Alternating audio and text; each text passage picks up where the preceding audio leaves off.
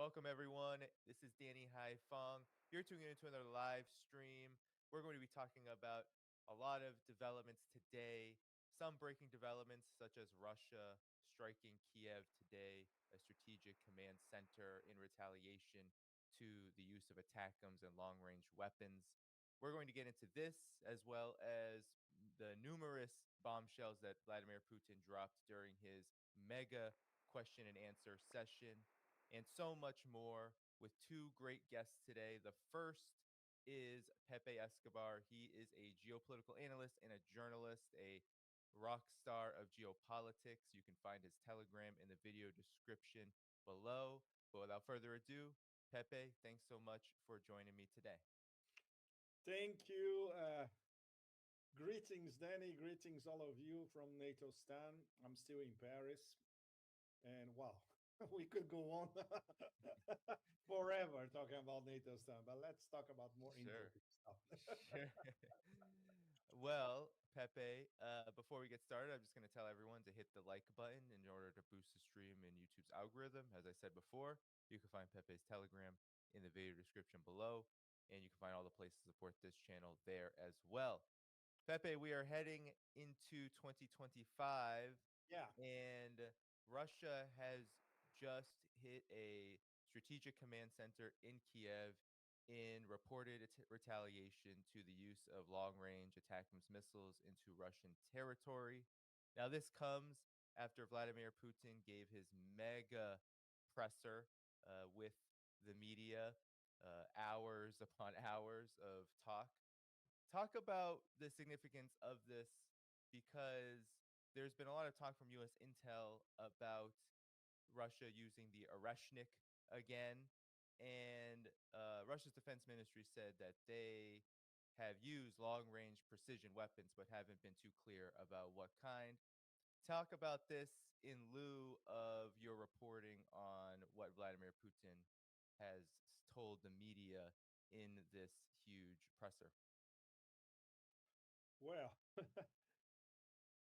Putin's direct line is always an extraordinary show. And for the past few weeks, it's combined. You have the direct line combined with a press conference. For the direct line, it's amazing. This year, he received over 2 million questions, mostly from Russia, of course, but from all over the world as well. So it was an absolutely outstanding show. 4.5 hours. He spoke virtually non-stop, answering all sorts of questions, domestic, foreign policy, for even personal questions for 4.5 hours. And some questions from the media who were there as well. Was quite interesting because I sent my question via email. And in fact, he answered it indirectly in the middle of one of his answers. My question was very simple. Did Russia suffer a strategic defeat in Syria? And basically, Putin said no, Russia has not been weakened by what happened in Syria. Of course, there are lots of nuances in his response, and the whole way he treated the Syrian episode and the connections with Turkey, Israel, and of course, how we came to the situation since Russia intervened in Syria in 2015. It was quite intriguing. Some of the answers on foreign policy, they were fascinating, but what they did not revealed, especially, and for what was implied. For instance, he was extremely diplomatic dealing with Turkey. Instead of basically getting into the heart of the whole matter, which is Erdogan's obsession with his neo Ottomanist policies. In fact, in the column that I just wrote before I start talking to you and to our audience, it's with Sputnik, probably is going to come out later today or tonight in Russia. One of my intertitles is Erdogan is thinking about 1919, which is not as far-fetched that many people would think. He's actually thinking about what happened to the Ottoman Empire after the end of the First World War, all the promises that were there, and the lands that he considered that they are part of Turkey, which, in his own words, earlier this week, Turkey, Greater Turkey is much bigger than Turkey itself. This is what he said. And obviously, everybody interpreted as yes, he's going to annex Syrian territory, which he is already doing. But in his mind, Danny, it's fascinating. Thessaloniki, Cyprus, Aleppo, and even Mosul are included in this greater Turkey, according to his 1919 interpretation. So Putin was extremely diplomatic. He didn't get into it. He said, they have problems with the Kurds, but now this can be solved because they are policing their southern borders. I just hope there's not going to be any further problems about all that. There will be, and Putin knows better than anyone, but he didn't get into it. At the same time, what he said about Hayat Tahrir al Sham and the new authorities in Syria was extremely revealing. He actually said that, yes, we are talking. And it's not back channels, it's direct channels. We're going to try to find positions in common. And this brings us to a very, very thorny question. This means that Russia is now talking with Salafi jihadi terrorists directly. And this is not exactly a Russia's official position vis a vis terrorism, especially until a few days ago when Russia was fighting Salafi jihadi terror in Syria and elsewhere. So this proves that in terms of realpolitik, that's how it works, especially when you have a big power involved. Okay, the whole situation has changed. Irrespective of the deals, and we can say there is a lot of secret deals that were made among the three of the Astana process, Russia, Iran, and Turkey. Until the last minute at that round table Saturday in Doha, before the fall of Damascus on Sunday, and the deals struck between Turkey and Israel and Russia and Israel. So obviously, Putin was extremely circumspect talking about this basically a big power gameplay. But what he said about Israel, he went up a notch. So this was also quite significant. If he was insisting on a dialogue with the new authorities in Syria, his own word, his own words, in terms of Russia's strategic priority, also his own definition, keeping the bases in Hmymin and Tartus. These are the Russian priorities. So they have to talk with the new authorities in Syria, which are not the real authorities. The authority is Turkey. So he was implying that he's talking to Erdogan. And they are. They are talking all the time. Back channels, phone calls that are not leaked, etc. Israel, he said at least three things that are quite significant. That Israel is the main beneficiary of what's happening in Syria. And you can read that in terms of the big picture. That he's not exactly sure what are Israel's long term objectives in Gaza, which led him to condemning what's happening in Gaza, the genocide, without mentioning the word genocide, the term genocide. And he also condemned the annexation of land, stealing, annexation, invasion, annexation of Syria land by Israel. So this went up a notch. And obviously, this will be, considering how powerful is the Zionist lobby in Moscow, there will be repercussions about that. At the same time, which is also very, very interesting, and this comes from our Moscow connections, there was a fateful, long phone call Putin and Netanyahu. And guess what happened immediately afterwards? Israel start bombing every warehouse in the book and off the book containing Soviet and Russian weapons all across Syria.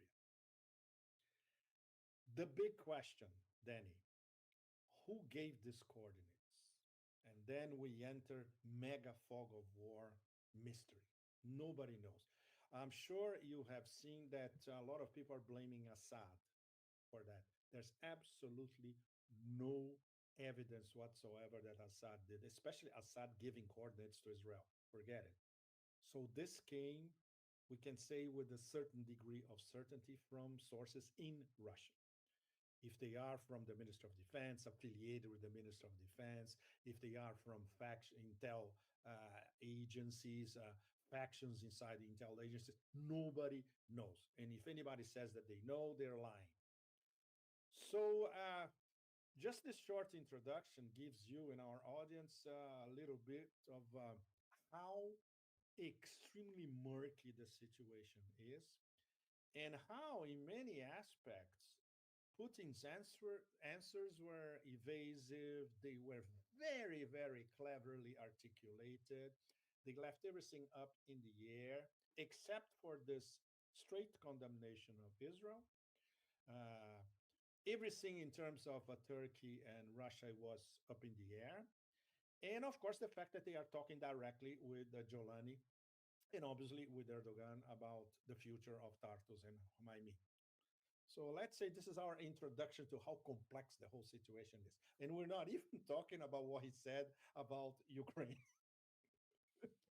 Well, before we get to that, I wanted to ask you what you make of the reports about Russia possibly leaving Syria as we speak and moving their military assets to Libya. Is there any truth to this? They are Because moving. yeah, Yes, because go ahead. I've heard different things, so I'm curious about your assessment. Fog of war again, Danny. They are moving assets to Libya, no question. They may move some of these assets back to Russia, no question. And of course, we still don't know what's going to happen to Hmaimin and Tartus because this ultimately this is a direct negotiation between Erdogan and Putin. Considering that they are on very good speaking terms, no matter what happened before, and that comes back to all this fog of war about what kind of pre-fall of Damascus deal was struck between specifically Ankara and Moscow. Nobody knows for sure the terms of this deal. Obviously, there is a deal. For there are two very good reasons already for it. Nothing happened with the Russian embassy in Damascus, number one, which is being protected, by the way, by HTS. That's quite something. Protecting from obviously more exalted Salafi jihadis, which may have other ideas, right? And the bases are still there. And the planes are coming and going. Transport planes are coming and going. And when it comes to transportation of Russian assets, many of these flights are overflying Turkish airspace. So this is a direct, you know, combination between at the highest level. All right, but we don't know the terms, and we'll probably will never know in I would say short to medium term. Same thing with Israel. We still don't know exactly what were the terms, even though Putin strongly condemned what Israel is doing in southern Syria. But what he did not say, which I thought was particularly interesting as well, was Iran and Russia, which would be inbuilt in that question of if Iran was weakened by what happened in Syria, if Russia was weakened by what happened in Syria, sorry, Iran was also weakened by what happened in Syria. He didn't answer anything about that, and nobody asked him about this, unfortunately, among the media that was there. And obviously, once again, we had a stupid question from NBC. That guy is beyond stupid. Everybody knows him in Moscow. And Rosenberg from the BBC, which another asshole. The usual stupid questions. So, but which, and this was an extremely important question, Iran Russia, especially because next month, 5 days after Trump comes to power, they're going to sign the strategic partnership, Russia and Iran, and in Moscow, with Pezeshkian and Putin signing the agreement. So this is extremely important. It's still up in the air. What the thing about the pre-deals before the fall of Damascus makes sense because there's no especially because there's no manifest antagonism between Erdogan and Putin so far. But everything else, Danny, is fog of war territory. Well, let's return to West Asia in a minute. I wanted to, however, ask you about what you thought about Vladimir Putin's comments regarding the Oreshnik, because during this direct line media, he challenged NATO directly around the capabilities of the Oreshnik versus their air defense systems. This is what he had to say. That was beautiful. There is no chance to shoot down these Oreshnik missiles. Well, if those Western experts you mentioned think so, that Oreshnik can be shot down, we suggest they and those in the West and the United States, who pay them for their analysis,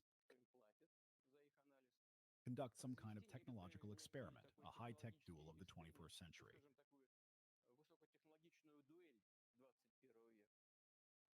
Let them name some object, let's say in Kiev, concentrate all their air defense and missile defense forces there, and we will hit it with Oreshnik and see what happens. So that's what Vladimir Putin had to say, and I I want loved it. You know and what I I want you know what I uh, saw, Danny, when he said that? I had the good, the bad, and the ugly in my head with the final shootout with Clint Eastwood. And he rewrote it for the 21st century as a high-tech duel. That was brilliant. That was brilliant. I'm sure he's thought about this trolling before. He didn't come up with that at the spur of the moment. Obviously, he's thought about it before. And the way he delivered in a deadpan manner was even better. It was perfect. Eh, Knowing, first of all, that this is never going to happen. Number one. And number two, if it ever happened, the humiliation of all these NATO stun idiots would be larger than the actual current humiliation they are suffering in the black soil of Novorossiya. So he felt free to spell it out. And obviously, this proves that, first of all, the West will never understand what Oreshnik is all about. Uh, one of the good explanations about Oreshnik lately has been Dmitry Orlov's explanation, which is physics and mathematics essentially. And obviously, all these guys who run policy from Washington to Brussels, they are less than zero in both physics and mathematics. So they will never understand the Oreshnik principle. Not to mention that the Russians are working on other systems similar to Oreshnik or even more hardcore than Oreshnik. So let's say this was a little bit of I wouldn't say comic relief, but considering some of the questions and the answers were so heavy, uh, this was playful putting in action. well, I wanted to ask you, Pepe, because Russia did just conduct what they call a long-range precision strike on Kiev, and I'm curious, did they use the Oreshnik here or No, not? apparently not. No, apparently not. As far as we know so far, no. It was some sort of ICBM. We still don't know what. And well, little problem. They could have hit this design center and the SBU command center. Come on, over a year ago, 2 years ago. Why now? Why wait so long? And this is not me saying it. This is what you hear in Moscow, in many circles. especially circles close to the Siloviki, the intel agencies, the people who are in favor of going for the head of the snake for a long time, and they think that Putin is too moderate, and he is. But there is a serious backlash, and after the killing of General Kirillov, that continues. He had no protection, Danny. Can you imagine that he leaves his house in the morning? There's not even a guard in front of his apartment. It's absurd. It's totally absurd. Just as before they killed Daria Dugina, Dugin had no protection at all. He has protection now, but that's after the fact. It's ridiculous. Kirillov, which is one of the most important actors in the whole unmasking of everything that the Pentagon has been doing in terms of biolabs, not only in Ukraine, but everywhere. Nothing, absolutely nothing. So there are serious problems in Russia in terms of lax security procedures. And a lot of people who don't need protection, they actually enjoy it. So that's serious. And when you touch this subject in Moscow, this is very, very touchy. It depends on how you frame it, especially if you're a foreigner. You have to be very careful. But this backlash against you know, too too too many velvet gloves dealing with everything coming from those literally neo Nazis in Kiev.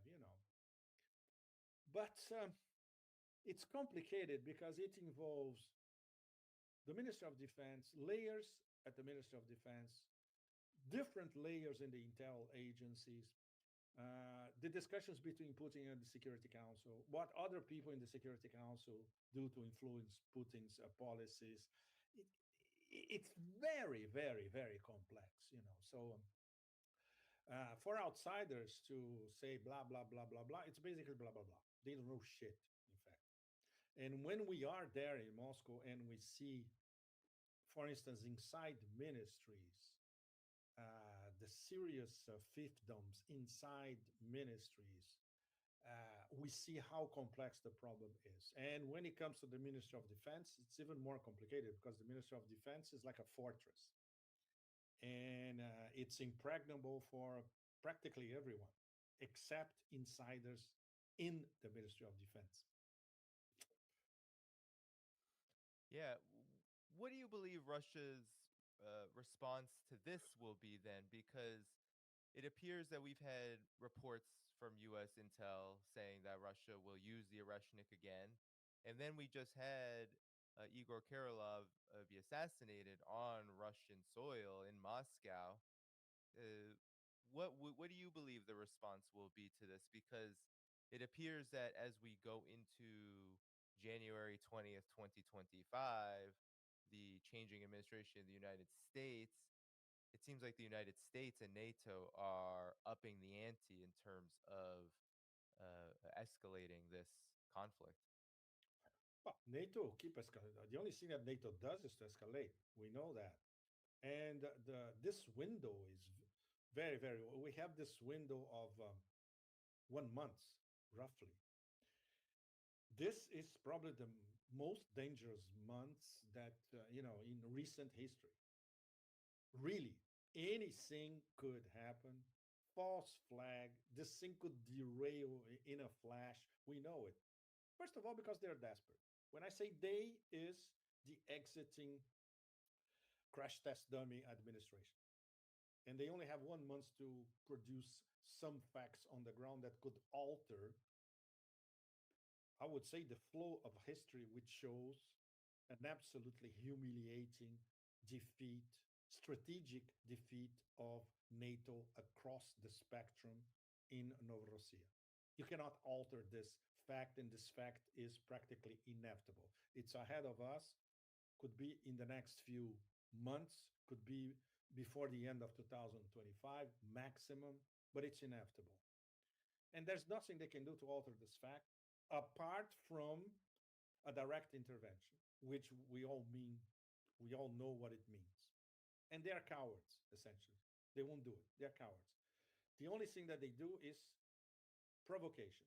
The strategy of the empire, and our friend Michael Hudson was one of the best interpreters still is chaos, is anarchy. I used this in my last column before the one that I wrote today. And I quoted Michael. The American project essentially is anarchy. And now they installed total anarchy in West Asia. Nobody knows what will come out of having a crypto emir of Damascus, controlled by Turkish intel and military intel, sitting uh, in thesis as the new emir of Syria. And all these repercussions are everywhere with all the players. So that's perfect in terms of an anarchic scenario. In Ukraine, the only thing that they can do, the cornered empire can do, is provoke more chaos and more anarchy. But they are dealing directly with a nuclear superpower and hypersonic superpower. It's a completely different story. Syria was a practically non-government at the end, and the way the Syrian Arab army dissolved was, so many factors led to it. We cannot blame the soldiers of the Syrian Arab army. The country had been starved, literally, practically to death for almost 14 years. So it was a tsunami of sanctions, a state of siege leading to starvation, almost mass starvation, an army that was not equipped, an army that said, okay, we did everything after that deal that they struck in 2020, and Salafi jihadis were more or less in that cage in greater Idlibistan. They said, this thing is over. No, of course not. And of course, the Iranians and the Russians do that. And when they start warning Assad, look, this thing is going to explode this past few months, we went through it, since June by Ayatollah Khamenei, um, Russians, Iranians, everything. So it was inevitable that this was happening in Syria. In Ukraine, it's a completely different story. The Russians are controlling everything. The Russians control the battlefield. The Russians control up to where they're going to take the battlefield. The Russians control when we decide to end the story. And once again, Putin, during the Q&A, he was so diplomatic when he talked about the possible end of the war in Ukraine. He outlined the basic contours, but in a very soft way. He basically came back to Istanbul in 2022. Istanbul does not apply anymore because the conditions in the battlefield are completely different. You cannot go back to what they practically clinched in Istanbul at the time. No. And obviously, when NATO is a side player. When the American generals and the Pentagon, they look at the state of the battlefield and what Russia could say, look, these are our conditions, they freak out completely. Because then it's total humiliating defeat and they cannot escape it. But Putin still said, okay, we come back to, what was agreed in Istanbul and all that. We need a legitimate government in Kiev, which they know it's not going to happen. Putin actually said, if Zelensky calls for elections and becomes a legitimate leader of Ukraine, we'll discuss with him. Putin knows that, first, Zelensky is not going to call elections. Second, he is already illegitimate. And third, he will lose the elections if he calls them. So, it's a vicious circle. Who they're going to discuss with about the future. And of course, Putin also said, we only sign deals if there is a legitimate leader in Ukraine. Once again, very important. It's not a legitimate leader in Ukraine that is going to decide anything and sign anything. Putin knows more than anybody that it's the American president. And coming back to Lavrov, Lavrov has been talking about this for months, over a year, in fact. The US is a non-agreement capable superpower. So basically, There are several ways to interpret why Putin was so accommodating when talking about a possible resolution for Ukraine. Okay, this was a let's say an exercise in public relations, the Q&A. So he couldn't get too deep into it.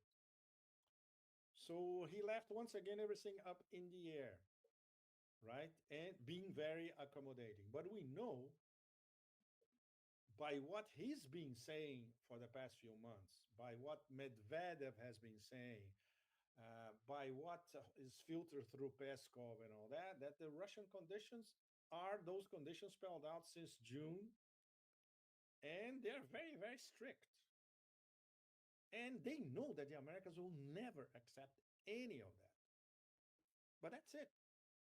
That's it. And that's not going to change, Danny and all of you. So, so the question becomes after January 20, what is Trump's margin of maneuver, and what margin of maneuver the deep state will give him to negotiate?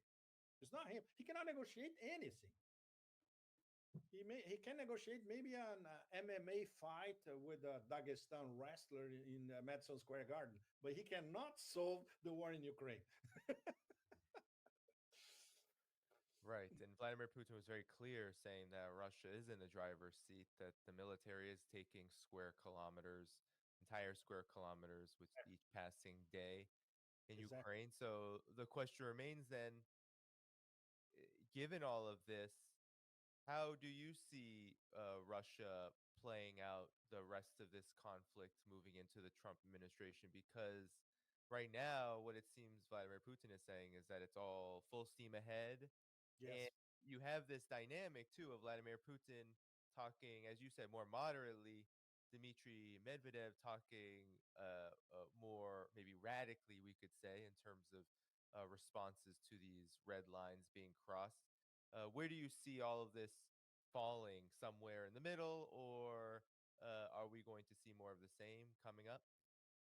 I'll answer your question, Danny, next month. I'll be back in Russia by the end of January.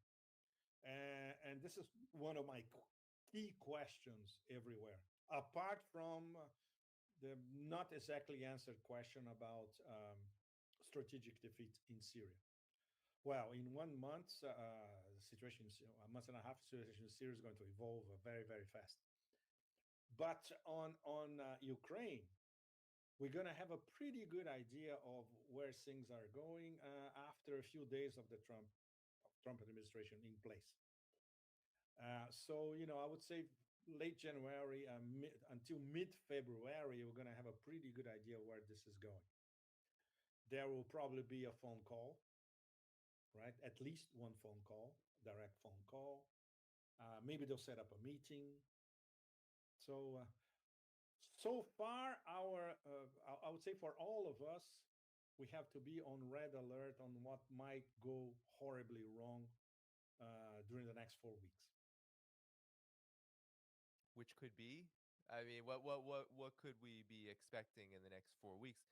Because I definitely understand the sentiment given what we have seen thus far, the increasing escalation, strikes on Russian territory, assassinations of major military figures in Russia.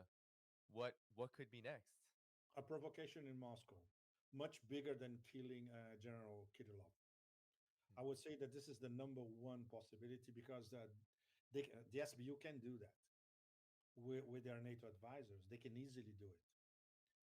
And then all bets are off because you cannot say, we're going to respond. This is a red line. No, no, no. Then all bets are really off. So we have reason to be extremely worried, all of us. Mhm. And these people are out of control, Danny. We know. And the exiting bunch before January 20, they are mega losers. They lost everything. They lost all their bets, except, of course, Syria. But Syria is a long story because Syria is bipartisan. It's different. Mhm. Syria is the deep state. For the moment, the deep state won in Syria. We don't know for how long. But what started with Operation Timber Sycamore, all of you remember, I'm sure, which was basically do everything to destroy Assad. And then the Pentagon took over later on, and this preparation of Hayat Tahrir al-Sham was basically directed by the Pentagon, which, by the way, they have 2,000 troops in Syria, right, Danny? We didn't know that. They just revealed to us there a few days ago. We have at least 2,000 troops in Syria, which means they probably have 10,000. Yeah, well, that number was far lower Far lower. in terms of public reporting Exactly. when it comes to that. Exactly. Yeah. So this tactical victory, of course, but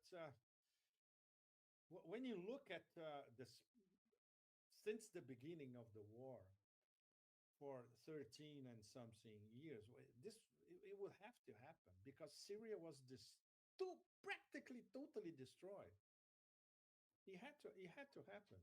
Starved to death, everything, the sanctions, corruption, and of course the last few weeks, Samsonites full of cash, you name it. It was inevitable. And coming back to Assad, I'm not sure he will talk in public after this first declaration. We didn't explain much. No? Maybe Russia wants to keep him in the background for a while, see where this is going, because don't forget, uh, he could come back later in a few years, for instance. Anything is possible. And considering that the Russians are always a few, steps ahead, chess wise, anything is possible. I am particularly intrigued by the Spetsnaz in person with some of their best operatives, snatching General Hussein al Hassan and bring him to Moscow. And, as I wrote it today, it's not to put him in a comfortable dacha in front of the Lake Baikal. No. He's going to be talking business and long term business. So this is far from over. It's just beginning. And of course, Russia has, in terms of discussing, especially with Turkey, what they want, uh, probably the only leader that Erdogan really listens to in the world is Putin. He doesn't listen to anybody else. And the only one that he really respects. So the margin of maneuver is enormous, which comes back to all these pre-fall of Damascus secret deals, which we'll never know about, of course. But the interest, I would say that the really, really interesting link is what Erdogan and Putin more or less established. Next steps ahead. Yeah. Yeah. And I'm curious if you could talk a bit about that, given the writings that you have just published, which I can share with folks in the Thank video description directly, as you're speaking. I wanted to ask you about, you've written a couple of articles, one for the Cradle, one for Strategic Culture, about this situation, and you did comment on Russia's role, how Russia's navigating this, but so much more, which I want to get into. So first, maybe talk about that, and then we can move on to some of the other points you made in the article. Well, the key point is what we've been discussing from the beginning. What Erdogan and Putin decided behind closed doors. And this was personal, Danny. You remember Lavrov's body language at the table in Doha on Saturday when he was with Hakan Fidan from Turkey and Arakshi from Iran. Lavrov was pissed. I've never seen him like this, especially during this past year, for instance, because he knew that the deal was done and he was not fully aware of what this was all about. So this was not discussed at the level of foreign ministers. Was high up.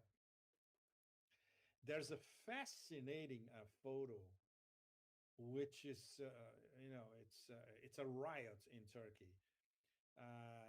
You have the three neo Ottomans, one behind the other. You have Erdogan close up. Right behind him, Hakan Fidan, which was the former head of MIT, Turkish Intel.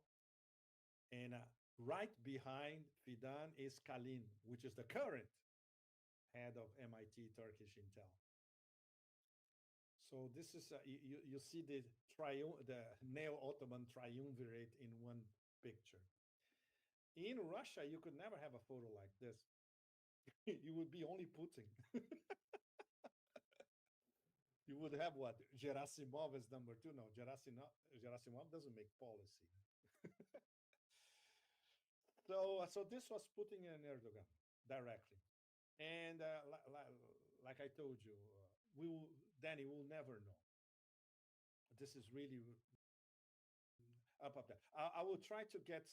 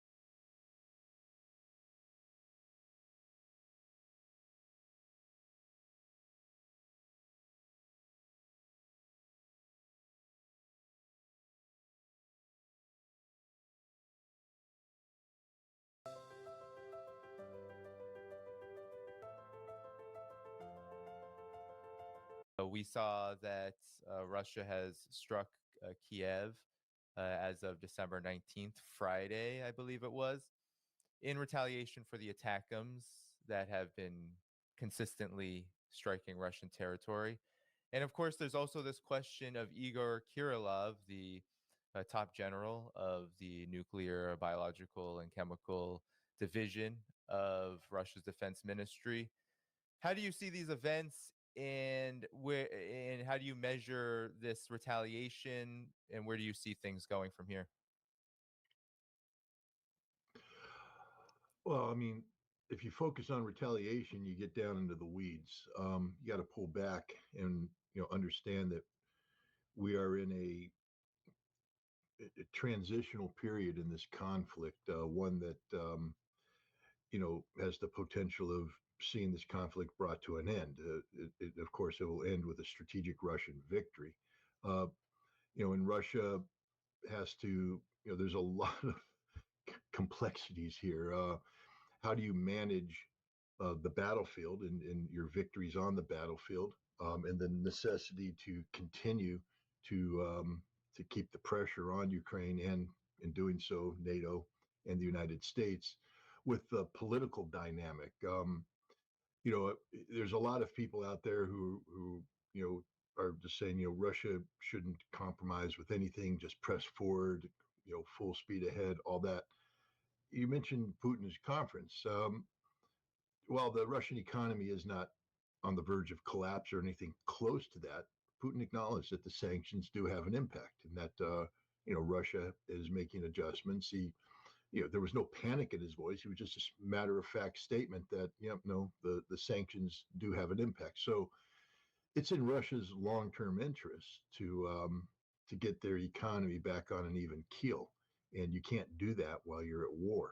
Um, and then Russia has the issue of how to work with China to counter this new America that's coming at them.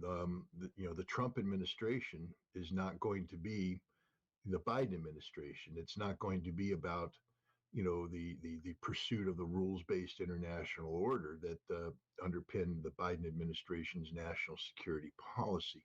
Trump is this nebulous America first, peace through strength.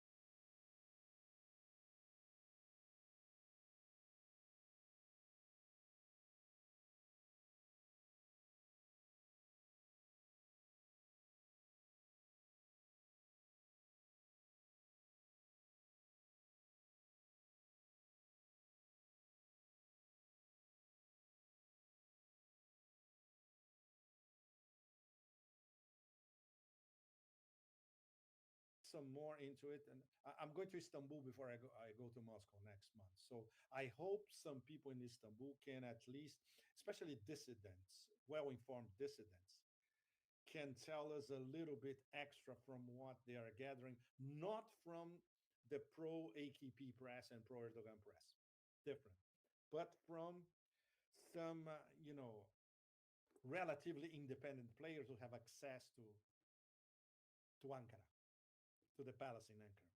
And there are some, and they're outside the government, but they have their connections still. Usually diplomats, well-connected diplomats. So Right. it is in geopolitical terms, in terms of cliffhangers. What's going on is absolutely fascinating, and for all of us observers, it's total fog of war. We know what happened in Syria and how. We have no idea what could happen next. Well, in our remaining time, I wanted to now pivot because in your pieces that you've been writing about Syria, you have gone into great lengths as to the state of the overall axis of resistance. And unlike others in our circles, perhaps we could say, Yes, who are very pessimistic about the situation going forward, you offer not just the obvious realism and realistic situation that there is the difficulties and challenges right now and ahead for the resistance for the multipolar world. But you also say not so fast yeah, about the axis of resistance being dead. We just saw Yemen strike Israel with two ballistic missiles. They I obviously saw. didn't get the memo that the axis of resistance is dead. No, But the I'm Houthis never curious. get the memo. So I'm curious about if you could lay out how you are looking at this overall situation in the region and in the multipolar world as the fallout from Syria's collapse take shape. Well, Danny, what's going on in Tehran, once again, it's very, very complicated. Um, there is a power struggle, no question. Okay, I'm oversimplifying essentially, but let's say on one side, leader Ayatollah Khamenei and the IRGC leadership, and on the other side, the let's call them liberals, Pezeshkian as president, Zarif especially as vice president, and the high bourgeoisie of Tehran, which is Atlanticist, essentially. So this is extremely serious. For us foreigners, it's practically impenetrable. So our friends, our connections, of course, they tell us a few things and what they know, but they know only part of the story. And of course, the fact that, for instance, there was a running accusation with no evidence, very, very important, that these very well connected, let's say, crypto Atlanticist, neoliberal, haute bourgeoisie of Tehran circles, they betrayed Hezbollah. They gave coordinates directly to the Israelis to get rid of the Hezbollah leadership. Once again, all of you, there is no evidence about it, but this is something that is openly discussed in Iran, you know, and it went all over the place. It's a taboo discussion, but it's on. So we don't know how serious it is, this process of undermining the vision of Khamenei, uh, the workings of the IRGC and the Quds Force after Soleimani, the post-Raisi environment, the fact that Pezeshkian is, for all practical purposes, a very weak president, the fact that Zarif, right behind him, has a lot of power in terms of the Atlanticist connections, and how this is going to be resolved in the short to medium term. The resolution of this drama will condition how the axis of resistance is going to be rebuilt. As you said correctly, the Houthis didn't get the message, and they will never get the message because they are the ones with the real cojones in this whole story, and they will continue. They were attacked by Israel. You know, Israel destroyed a power plant in Sana. They don't care. They'll keep going. Um, Hezbollah, they will take time to rejuvenate, rebuild, find a different supply line bypassing Syria. They can do it, but this is going to take time and a lot of effort. And of course, Iraq, because Iraq is also an extremely complex situation. The the government, essentially, which I visited the government a few months ago when I was in Baghdad. We had an audience with the prime minister and I talked a lot with some advisors to the prime minister, and they are most of them pro-West. We didn't talk much about Russia and China. They were talking about U.S. and Europe all the time. So you can see who's around the prime minister of Iraq. And of course, when we try to meet the people from Hasht al-Shabi, they didn't exactly help us. On the contrary, it's like if we were a small group of foreign visitors, but it was a bit hard for us to actually meet the Hasht al-Shabi people physically. And at one time, we were in the same city. Okay, outside because it was during the pilgrimage, and we were in near Karbala, but separated by 10 kilometers or so. And these 10 kilometers, in terms of a pilgrimage in Karbala, will take one day for us to to cross everything to meet them. But the vision of the axis of resistance of the government in Baghdad is very different from the vision of Hasht al-Shabi, Kataib Hezbollah, and all the people mobilization units, which are part of the axis of resistance. So this is the Iraqi riddle, extremely complex as well. So it depends on what's going to happen in Iraq. It depends on what's going to happen in Iran. And then we can start talking about the rebuilding of the axis of resistance. And of course, this process with Hezbollah is going to take a long time. So for the moment, the axis of resistance is fragmented and highly fragmented. But this is going to last, let's say, a few months, not more than that. And we can have throughout, by the second semester of 2025, a completely different setup. You see, that's why like you mentioned, I wrote not so fast. For the moment, there's no question. They had a series of huge blows, serious blows.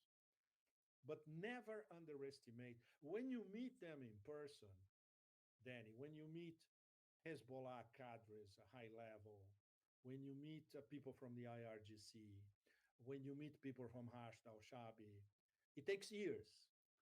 In my case, for instance, it took many years. But then, finally, when you have in mind not only the geopolitical game, but also the people involved on a face-to-face level, then you start trusting them and you start to see how valuable and how strong they are. So never underestimate them, never. But let's say straightforward answer to your question, it all depends on this power play in Tehran. This is the key issue. And it's kept under wraps. For us foreigners, once again, it's practically impenetrable. Even if we go there, which I plan to go to Iran as soon as possible. But Khamenei, he never minces his words, and he's a very fine strategist, as you know. He said, basically, this is what he said. Look, for the moments like that, it's very hard, but don't underestimate the axis of resistance. This is essentially what he's been saying. And obviously, better informed than anybody in Iran, no exception. So we should trust them. Yeah. Yeah, and what's interesting about this, Pepe, is Yeah. that the situation, it seems right now, is that many people believe, just looking at this, including the United States, we hear what they're saying in these think tanks, and Blinken talking to the Council on Foreign Relations.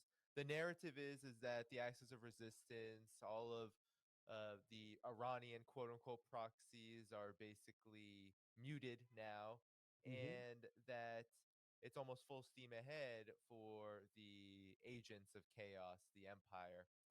But Syria appears to be a potential, and you've talked about this in your articles, and maybe you can get into it, an agent of chaos now itself, where you have all of these various forces that will be vying for power, both the armed groups as well as the states, Israel, Turkey, US. They're all looking for their own piece of Syria. Now, how does this impact Iran then, the axis of resistance? Because many people believe that, well, it's full throttle ahead toward Iran to do the same to Iran.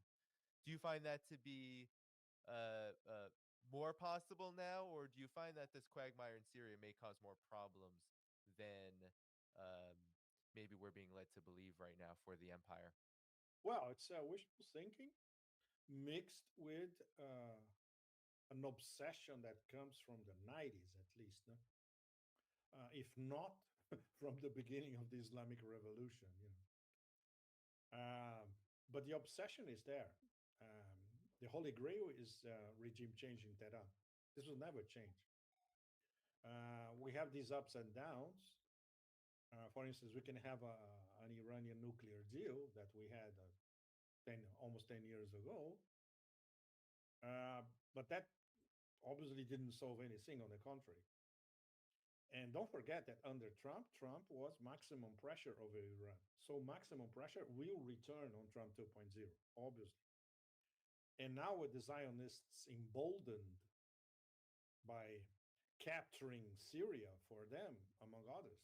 So basically, Syria now, the partition of Syria is US, Israel, and Turkey, essentially. That's it. It's already ongoing. Uh, it's very savage. We still don't know the border lines. It's fluid, but these are the three main players. So obviously, Tehran looks at that and say, "Oops, we have to reorganize," and that's what they will do. Um, the obsession by the genocidals in Tel Aviv to have the US fight their war against Iran will be even increased now with and the Trump Netanyahu relationship, of course. So, from an Iranian point of view, they are well, of course, the Persians are always very realist. They are good negotiators. They think long term. They are realist. They are calm and calculating. A lot of okay, I prefer not to define them, especially all across the net are saying, it's a bunch of cowards. They're never going to respond to Israel, attacking Israel again. And all that. It's not how the Persians think. If you say that, you are an absolute idiot who's never been to Iran. So they're going to take that, they're going to buy their time. If they respond to the latest Israeli attack, it's going to be very measured, especially under a Trump administration, or they may choose not to do anything and respond asymmetrically, which is something that they are very, very good at, especially now that they are reorganizing the whole configuration of the axis of resistance without taking Syria into account. This is a very complex process. So at the moment, it's, okay, we retract, we reorganize, we restudy the whole chessboard, and then we're back later. And obviously, conducting all that will be Khamenei and facing resistance by his own government. So that's coming back to the key problem, Mhm. with a weak president, but with some very, very powerful interests behind. And this high bourgeoisie in North Tehran, especially, these people have a lot of power, a lot of connections, a lot of money. They are all over Europe and US. So it's a dangerous adversary. And obviously, for them, is regime change. It's like they were a bunch of Zionists in Washington. It's the same thing. They want regime change as well. So we have these as allies, the Washington gang and the North Tehran gang. And obviously, Khamenei and the RGC, they look around, they say, wow, now we have a huge domestic problem. So we have to solve first our domestic problem, then we're going to start thinking about rebuilding the axis of resistance. Priorities, right? Mhm. Mhm. Yeah, and I think that's a very astute analysis. And one of the final questions I had for you, Pepe, was Yes. about some of these dynamics that we're seeing that are very interesting given the collapse of Syria. Mm, One, you have, as you have mentioned in the past, Russia talking very forthrightly and openly with the so-called new government in Syria, made up of head-chopping terrorists, but doing so with what seems to be relative ease and not facing the kind of problems that we had assumed almost immediately they would face, which is a maybe a forced ouster out of the country. And yes. Iran too, given uh, Khomeini's comments, I guess my final question to you: he has also made known that Iran is in communication with the new regime, and there also hasn't been a lot of talk about, well, are these forces turning toward Iran? And there's also confidence that Iran will still be able to assist Hezbollah. What do you make of these kind of claims and these dynamics that you see? It's not claims, Danny. It's part of the secret deals. What everything harks back to the pre-fall of Damascus secret deals, and none of us have access to that, and not even diplomats have access to that. And like I mentioned to you before, even Lavrov didn't know in practical terms. So this is really, really serious. It's really at the top of the pops, literally. You know, I wonder on the Iranian side who was negotiating that. It was not Arakshi. No way.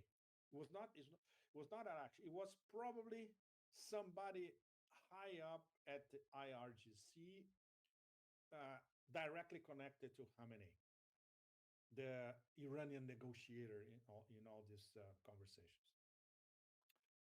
Pezeshkian is too weak for that, and Pezeshkian he's lousy in foreign policy. He doesn't know anything about foreign policy, really. So that's what makes it so challenging, so intriguing, and at the same time fraught with dangers. What's ahead? And of course, interfering with all that is Western wishful thinking. No? Now that we got Syria, it's just a short hop to get Tehran.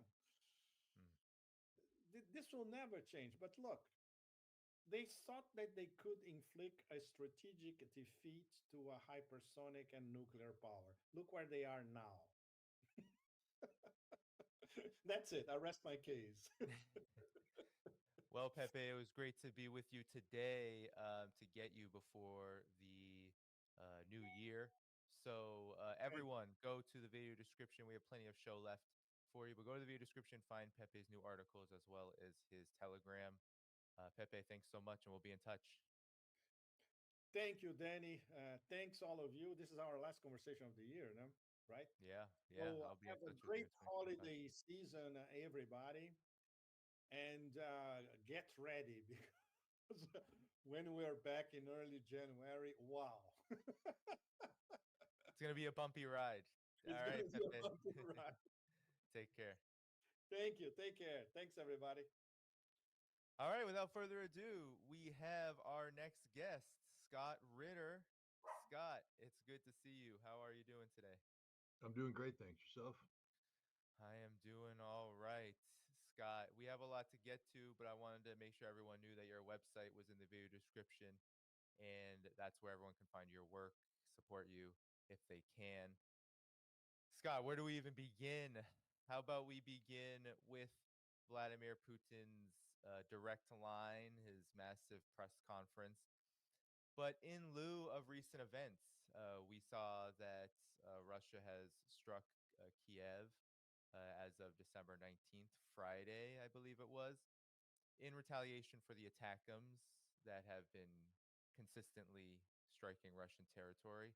And of course, there's also this question of Igor Kirilov, the top general of the nuclear, biological, and chemical division of Russia's defense ministry. How do you see these events, and how do you measure this retaliation, and where do you see things going from here?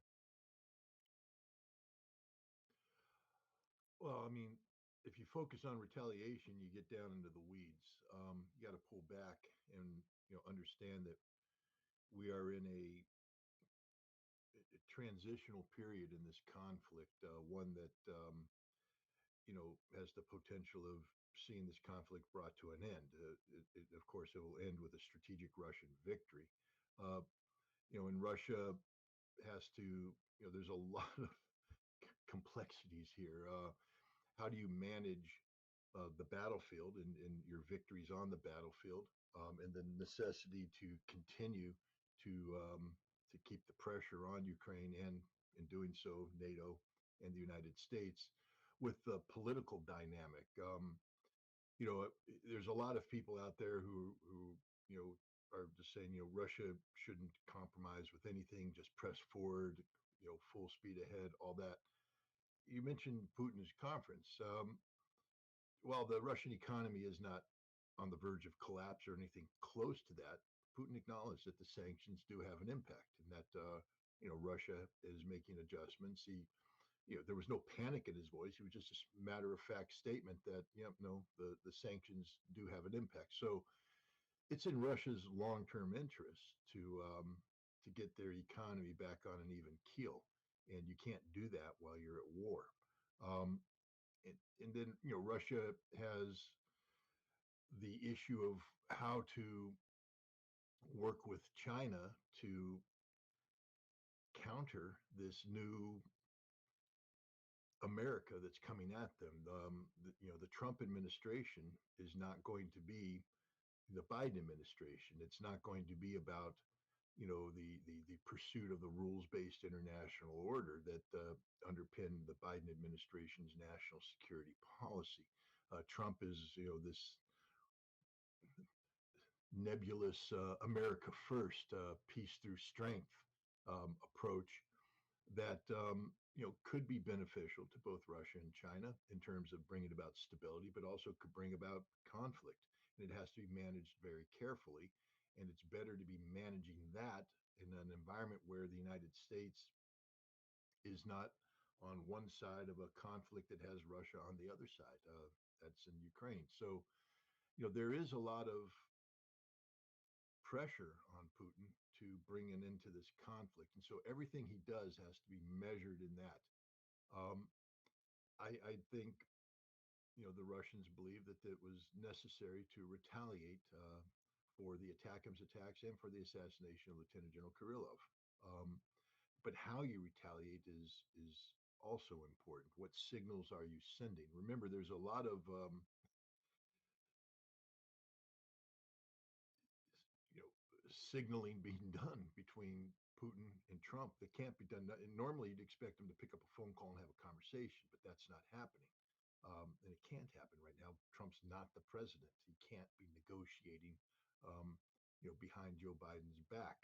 Um, so what happens is you end up, sending messages. I think Putin's entire presentation was one giant message. I think every time Trump gets on and does his press conference, it's messaging.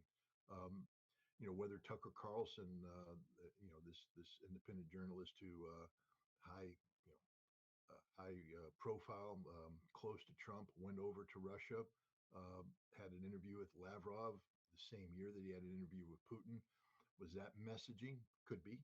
Um, you know, there's just a lot of signals being sent, and what you don't want to do is jam those signals by overreacting or doing something that changes the political calculus. And so, yes, I think that one of the targets struck was the SBU headquarters. It's a justifiable target, but it wasn't struck with three Oreshniks.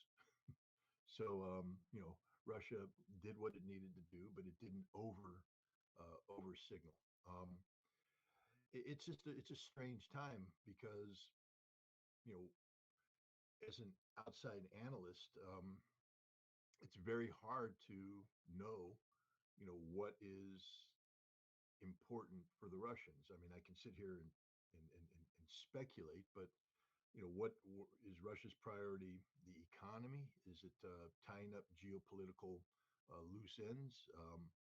Trump has said he's going to target China in an effort to draw China away from Russia. But is Russia feeling vulnerable on that? What measures are going to be taken to preserve the Chinese-Russian relationship? Um, all of these are factors that you know are brought to the table when Trump and when Putin's holding his little, inner circle meetings, and we're not privy to them, so we don't know what the priors. But as Ray McGovern, whom you're very familiar with, has often said, it's imperative that we listen to what the Russians are saying. And so, what I would advise everybody to do is go back and read the totality of Putin's conference. You don't get to pick and choose. That's not how Putin has worked over the course of 25 years as the leader of Russia. He says what he means, and there's meaning in every word, even though that press conference is a hours long um, tour de force of impromptu speaking. There's nothing impromptu about what Putin is saying. He's prepared for every question. He knows these issues inside and out, and he's not going to sit there and say things that aren't backed by uh, the intent of the Russian government. And so I'd go back and just pay very close attention to the totality of that speech. And in there, you'll find a lot of significant hints about the direction Russia is going. And I think what I've described is pretty accurate. Hmm. What do you say to those, Scott? Because there are many who see Russia being violated in terms of red lines that have been articulated by Vladimir Putin and Russia as a whole, whether it's the attacks on their territory with the ATACMs, whether it's this assassination of Igor Kirillov. What do you say to those who say that it seems like Russia is looking to be the weaker party here, that they are not responding with enough force against these violations? Russia's the weaker party. Who's the stronger party then? I'm just curious Yeah. because if you're going to say that Russia's the weaker party, who's the stronger party? Well, Name one here it party would be out there that's stronger than Russia. here it would be, according to these critics, it would be the NATO side. It would be the United NATO's States side. stronger. A NATO that's in total dysfunction, collapsing as we speak, can't generate any meaningful force. Is NATO's stronger? Wow. Okay. No, NATO's cowering in its own urine. Um, Nobody's stronger than Russia on this issue, which is why Russia can afford to take, the little hits. I mean, Russia has drawn red lines. If you think Russia's the weaker party, then ask General Brown how many times he changed his underwear after the conversation with Gerasimov about the limits of ATACMS that Russia will tolerate. Ask the CIA analysts who had to sit there and to say, is Russia bluffing? And be compelled to sit down and tell congressmen in the White House, no, they're not bluffing. If you push them too far, there will be a nuclear war. Russia's not bluffing. Russia's not the weaker party. Russia's the smarter party. And the last time I checked on the battlefield, it was the Russian forces that were advancing significantly every day, inflicting horrific casualties on the Ukrainians, and not the opposite. It's the West responding to Russia politically. It's Russia that dominates the narrative about any potential negotiation. So this is just crap. This is a desperate act by desperate people to say, "Oh, look, we matter." You don't matter. You don't matter at all. The West doesn't matter. Um, That's just this, and this is one thing Trump needs to understand. He keeps putting these people out there that, like Keith Kellogg, who, say things that imply that Russia is somehow on its back feet. No, Russia's not on its back feet. Russia would like a politically acceptable um, into this conflict, but Russia's not going to give away any of the things that it has won. I mean, I can guarantee you this: when this conflict ends, there will be at least five territories in their totality that will be part of Russia: Kherson, Zaporizhia, Donetsk, Lugansk, including the right bank of Kherson, Crimea. This will all be Russia, and it will be recognized by the West and Ukraine as Russia legally. There's not going to be any of this Baltics, you know, where the Baltics are part of the Soviet Union, but the West says no, they're not. And they're going to draw a little thing. No, Russia's not going to allow that to happen, or because then the conflict will continue, and then you'll see. And there's been hints to this by both Putin and Medvedev that there will be additional territories. I mean, this is the reality of the situation. The West literally has no leverage. Russia can go as far as they want to go, for as long as they want to go. Ukraine is collapsing. Ukraine will not survive this year. Their military, they're down to pulling 18-year-olds off the streets to come in and fill the gaps. The numbers that are coming out are recognized. Forget all this Keith Kellogg nonsense about, well, Ukraine's only suffered 150,000 dead, or 1.1 million. Okay, it's the Ukraine's rebuilt four armies, and now they're going to have to rebuild a fifth, and they run out of manpower. There's no men left. There's nobody left to fight. Uh, the Russians, meanwhile, haven't run out of manpower. Don't believe this human wave assault nonsense. Russia's not launching human wave assaults. The battles are bloody, but Russia dominates these battles. The only time Ukraine has an advantage on the battlefield is when they flood the zone with drones, and that's a temporary advantage. Yeah, it's bad news for the Russians that are, on the receiving end, but it doesn't change the outcome of the battlefield. Eventually, Russian supremacy in air power and artillery and communications and the ability to jam people, etc., prevails. And this is why Russia's advancing every single day across the entire line of contact, because they are dominating the battlefield. So there's the West is pathetic right now. It's basically an information war. What cracks me up is the Russians aren't losing any sleep for any of the crap that appears in American media. It's only us Western analysts who get spun up in it. The Economist said this. Since when has the Economist said anything accurate about Russia? The Financial Times says this, and the New York Times leads with a headline. So none of it's accurate. It's all propaganda, and it's all designed to spin not Russia, but us. Why? Because they want us to continue to support the transfer of billions of dollars to Ukraine.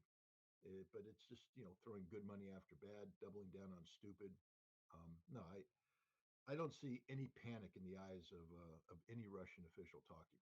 Watch Secretary General Rutte next time he speaks. He's Mr. Twitch. Nothing but panic. Watch anybody who speaks about the conflict on the part of the West. Panicked, twitching, uncertain. Then watch the Russians speak.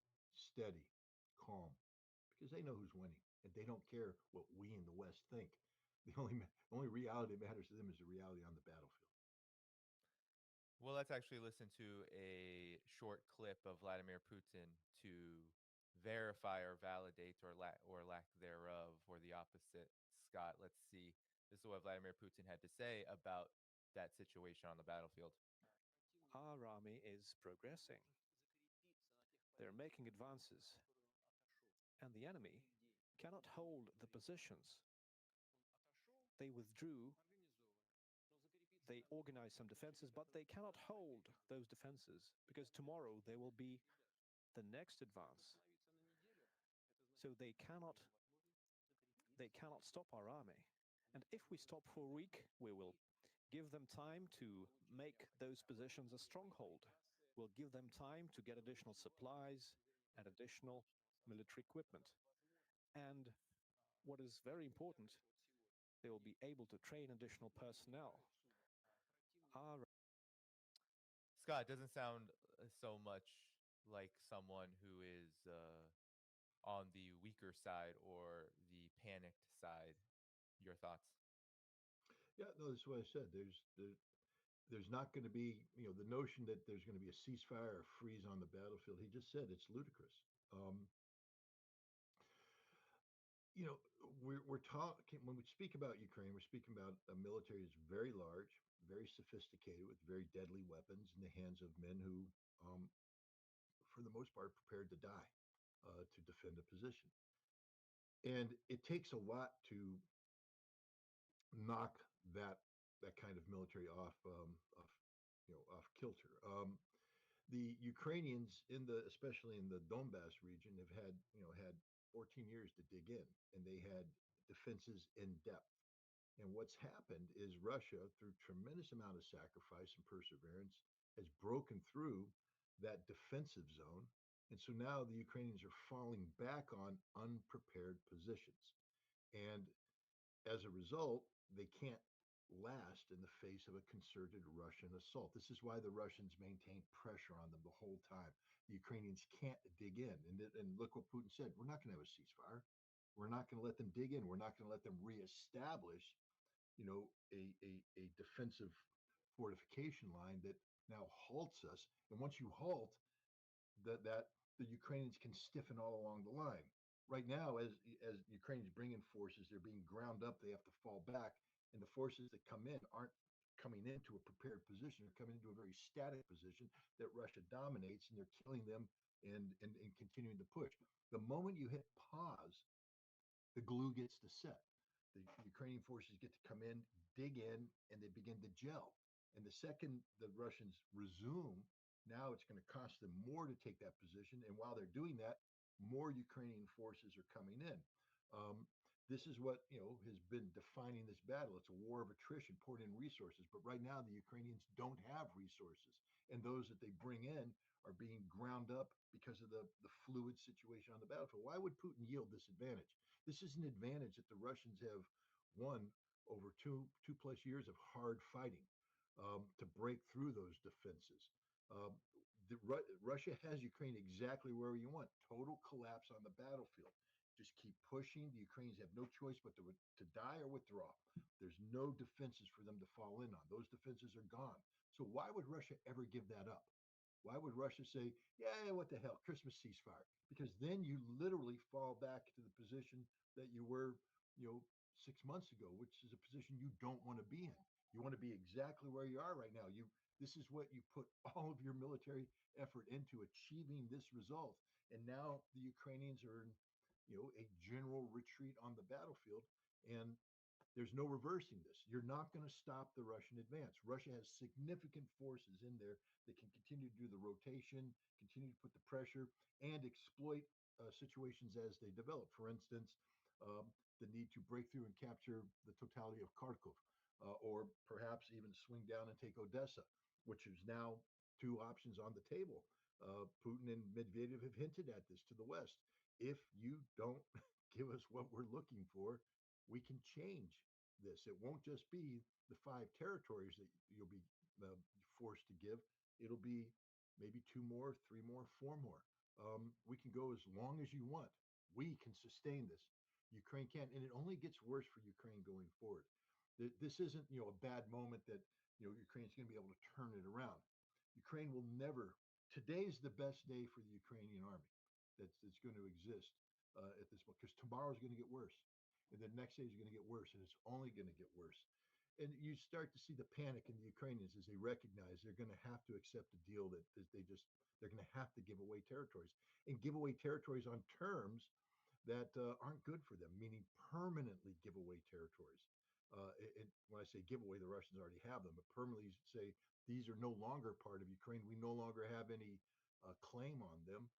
And then the West will lift saying Russia's not going to play this game and make all these sacrifices only to freeze into a situation that allows Ukraine to say down the road, well, we're going to launch a counterattack. These territories are really ours.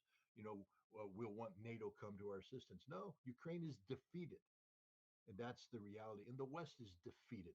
The West doesn't get a vote. They don't get to say, no, no, no, we're going to put Western troops patrolling a DMZ. There will be no DMZ. The war will be over. Ukraine will have lost. NATO will have lost. And that's just the reality. And Russia's not going to yield on that. talk about this number that Russia recently put out there, Russia's defense ministry, around Ukraine's losses since 2022. 1 million, they're saying 1 million Ukrainian troops killed. Do you find these numbers to be believable given the situation that has transpired in the conflict thus far? Well, given that I was saying that in the fall of 2023 that the Ukrainian casualties were up to around 700,000, yeah, I'd say they're believable. Um, they might even be lowballing it some because we just don't know that Ukraine. This is a corrupt regime populated by generals that don't care about the men they lead. They view them as just throwaway resources, and they view their deaths as a way to make money. Ask all hundreds of thousands of Ukrainian widows out there, or they're really widows, but the government won't acknowledge their widow status. They won't acknowledge that these men have died. Why? To do that, you have to make that payout. Instead, they take the pay and it goes in the pockets of these corrupt generals. Every aspect of Ukraine is corrupt. Every aspect of this is a rotting, festering, ridiculous nation state. Now, people can say, well, that's Russia's fault for coming in. No, it was corrupt beforehand. Yeah, yeah. I mean, the situation with regard to Ukraine is that despicable, and so I wanted to follow up on this, Scott. Uh, Vladimir Putin said in this direct line in this massive presser also he made comments about the Oreshnik. And now Russia hasn't used the Oreshnik again, contrary to U.S. intel reports. Perhaps by the time people watch this video, that will have changed. But as of right now, U.S. intel said it could happen within days, within weeks. It hasn't happened. But Vladimir Putin said, and he gave a direct challenge to NATO, saying, get out all your air defense systems, anything that you have, place them wherever you want, and then we will shoot the Oreshnik and see how you do. What kind of message is Vladimir Putin sending here? Is he bluffing, as many people have intimated, or is this a direct warning that the Oreshnik is, in fact, the real deal? Well, the Oreshnik is a real deal. I mean, it exists. It was launched. There are more of them. Russia's put them into serial production.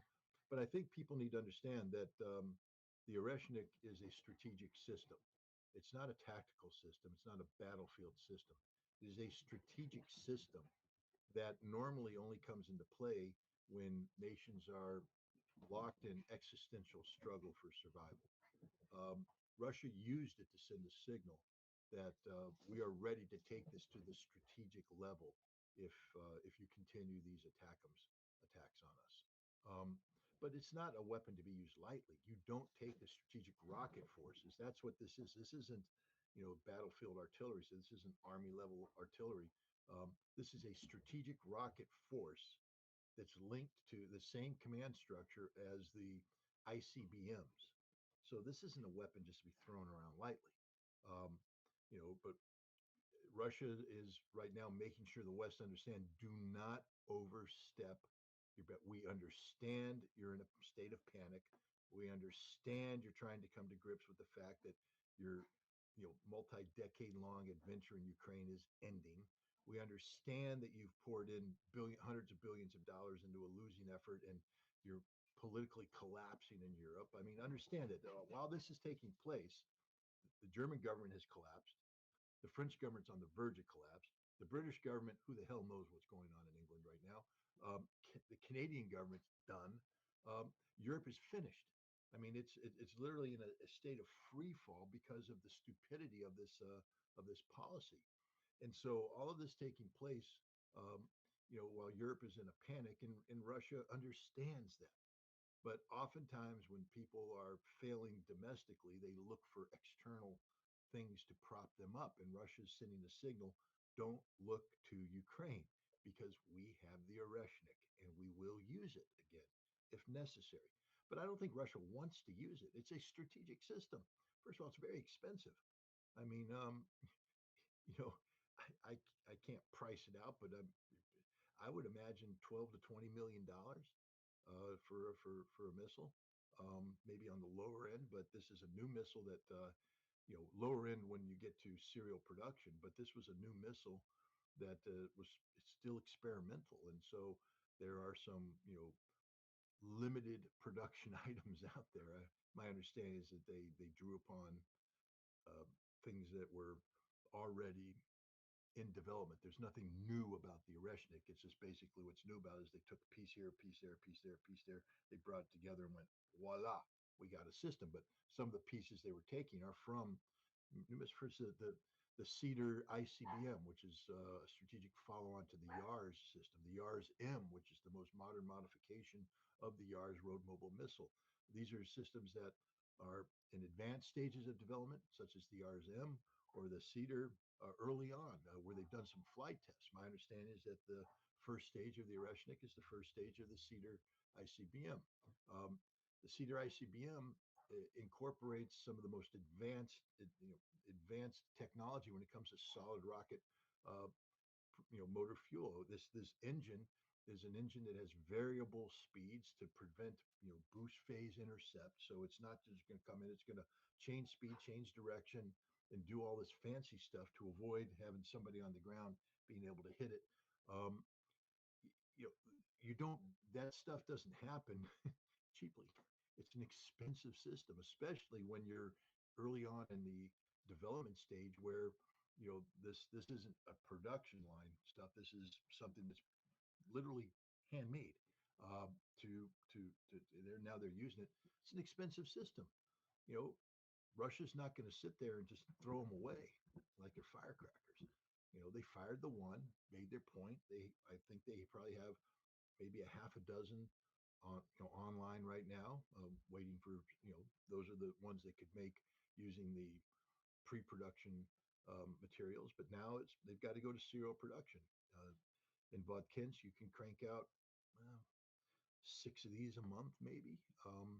That's what they were doing with the SS-20s. Maybe you could shut down some other production lines and boost it, but they're still building the Yars, they're still building the Cedar. All of the Vodkins is the place that is where the bulk of Russia's solid rocket fuel missile production is taking place, and there's a lot of systems that are being produced. So even when you go to serial production, there's just a limited number of production halls available, and it's not just that, but the personnel. You have to have personnel that are trained to do this, which means as you go to serial production of a specific system, you have to take people from other projects or recruit new people or blend them in because you're going to want old hands, but they have to be trained up on the specifics of this system. And so it doesn't happen overnight. It is a commitment of time and resources, and you're not going to do that just to throw it away willy nilly. So I think Russia would prefer to get through this conflict without firing any more Oreshniks, but they're prepared to do so. And you can't have deterrence unless you're prepared to act. And by firing that first Oreshnik, Russia was trying to establish some sort of deterrent factor. It says, don't do this or we will respond with this. And so Russia has to be prepared to respond if that deterrence is going to have any value. But I personally believe that Russia would like to get through this Ukraine conflict without firing any more Russians because it's a very, very dangerous thing. Because what's the next step to escalation after you? Once firing the Russians becomes the norm, and the people that you're firing them against do not change their strategic trajectory, what's the next level of escalation? And then we get to nuclear weapons, and that's just a direction we don't want to go. Well, Scott, I've been receiving messages. I've been hearing this. I've been seeing this be debated about the Oreshnik and after its use.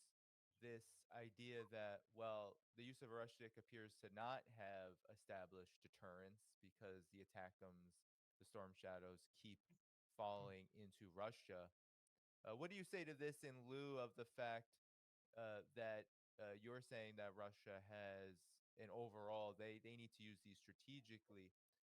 What do you say to those who say, well, these missiles are still coming at Russia and deterrence has not been established? Again, I don't know exactly what was said between Gerasimov and Brown back in November. Gerasimov is the chief of staff of the Russian armed forces, and General Brown is the chairman of the Joint Chiefs of Staff. Um, but it's been alluded from several sources that Gerasimov put Brown on notice that if you fire ATACMS to a certain range, um, we're just going to beat the snot out of the Ukrainians, and they did. I mean, you remember the big attack took out the Ukrainian infrastructure, energy infrastructure. Not a single Oreshnik used. And they crushed Ukraine, crushed the air defenses. Um, you know, they said, okay, if you guys want to do that, send your TACMs into a certain range level. We'll just continue to beat the snot out of Ukraine. That's okay. But if you go longer range, now we're getting into areas that we're not going to tolerate that, and it'll not only be Oreshnik, but it'll be nuclear as well. We're not going to let you strike deep into Russia. Again, just so people understand, because I always hear the people say, well, if Russia can bomb Ukraine, Ukraine certainly can respond back. Russia made it clear back in 2021 that one of the existential red lines for them was the deployment of NATO long range strike capability into Ukraine. Why? Because Russia is, it inherited a strategic defense system from the Soviet Union. The Soviet Union, when it built the strategic defense system, had Ukraine incorporated into it, meaning that all the stuff that was supposed to be in the rear, away from immediate strike, tactical strike capacity of the West, um, all the radars, command and control centers, logistics facilities, all this stuff. Now with Ukraine, not part of the Soviet Union, the distances are much shorter. And so what Russia says, we're not going to let you come in and use Ukraine as a land base for these tactical systems so that you can start hitting our strategic capabilities with tactical military capability. That's not going to happen. They made that point. It's not going to happen. We will not tolerate it. When Biden talked to Putin in December, he gave assurances. Yeah, no, we're not going to do that. But when the State Department negotiators sat down with their Russian counterparts in early January, and the Russians said, "Just a reminder, no missiles in Ukraine." They went, "We're not willing to talk. We can't give that one up." And that was a big signal to the Russians going, "What the hell's going on?" ATACMS may be a tactical system, but it has strategic capacity if it's fired at the full range to hit the targets that are of strategic importance to Russia. This is, this gives NATO and Ukraine the ability with tactical systems to achieve strategic result. And the Russians have said no. And Gerasov made that point to Brown. He said, no, if you start attacking our strategic capabilities, then we will respond strategically. And that means not only Oreshnik, but it means nuclear armed Oreshnik kind of stuff. We're not playing this game. And so, you know, there's an understanding that the ATACMS attacks can continue, and they are. But look what happened. Every time they fire the ATACMS, Ukraine just gets the snot knocked out of it. You think Russia's going to lose because a couple of ATACMS landed on an airfield? Because a couple of ATACMS took out a command? This is war. Russia's been waging war for 2.5 years. They've suffered casualties. They know how to take losses. This is, it's tragic for the people who are dying, but this is war. It happens all the time. Bad things happen in war, but that's tactical, maybe operational, but it's not strategic. And so the people that are saying this again are who are they trying to impress? I mean, frankly speaking, you think anything we're saying here today between you and me is going to have the Kremlin going, oh my God, didn't think Didn't about think of that. that one. Yeah. Holy wow. Like, who are these people that are saying Russia's weak trying to impress? You think Putin wakes up in the morning and goes, damn, Scott Ritter on Danny Haifong's show said that if they keep the crossing a red line, Russia's defeated. Russia doesn't care about any of this conversation we're having right now. They don't. They have no, it doesn't move their needle at all. So this is a conversation that's taking place within the limited confines of Western analysts. This is about Western analysts trying to impress Western analysts. And so who are the people out there saying this? Now, the danger comes is that sometimes when these analysts say things, people like Keith Kellogg pick up on it, and then it becomes part of the policy. And then Russia has to respond to that. But again, Russia responds to that by ignoring it, just saying, I mean, again, what's Keith Kellogg going to do when armed with the stupidity that he's armed with? Is he going to be allowed to land in Moscow? I mean, why would the Russians If that's it, I would. If I were the Russians, I would say, nah, we don't want to talk to them about that. That's we have no desire to talk to them about that. You know, we'd like to talk to Trump, and Trump's going to have to change his attitude before we bring him in. I do think that the Trump administration is going to have meaningful dialogue with the Russians, but not based upon any stupidity that Keith Kellogg's out there. Russians deal with reality. They don't deal with fiction. They don't deal with fantasy, and that's what all these red lines are: fiction and fantasy. When Russia needs to establish a red line, it puts it out there in no uncertain terms, and I'm fairly certain that's what the conversation between Gerasimov and Brown was. That doesn't mean now that the United States won't seek to fire an ATACMS long range, but if it does, the Russian response will be immediate and it will be significant. Hmm. Yeah, and perhaps before we move on, Scott, if you could just remind, because I think some of this is also completely misunderstanding, because I think we have a lot of people digesting. It's not, you mentioned the political class, like Trump officials, Trump appointed officials, maybe adopting what they're being told by think tanks, by Western analysts that go into the Western media and talk like this. But I think also it happens to people who watch this show who want to understand better what actually is going on. Maybe you can remind folks about Russia's actual strategy here, how they are actually responding in moving toward this strategic victory over NATO, because I think there sometimes people forget that red lines are, yes, red lines, but there is this bigger conflict, this bigger war being waged right now. Well, first of all, we have to understand this is a war that was brought to Russia. Russia didn't start this war. Um, there was an amazing admission by Tony Blinken. He said, for the last 20 years, we've been trying to remove the Syrian government. I mean, everybody knew that, but out. I'm here to tell you that since the end of the Cold War, or since the end of the Yeltsin era of the Cold War, the United States has had as its policy towards Russia the strategic defeat of Russia, seeking to dismember of Russia, the permanent disenfranchisement of Russia, the weakening of Russia. That's the goal and objective of the United States. Everything we've done is to achieve that result. And Ukraine has played a very important role in this. That's why in 2008, we moved forward to bring Ukraine into NATO, not because we love Ukraine and we think Ukraine's great, because we recognize what that does strategically to Russia. It weakens Russia and could bring about, the collapse of the Putin government. That's their goal: the collapse of the Russian economy and the collapse of Russian cohesion. So Russia could be broke apart. You can't forget any of this. This is why this is happening right now. This is why the United States backed the color revolutions in Ukraine in 2004, 2005. That was a CIA operation designed to inject Ukrainian nationalists in to remove the pro-Russian. Look at the cycle. Um, they bring in Yushchenko.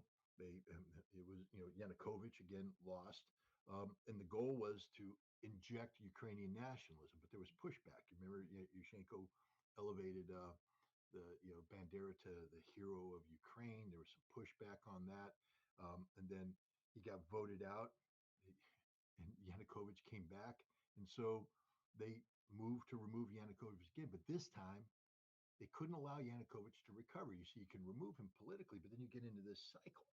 And so what they had to do in 2014 is not only remove Yanukovych, but eliminate the Russian political element inside Ukraine. That's what this was all about: to weaponize Ukrainian nationalism, to suppress the Russian political component, the Ukrainian Russian, the Russian speaking component of Ukraine, so that never again could Russia be represented in Kiev. It would only be Ukrainian nationalists.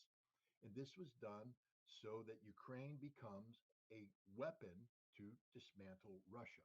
And the Russians rightly picked up on this and said, that's not going to happen. We're not going to let you disenfranchise the Russian speaking element of Ukraine. And that led to the seizure of Crimea and the beginning of a counter revolution in the Donbass to push back against the nationalists. Um, 2014, 2015, the Russians had the Ukrainian army surrounded, was going to annihilate them, and that would have been the end of it. Poroshenko, in a panic, calls up Angela Merkel and Francois Hollande and says, "Help me, help me, help me."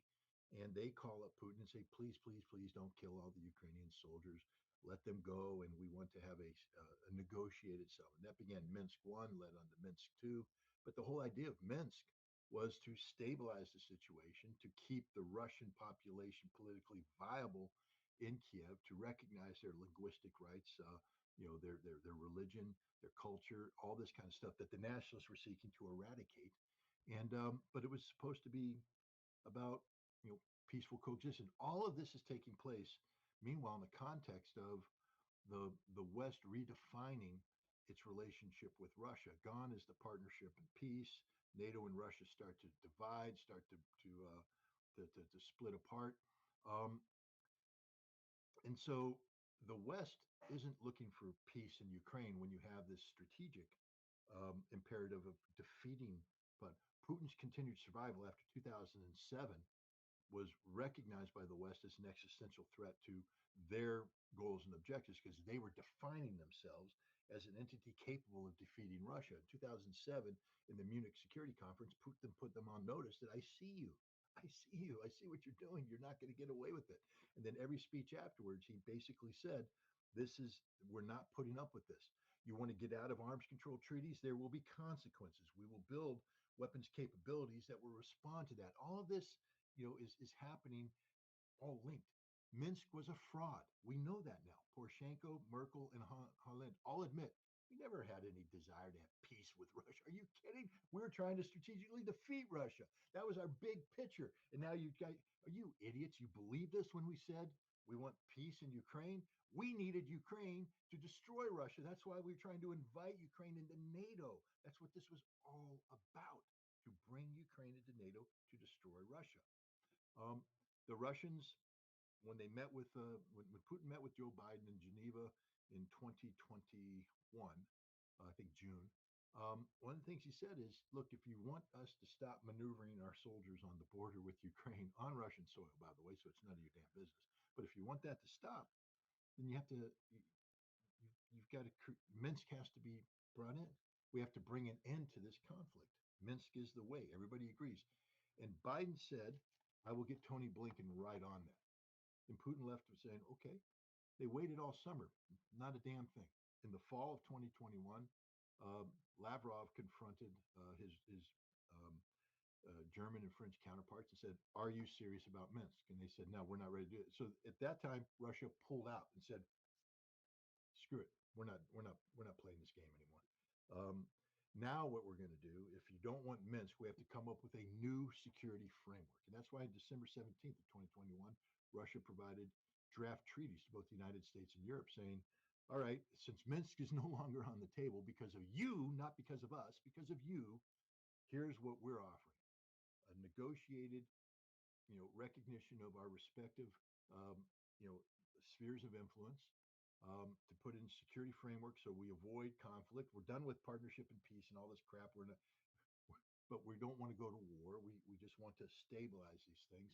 You have to pull your military back to the 1997 lines. We're not going to recognize the expansion of NATO military capability beyond that because you guys lie, lie, lie, lie, lie. That's all you do is lie, and we're not going to let you get away with those lies." And they said, if you don't do this, then we have no choice but to bring on military technical means. And the response was, to be ignored by NATO and the United States to negotiate in bad faith. Russia initiates this special military operation, but it wasn't designed to defeat or occupy Ukraine. It was designed to get Ukraine to the negotiating table, for Ukraine to do that which the West wouldn't do. And it succeeded. 6 days after Russia crossed the line of departure, Ukraine is in Gomel, Belarus, beginning what was a series of negotiations to bring about an end to this conflict on terms that would be acceptable to Russia, to give Russia what it wanted. Basically, the Minsk thing to solve the problem of the Donbass, et cetera. Boris Johnson flies in and on instructions of the United States and terminates that agreement. And now we have this conflict.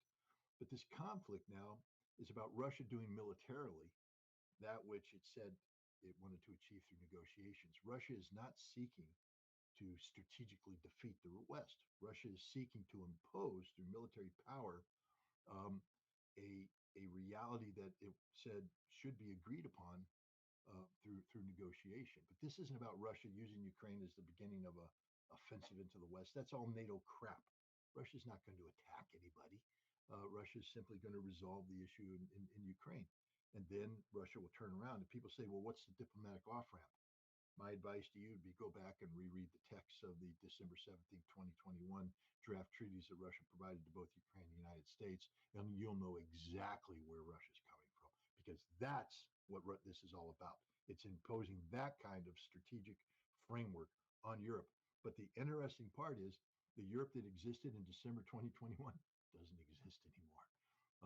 NATO's weak, the European Union's collapsing. And so Europe may now look at this deal as actually the best deal possible. I mean, there's negotiation, things have to be negotiated and all that, but I think the Russians have on the table what is ultimately going to be the solution to this conflict, and that's the December 17th draft treaties.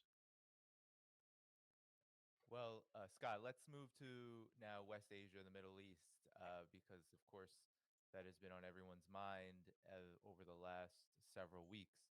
I wanted to have you comment on what Vladimir Putin had to say at the presser about Syria, and I'm just going to play a brief clip, about 1 minute, just to get a sense of how he reacted to a question about Syria that Pepe Escobar says was actually his question, but was read out loud and addressed indirectly.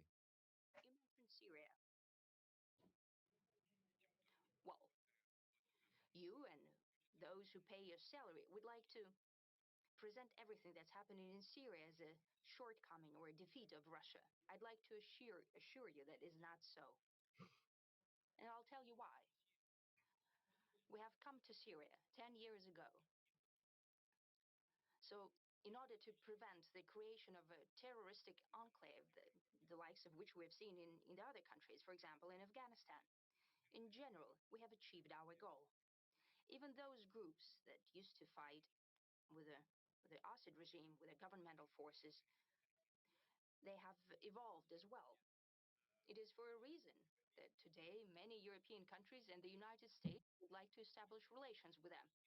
If they are a terrorist organization, how come you're trying to do that? Then that means that they have changed. That means that to a certain extent, our goal has been achieved. Scott, your reaction. I don't know. I think Putin, like everybody else right now, is trying to respond to a situation that wasn't predicted. Um, I mean, he's absolutely correct. Russia intervened in 2015 in Syria to prevent the fall of the Assad regime, to prevent the black flag of Islam being raised over Damascus.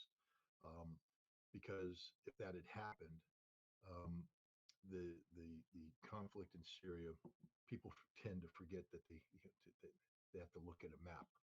How quickly radical Islam can gravitate from Syria into Iraq and up into the southern Caucasus, and then you have a situation where Russia is fighting the Chechen War all over again, maybe in Ingushetia, and maybe in Dagestan, maybe in all above.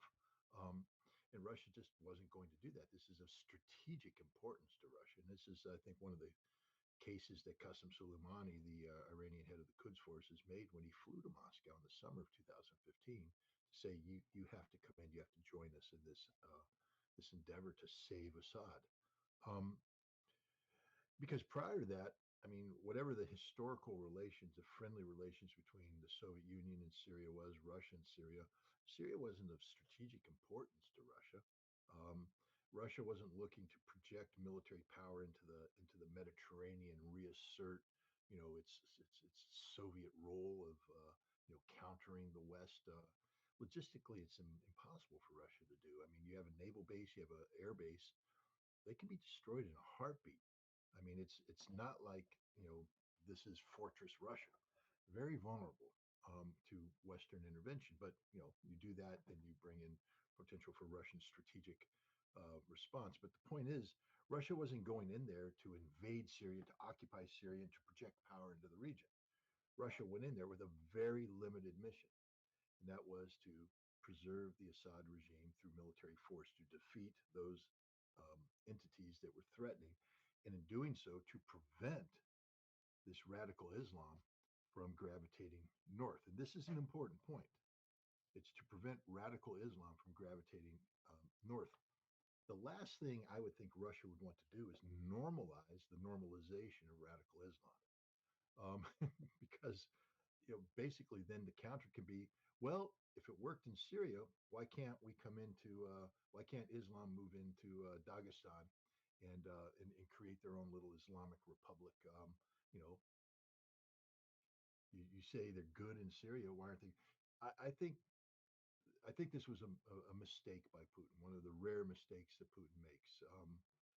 You don't want to normalize what just happened in Syria because it does have the potential to bleed over into into the southern Caucasus, and God forbid further on into Bashkiria and Tatarstan and other Muslim areas. Russia has a very stable, normalized relationship between the Orthodox Christians of Russia and the Muslims of Russia, the various Muslims people. You don't want to upset this balance. It's one of the few success stories in the world between Christian Muslim relations, and you don't want to upset this balance. And yet, you could look even in Chechnya. You know, we're not that far removed from the bloody Chechen conflicts, the two Chechen wars. And there are still elements, militant elements inside Chechnya and outside that view Ramzan Kadyrov's government as nothing more than a Russian puppet, and that Kadyrov, if he passes, this could lead to the the potential for internal conflict again, which outside Islamic forces, historically have done that, could come in again. And now you've just created in Syria a place that says, yeah, you got a whole bunch of Chechens in Syria right now that have now been normalized. They haven't been. This is a mistake, a rare mistake by Vladimir Putin, I believe. This is because they don't understand. I think everybody was taken by surprise here. I mean, even the Russians who should have known.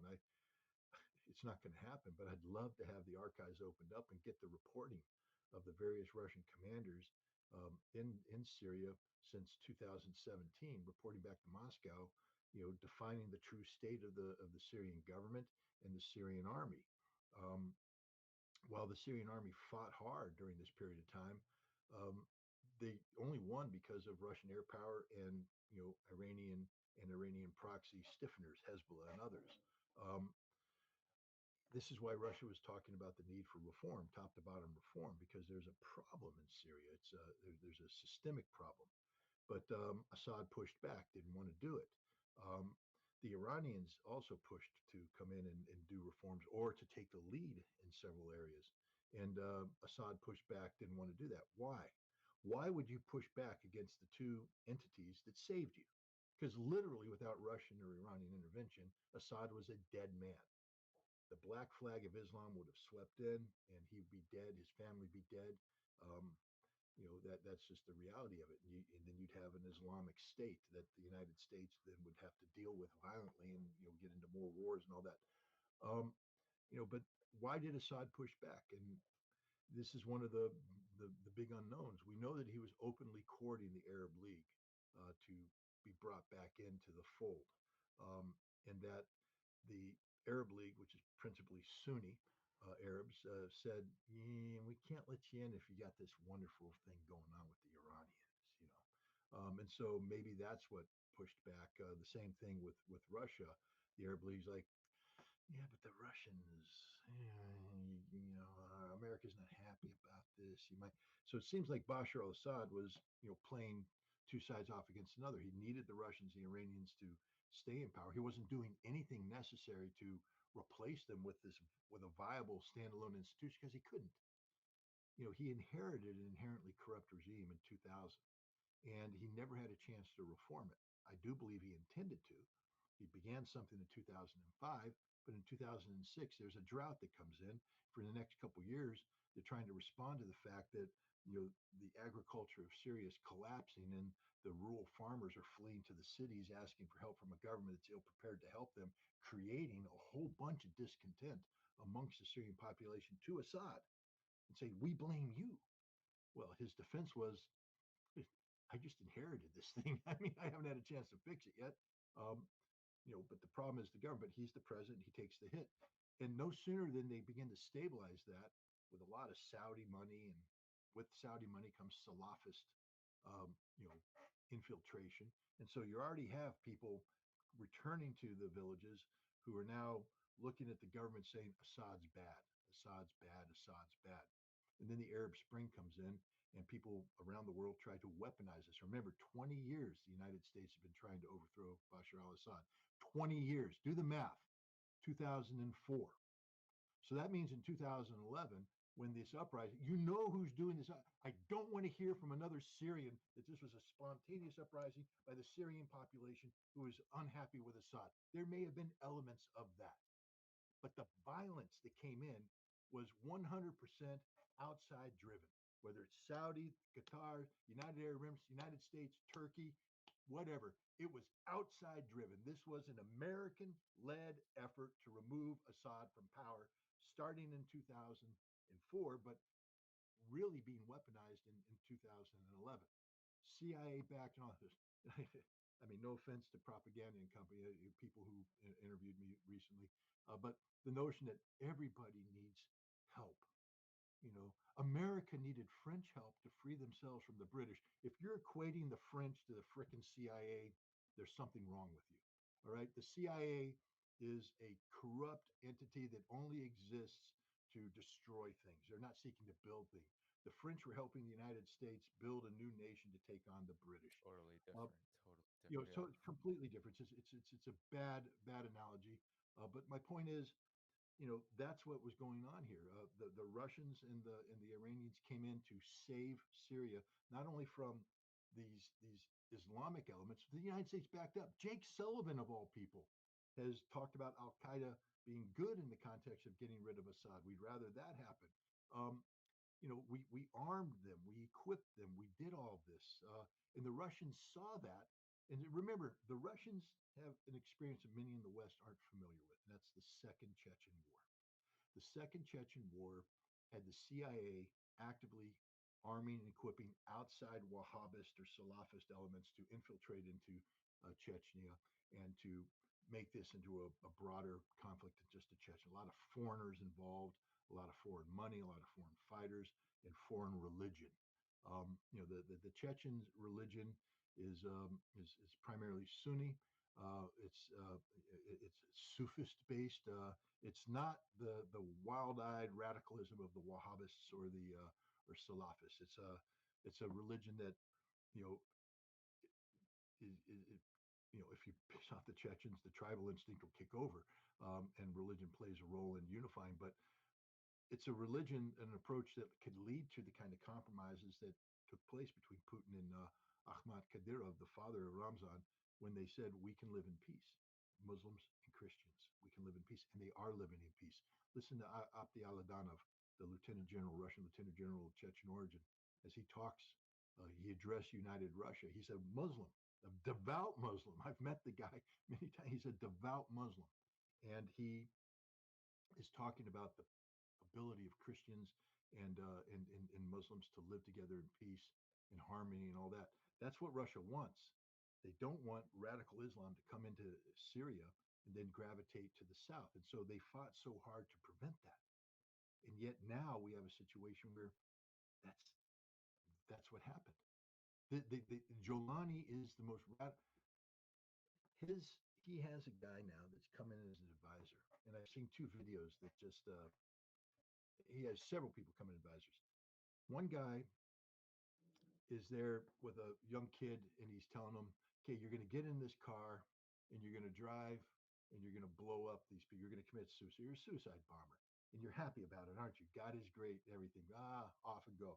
And that guy's now he's now the normalized people. No, Vladimir Putin, that guy wants to get young Chechens and young Dagestanis to go into cars and drive them in and kill Russian soldiers.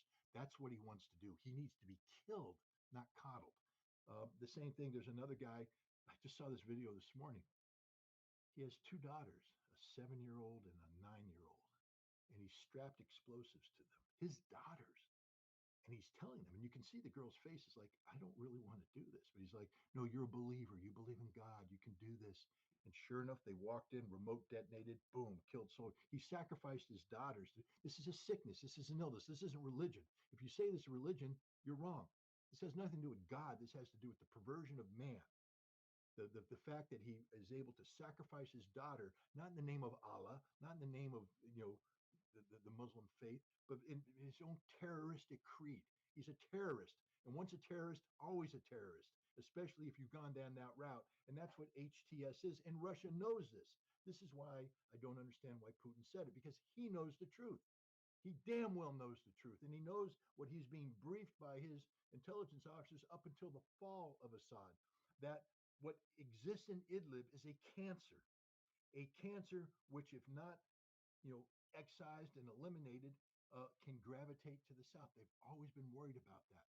Always been worried about it. So I don't understand why he said what he said. Um, I do think that he's in a difficult pickle about the future of these bases, and maybe he's trying to create the condition where Russia can maintain a military presence in Syria. Um, for what purpose? I don't know. He talked about humanitarian goods, but no. Maybe he thinks that having that there, that he can somehow provide to monitor these people, and so he's playing a political game. But Putin doesn't normally say things that are just flat out wrong.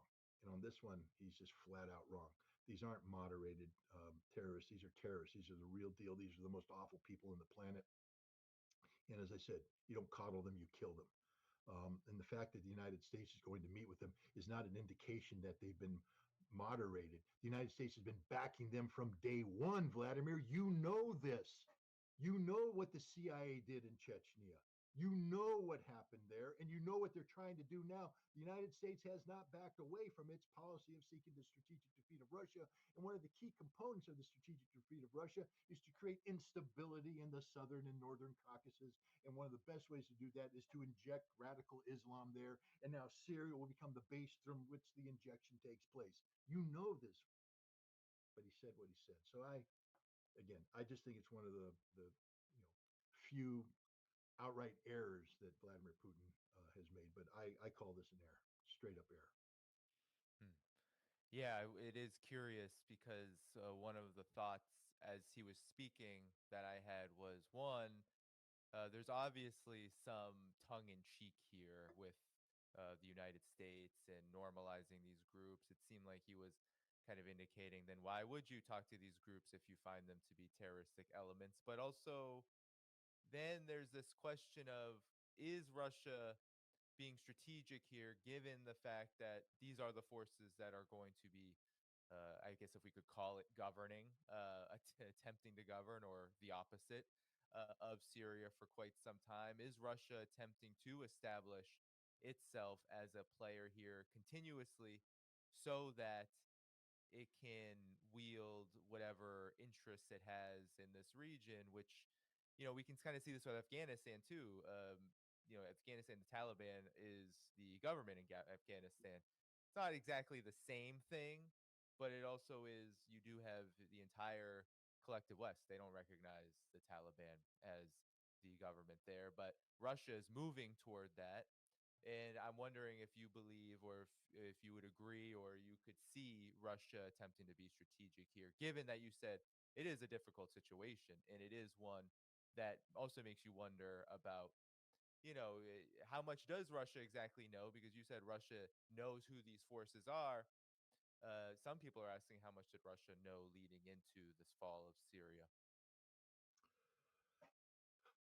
You know, I haven't put as much time into and that's a good question. It's a very good question on your part. Is this tongue in cheek? Am I taking him too literally? is there another plane upon which I need to assess this? Because at the end of the day, as I've said, Russia doesn't care what you and I think. Um, so it could be a game, and that Vladimir Putin may have his, you know, may have said this as a game, and then down here he has two cards. Because I have, let me just put it this way. I've spoken with several former Russian intelligence officers, senior level, who have operated in this area. Um, and while they were very reticent and very careful not to give away, um, you know, national secrets, the level of intimacy that they possessed regarding the societies and the countries that they were working in is is amazing. Um, they are more culturally capable of penetrating into um, the heart of a society than the United States is. Our case officers are too encumbered with being American. Um, and anytime a case officer gets to that level where he can actually get in, he's accused of going native, and then they pull him back. The Russians, on the other hand, I think encouraged people to go native and get this. And the reason why I bring this up is Idlib was thoroughly penetrated by the Russians. It was a threat. It's a strategic, threat to Russia. This terrorist outline that has Chechens there. It has Turkmens, Uzbeks, Uyghurs, people from the Northern Caucasus, people that could infiltrate into the Northern Caucasus very easily. It is a huge. It's a dagger pointing right at Russia, and Russia doesn't let that dagger exist without getting in there. And so, I have nothing but the extreme confidence that Russia had thoroughly infiltrated Idlib to to the extent possible. And so I don't think Russia was ignorant of the what was strategically happening. They understood the intent. So that it's possible that Russia didn't have the tactical tip off. Although I think Russia probably would have had the tactical tip off if they're that thoroughly infiltrated. Um, and also, it's not just how Russia knew what was going on with HTS, but also with Turkey. Russia's right on the Turkish border. Russia, if I know the Russians, like I think I know the Russians, they have infiltrated Turkish government with their own spies. They have spies inside MIT, the Turkish intelligence service. It's just what you do. Russians aren't amateurs. They've been doing this a long time, and I think they know full well what Erdogan's policies are and things of that nature. And the same thing with Syria. You have these Russian officers who are military professionals, and they have military intelligence guys who are very capable, and they're in Syria. They're meeting with their Syrian counterparts. It's not as though they're just sitting there not having. They've been there for a long time. These are guys that you're frontline warriors with. You're in the trenches with. You develop an intimacy with. You meet their families, and conversations occur where they talk about the problems that are taking place in Syria, et cetera. Russia tried to act on this in 2018, I believe, but they were rebuffed by Assad. Um, but I think Russia knew damn well what was going on in Syria in terms of the corruption and the lack of intent to resist. Maybe they didn't, predict the absolute collapse of the Syrian military, but I'm pretty sure that the Russians were able to report back saying that, look, the Syrians right now aren't ready to repeat the kind of intense fighting that took place from 2015 to 2018. They're just not in a position. They're not psychologically ready. Their soldiers aren't ready. Their generals are too busy, stuffing their pockets with money. Um, they're not there yet. So they'll need stiffening. And if you take a look at the number of bombs that Russia dropped early on in this, Russia had a stockpile of munitions that indicate that they had contingencies for something like this. Look at the Iranians, how quickly you don't mobilize people on short notice and get them moving towards unless you had a contingency plan in place. And I think the Iranians were the same. They're very good. I don't have the same level of you know uh, connectivity with the Iranian intelligence that I have with some of the retired people, but I respect the Iranians enough to believe that they're very, very good. They know the region. They've been there forever. Um, they have the same number of contacts, the same kind of contacts, and that they knew what needed to be done. The Iranians always said we need to stiffen up um, the Syrian army because they're not ready to fight. That's how the Syrian army didn't win the war from 2015 to 2018. They participated in a fight that was led by Russian air power and Iranian proxies who did the bulk of the hard fighting. Um, down in Dar, where they were cleaning up pockets, maybe the Tiger Division took the lead. But when it came to the hard fighting in Aleppo, it was the Iranians that won that war, and with Russian air support backed up by the Syrians. But the idea that Syria was the main player, no, the Iranians, Hezbollah lost a lot of guys fighting to hold back the forces of Sunni Islamic extremism. Um, so the Iranians knew exactly what needed to be done too, and that's why they were prepared to do it. But Assad not only pushed back prior to that, but what I think everybody was shocked by the rapidity of the collapse. I think the fact that the Syrians were ready to fight because I think they said, okay, we're going to withdraw out of Aleppo and create a new line around Hama, and that's where the Iranians were willing to bring in tens of thousands of Iranian or Iraqi proxies, and the Russians had that air power was blowing the crap out of Idlib and the logistics sustainability, bring in that line and then push back. I think that was the goal and the objective. At least militarily, that's what the Russians and the Iranians were prepared to do.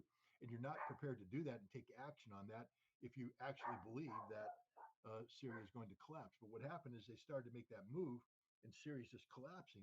Both the Russians and the Iranians went, "There's no reason for us to continue doing this because what there's nothing to fight for.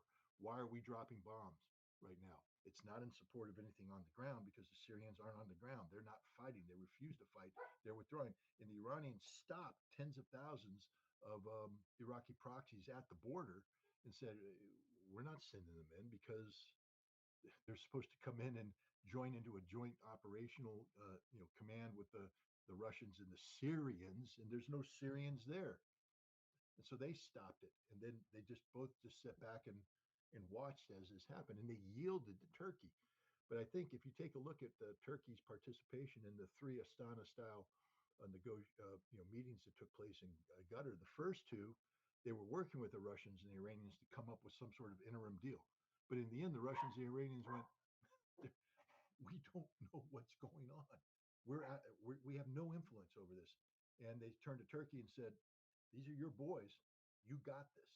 And so they stepped back, and Turkey came in, and Turkey's still trying to get control over this situation. The Israelis took advantage of that vacuum, and they're up there pushing aggressively in Dara and the Golan, etc., very aggressively, too aggressively. The Turks are even starting to caution them off on that.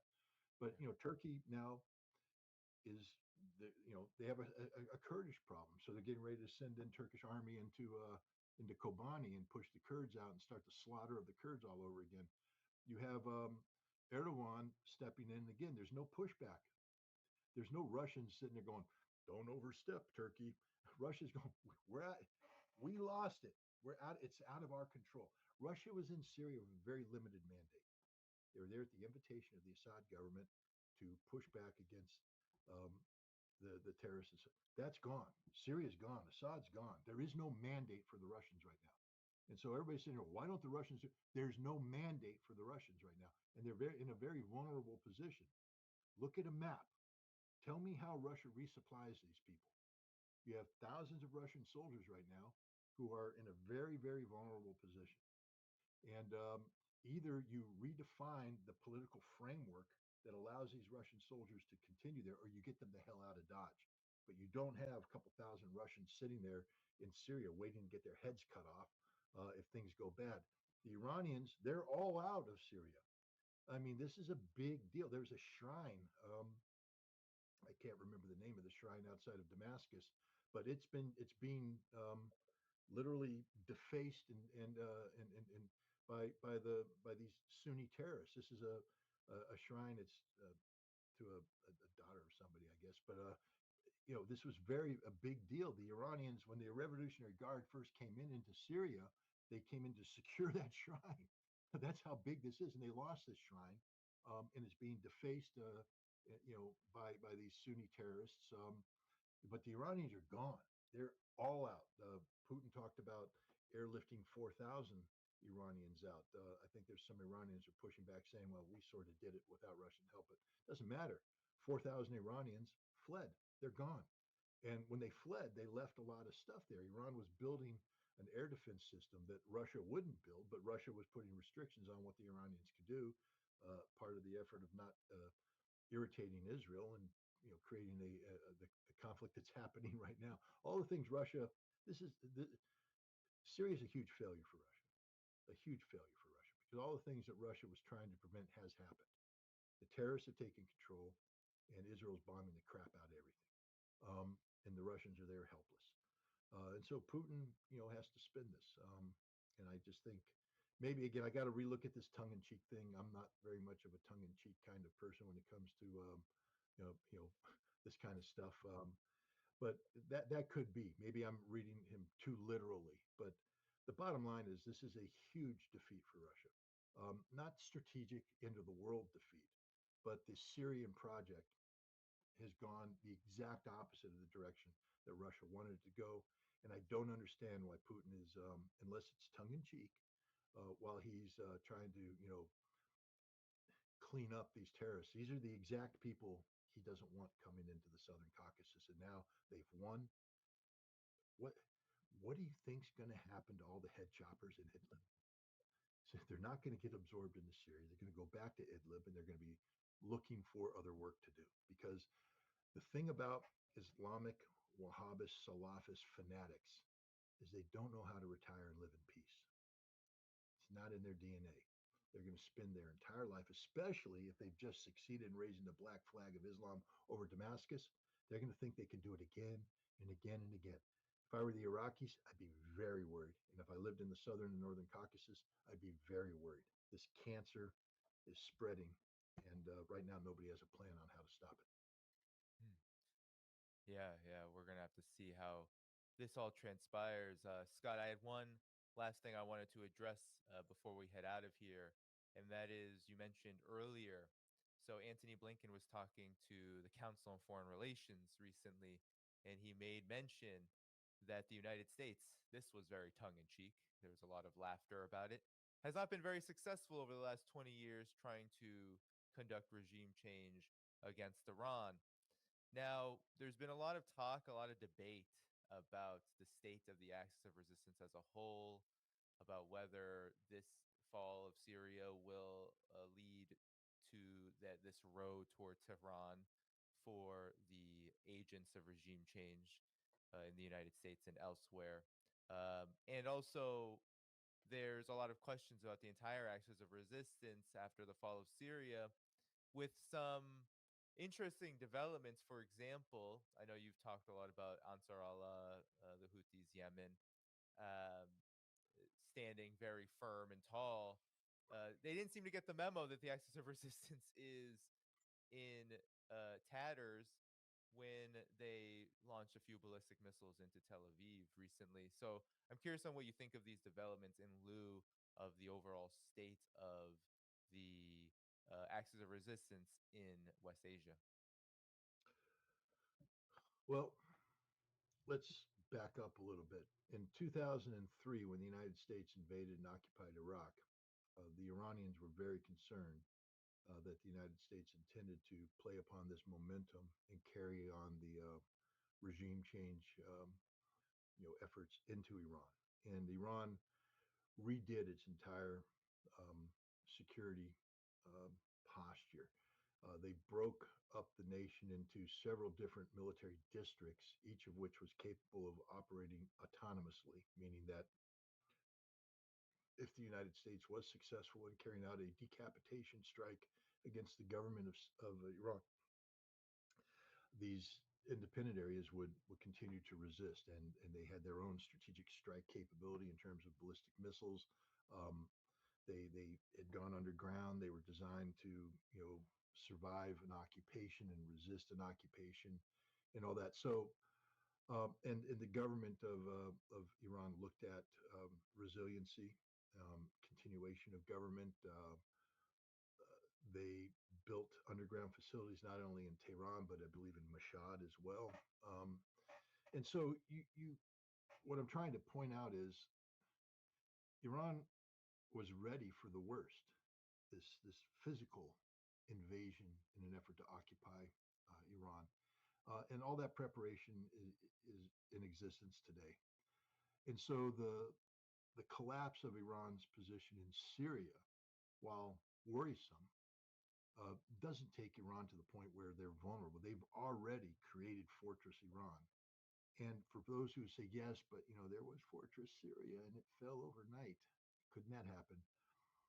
Iran was stress test in 2023.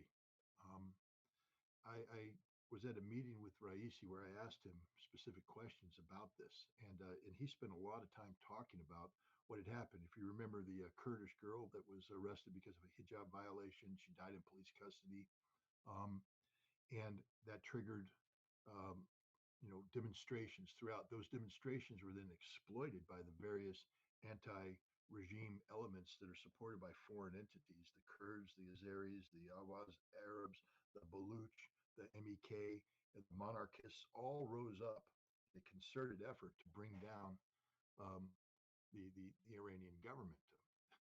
Raisi said it was one of the most dangerous moments in the history of the Islamic Republic, that they were under attack everywhere, that this wasn't the way the Western media portrayed it. This was a concerted effort to overthrow the government. It was a life and death struggle, and it was very hard, but the Iranians won, and they won because of the support of the people. So the idea that the people today are ready to flip the script and just allow the Islamic Republic to collapse is absurd. I think the Islamic Republic is resilient. It has the support of the people, um, and that's a reality. So the idea that Iran's ready to go the way of Syria, I think, is wrong. And again, if you'd asked me if Syria was going to collapse in 8 days back in September, I said no way it's going to happen. So who the hell knows? But right now, I'm painting Iran as resilient, etc. The question, therefore, isn't about the collapse of Iran. I don't think Iran's on the verge of collapse. I think, though, that Iran has to take a look at a axis of resistance posture that has been significantly degraded by the fall of Israel.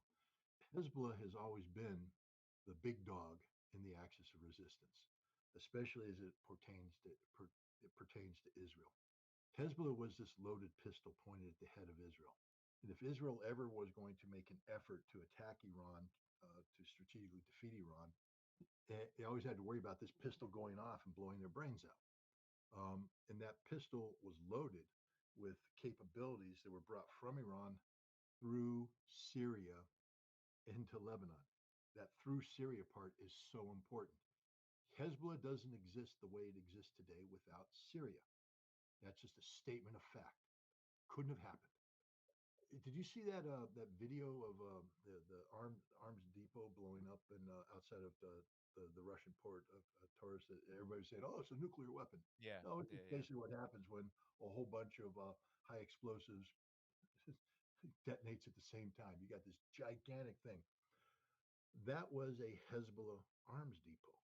That was one of the many depots that existed inside Syria that that Iran had been supplying with weapons that are meant to go to Hezbollah, and the Israelis blew it up. Um, that's problematic for Hezbollah's ability to continue to fight, because while Hezbollah may have retained sufficient military capacity to respond for a short duration in intense conflict with Israel, the ability to continue that is problematic. And a lot of the ammunition that they would need to do that are located in these ammunition dumps on the periphery of the Syrian Lebanese border, and they've been blown up. The Israelis blew them up. They're gone. They can't be replenished because Iran can't drive the trucks from Al Qaim over to Abu Kamal, then across to Hama, Homs, and where they need to go. They don't own that land. It's been cut off. They can't fly in. The Israelis will shoot down the airplanes. They can't come in from the sea in meaningful fashion because they used to be able to disembark in Syrian ports. Not anymore. They don't own those ports, and they're not going to land in Lebanese ports. So how's this going to happen? I hear the Iranians say, we have a plan B, we have this. No plan B matches plan A. All right, whatever their plan B is, it's going to be significantly reduced from what they were doing by using the Syrian land bridge. And the loss of the Syrian land bridge creates big problems for Hezbollah because now it's no longer that loaded pistol. First of all, the loaded pistol existed in October of 2023. Um, there were a lot of people at that time that said that Hezbollah needs to fire the gun now and Iran needs to come in hard. Now's the time. Um, but Israel wasn't strategically defeated in October of 2023. They had been embarrassed by Hamas on the border, but they weren't strategically defeated. And that was problematic. Also, understand that Hassan Nasrallah and Raisi, the president, understood, even though they weren't coordinated with, they understood what Sinwar and Hamas was trying to accomplish. And that was to create a situation that would strategically defeat Israel and allow for the creation of a Palestinian state. In order for that to happen, you have to keep all focus on Gaza. Everything has to be about Gaza, about the resistance, about Israel's crimes. Um, and it can't be about anything else, like, for instance, a major war between Israel and Hezbollah. So, for Hezbollah to support Hamas, they had to do managed escalation. They had to initiate a conflict of attrition. It begins with a handful of missiles being fired. The Israelis respond. Then you take it up a little bit more. But the idea is you never jump to full scale war because once you jump to full scale war, the attention moves from Gaza to the Israeli Lebanese conflict, which has the potential of bringing Iran. And now you're talking about global energy security, and nobody will be talking about Gaza and the crimes committed by Israel. And if you want proof of this, look what's happening today. All the headlines are on Syria. All the headlines are on anything but Gaza. Israel is continuing to slaughter children, women, innocents in refugee camps and tents, dropping 2,000-pound bombs on them. It's a crime beyond belief, and nobody's talking about it now because what Hassan Nasrallah feared could happen has happened. Um, but Hezbollah today, you know, back then they had a plan.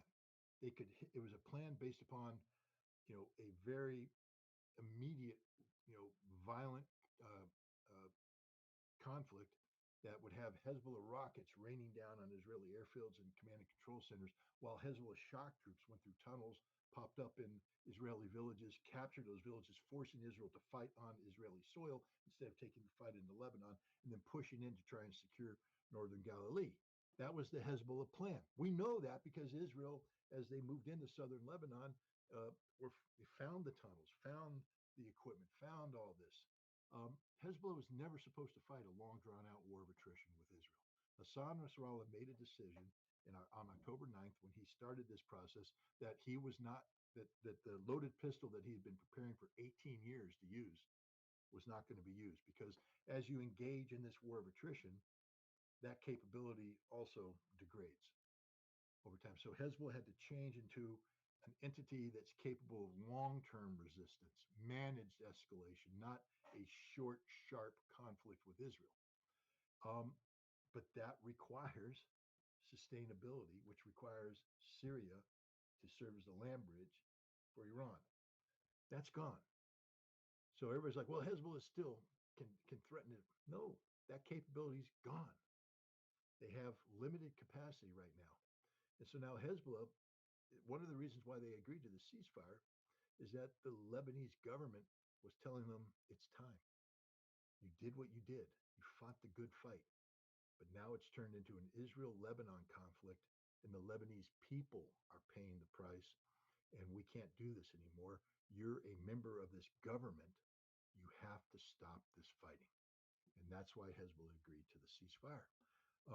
But they always believed that Israel would violate the ceasefire and they'd be able to resume their operations. But in order for that to happen, you have to have the connectivity with Iran through Syria. With that gone now, the Hezbollah resistance will weaken. And remember, this ceasefire is predicated on eventual implementation of Security Council resolutions that call for the militia of Hezbollah to be turned over to the control of the Lebanese armed forces. And I think that's your trajectory we're on. It's not going to happen overnight, but eventually, if you can't be resupplied, you can't engage in meaningful pushback against Israel, and the eventually, there will be some sort of compromise deal that the Lebanese armed forces assumes a certain amount of responsibility for the Hezbollah militias. Um, I mean, Lebanon has no choice now. The West is, without the land bridge, without connectivity, Lebanon is literally um, lying prostrate before the West, and they will have to do what the West asks them to do. And the other thing is that Hezbollah now will have to become just a political party. And without the resistance factor, Hezbollah now has competition with other Shia, the Amal party, would weaken its resolve. So I think Hezbollah is not going to disappear, but I think you're going to see a diminishment of Hezbollah's, the role that Hezbollah played over time, um, which weakens the axis of resistance, because now the axis of resistance is going to have a weakened Hezbollah, a Syria that no longer exists. Um, Ansral, of course, down there taking steroids and spitting. Um, God bless these people. I mean, I don't mean to laugh because there's a lot of suffering that's going to take place, but they Right. don't back down from anybody. I mean, this is. I have a little dog, a wonderful little Pomeranian that we just got, Iceman. Um, but when Iceman decides, screw you, it's screw you. It doesn't matter. I mean, he's just going to sit there and look and go, no, no, no, I'm not doing what you asked me to do. It's not going to happen. And I'm not comparing Ansarallah to little Pomeranians. I'm just saying that Ansarallah is like, screw you. No, fire, fire, fire. Right. We're committed to this cause. Um, so that's the bright spot in the. But look at Iraq, the the Iraqi militias, the pro Iranian Iraqi militias. Iraq now is being placed under a lot of pressure by the United States to bring these militias under control. Um, so there's a lot of change taking place. Look at Iran. They have a president right now who's not on board with this axis of resistance chest beating stuff. He gave a public presentation in Iran where he said, I didn't want Operation True Promise 2, the 200 missiles that came in and humiliated Israel. I didn't want that. We were in negotiation with the European Union about lifting sanctions. Then this happened, and now we're not having those negotiations anymore. He doesn't want True Promise 3. He doesn't want True Promise 4. He doesn't want True Promise anything. Um, and now that the IRGC has been weakened because of the collapse of Syria, because of the diminishment of Hezbollah, he has the ability to at least weigh in internally and say, we need to find a way to mollify the West. And I did reach out to somebody and asked about his ability to negotiate away the nuclear program, and my response was he doesn't have that ability. But Iran is in uncertain times right now. Trump's coming in, and Trump definitely wants to negotiate away that stuff. And Trump is sensing weakness again, as evidenced by Keith Kellogg. Not all of his advisors are the smartest people in the world about the problems that Trump is going to be confronting. But Trump pulled out of the JCPOA, the Iran nuclear deal negotiated by Obama in 2015, pulled out in 2018, saying that it was a bad deal, that he wanted a better deal. And notice that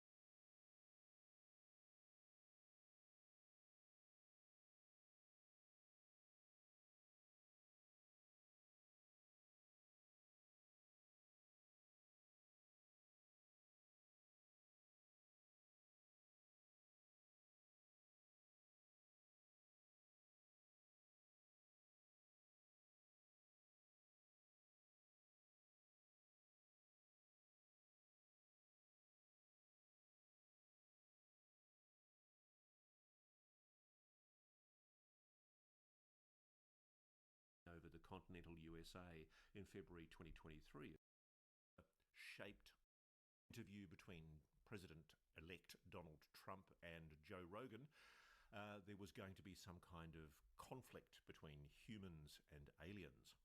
Well, for all we know, that might actually be happening, because whilst we're talking, there is, over the skies of the world, the most extraordinary display of something, objects in our skies, the frequency of which I've never had reported to me to such an extent before. It's off the charts. It's absolutely amazing to be receiving reports, as I am hourly, minute by minute, from people in countries all over the world who are saying that they are seeing objects, strange objects, glowing luminous orbs, orange orbs, blue triangular shaped objects hovering over often sensitive military facilities. Now, of course, the biggest area of reports has been in the United Kingdom in recent weeks, and we know that over some of the most sensitive bases in the UK, RAF Lakenheath, RAF Feltwell, bases where the United States allegedly stores nuclear weapons, there have been sightings of strange drone-like craft for some time. Now, why do I say drone-like craft? Well, I only say that because intelligence community sources have been in my ear for some time, assuring me that these are not aliens, they're not unidentified anomalous phenomena. They are reportedly, according to intelligence insiders, known foreign adversarial drones. They must be highly advanced drones based on what I'm hearing, but the claim is that they are foreign adverse drones, foreign adversarial nation drones. Now, I'll be honest with you, I don't necessarily believe everything I'm told by members of the intelligence community, and I think we're entitled to be skeptical in this case. Not least because we know from intercepted military communications before they were digitized and encrypted when they realized their comms were being monitored, some of the clever skywatchers around RAF bases in the United Kingdom picked up on the fact that at least one pilot was referring to UAPs, not drones. So if the pilots themselves that are being sent up to intercept these objects perceive them as unidentified anomalous phenomena, not drones, what aren't we being told? And that's the bigger issue here.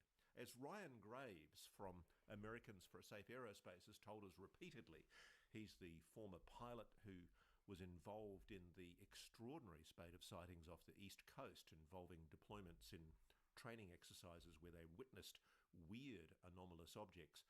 He's been warning for a while that we need to know for sure that our aerospace is safe. And at the moment, the US government, quite transparently, and neither can the British government, nor my country, the Australian government, give that assurance in the face of what we are seeing in our skies.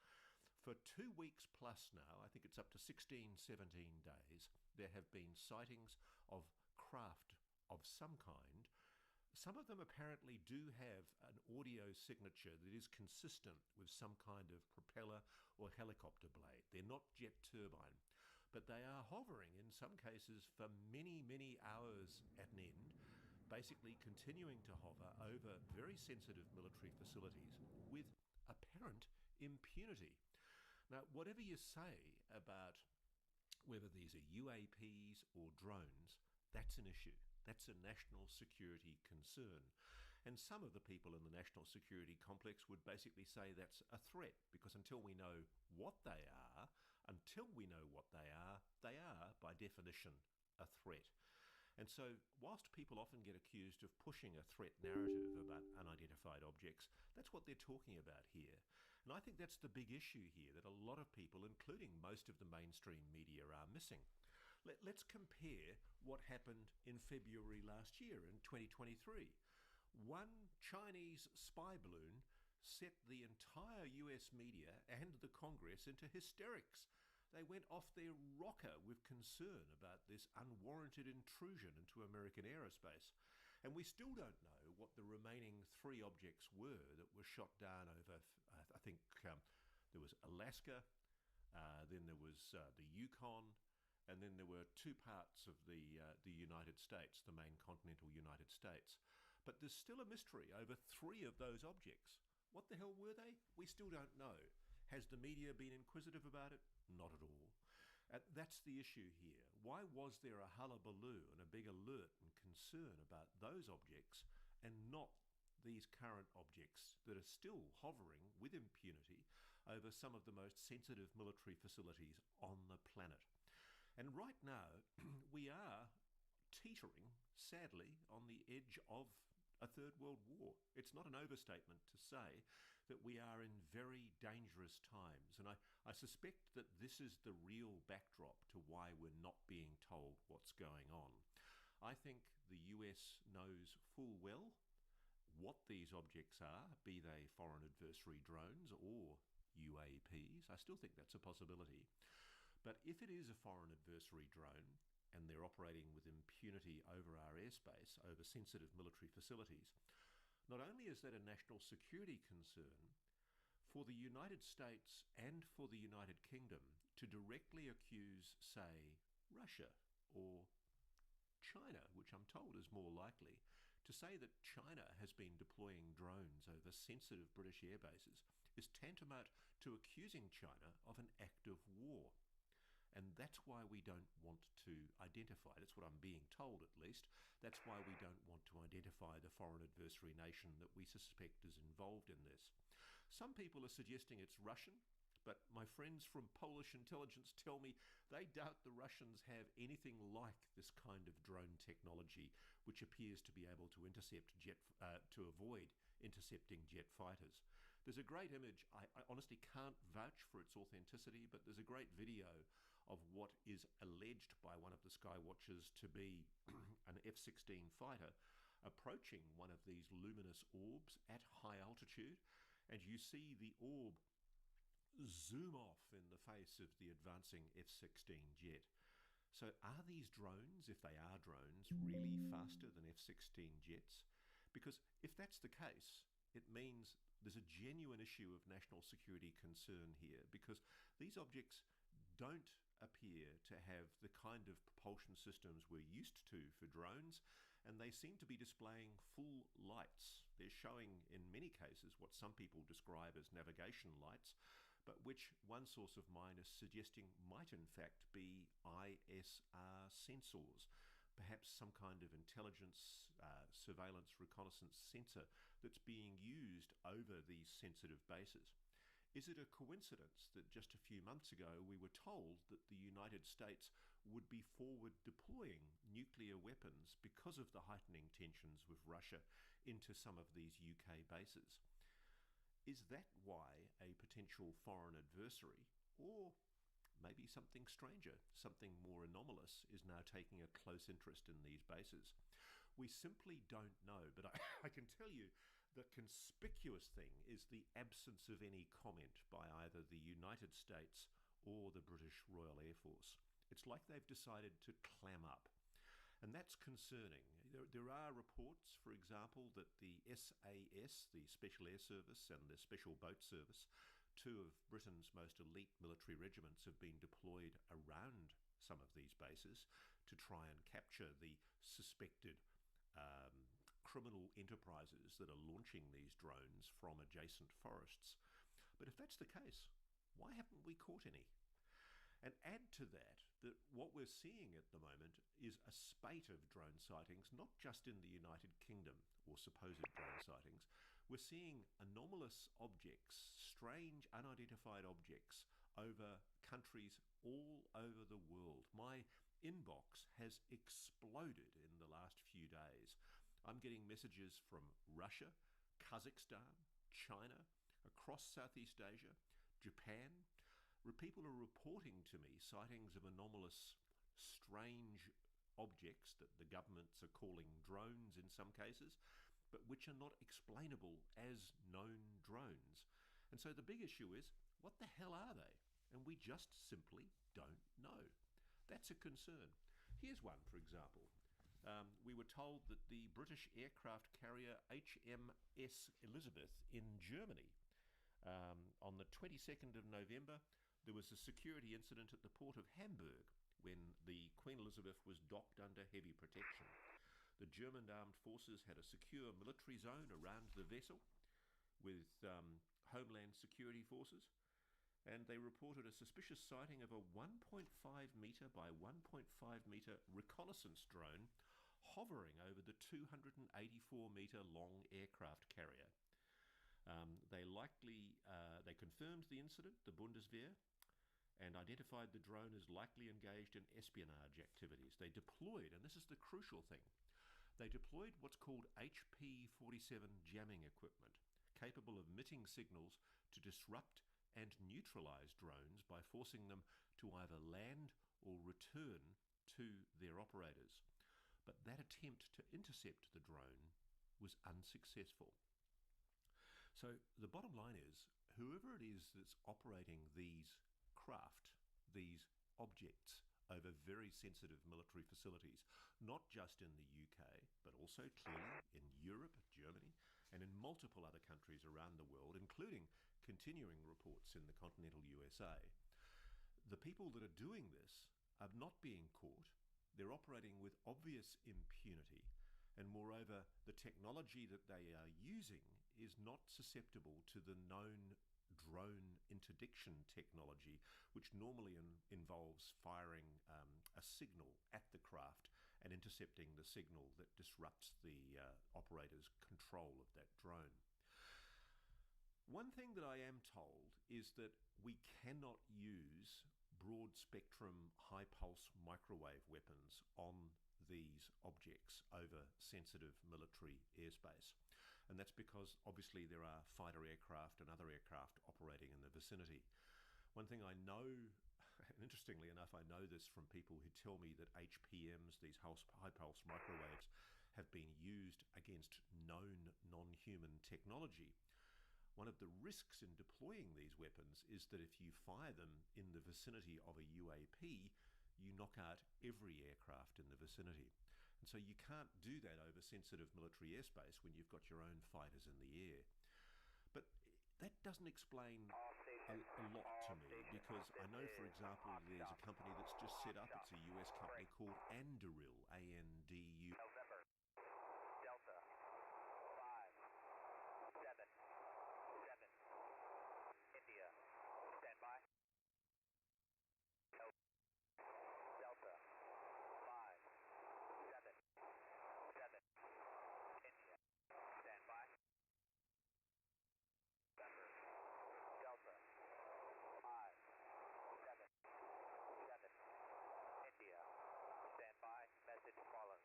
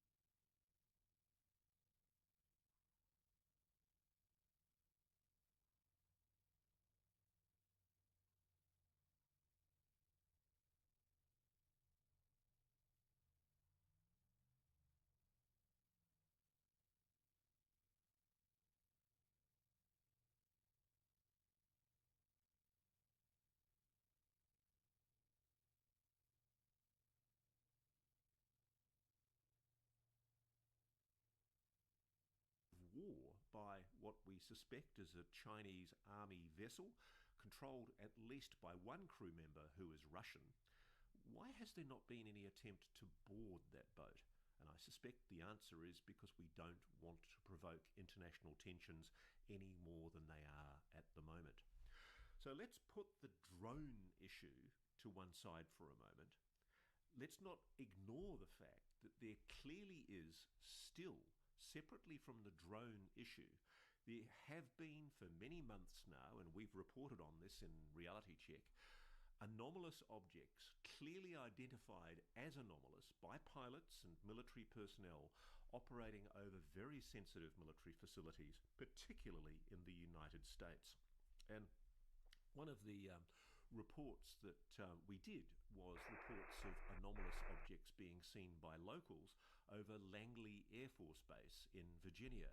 And the Air Force, of course, has persisted in maintaining that these are drones. But not one shred of evidence has been presented to supply any proof at all that these are drones. In fact, the Pentagon has conspicuously failed to provide any proof at all to back up its claim that these objects are drones. You might recall a few weeks ago I did an interview with the Tedesco brothers, John and Jerry Tedesco, who do a lot of research off Long Island, and they are, I think, probably foremost as technical experts in an understanding of anomalous objects that are being seen on very sensitive air routes in and out of JFK Airport coming into New York. And they're aware of a lot of the orbs that are now being seen in and around New Jersey, off the Long Island coast, and they continue to maintain that these objects are not drones. They do not comply. They're not consistent with any known drone technology. They do move in anomalous ways. And what they're seeing and recording on their hyperspectral cameras and their numerous other sensor systems that they've paid for themselves, they're not US government funded, they are raising a very serious question. And I note, as this goes to air, it's just been reported on NBC that the objects are again being seen over New Jersey this evening. And that's very interesting because the FBI is now involved. The FBI has approached John and Jerry Tedesco, and I know that they are taking an interest in the New Jersey sightings as well. There are some very sensitive homes under New Jersey, including, I think, one associated with the incoming president. I wonder if that's just a coincidence. Is somebody sending a message or something sending a message? We simply don't know because our governments aren't telling us, and more importantly, our media is not curious enough to continue asking the question. And that's the issue. The issue, yet again, is the failure of much of the mainstream media to question the drone assertion. If the Pentagon spokesperson gets up and says that these are drones being seen over US and UK and other countries' very sensitive military facilities, over the Queen Elizabeth aircraft carrier in a dock in Hamburg in Germany, that's a national security threat. That's a bigger threat than any kind of balloon being seen over the continental USA in February 2023, as we know. So why isn't it being aggressively reported and investigated by the media? Well, because much of the media allows itself to be tamely led by the nose by their intelligence sources. They don't want to burn their sources who are giving them cozy little stories about Ukraine, about Russia, and they're allowing themselves actively to be misled. The same organizations that misreported on COVID and misreported on the Iraq War and have misreported on intelligence issues for much of the last 60 or 70 years. It's time for the public to start asking questions itself, to start doing our own research, our own independent investigation. And to that effect, I want to commend some work done by an organization called Enigma Labs, with whom I had a very brief flirting association. I got to know them really well in their very early days, but they've done some great work. They've been investigating the orbs and spheres that have been seen over the continental USA. And they made a point of mentioning that in Arrow's November report, they showed that orbs and spheres are frequently reported, with most sightings occurring between 15,000 to 25,000 feet. And What they went on to report that they've been speaking regularly with fighter pilots, active service fighter pilots at US Air Force bases.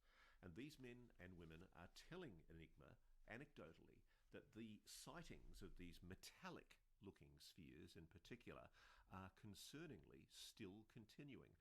Often multiple times a day they're appearing when they're flying and doing training exercises. They're saying, again consistent with what Arrow told the Pentagon and told Congress, they're appearing between 24,000 and 28,000 feet, which is a lot higher than most commercial drones. If this is a foreign adversary actor, it's using technology far beyond what we know commercial drones are capable of. Now, we know that those kind of long-range, long-distance drones exist because the US has been using such autonomous drones for a very long time in warfare.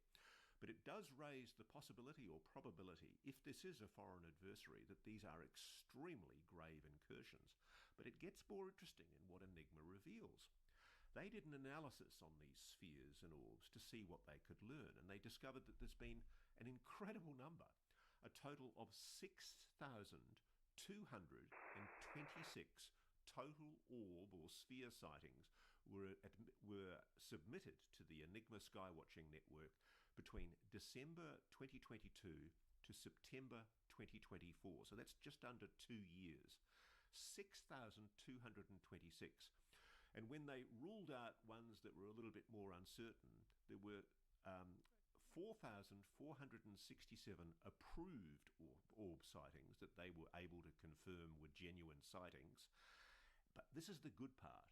When they drilled down further, they found 322 metallic orb sightings.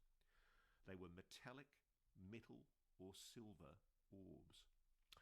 Now, reality check fans will recall that we've taken a very, very close interest in these metallic orbs. I've reported on a guy in Texas who claims that he has a silver sphere, which he has seen operating and moving under its own steam. And I've had since then a ridiculous number of people contact me from all over the world who tell me that they've been seeing metallic spheres across Europe, Eastern Europe, Africa, India, Australia, and a lot of the continental USA. But have a listen to some of this more information from Enigma, because there's been a lot of metallic spheres reported by military pilots adjacent to or over very, very sensitive US, continental USA military bases. So at the Naval Air Station Joint Reserve Base Fort Worth, Enigma reports on the 1st of August 2023, a metallic sphere was seen. November, Delta, Echo, Zulu, Bravo, Papa, stand by, follow, November, Delta, Echo, Zulu, Bravo, Papa, Lima, Yankee, Echo,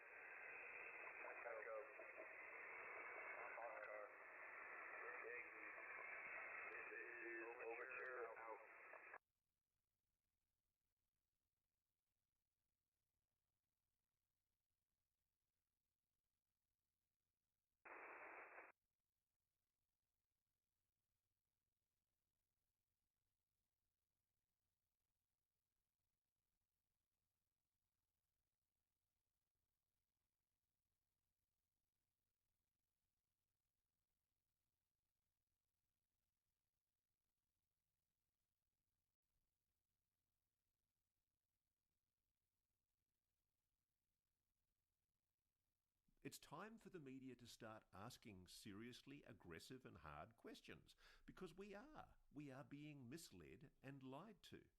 That's the issue. So please keep your sightings coming in. I am overwhelmed. I'm very, very interested to hear more, and I can tell you.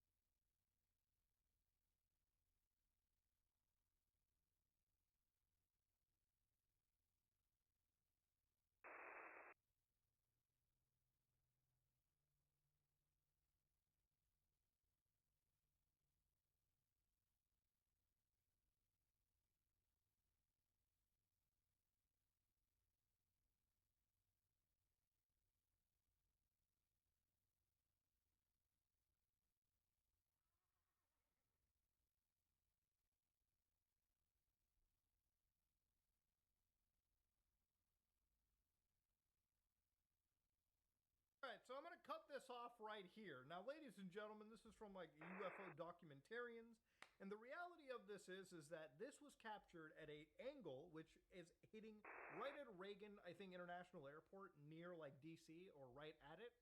So if you're looking at the perspective of a plane flying towards a landing, it's not going to look like it's going blitzingly fast from left to right or right to left or whatever. If it's flying towards you, it's going to look stationary.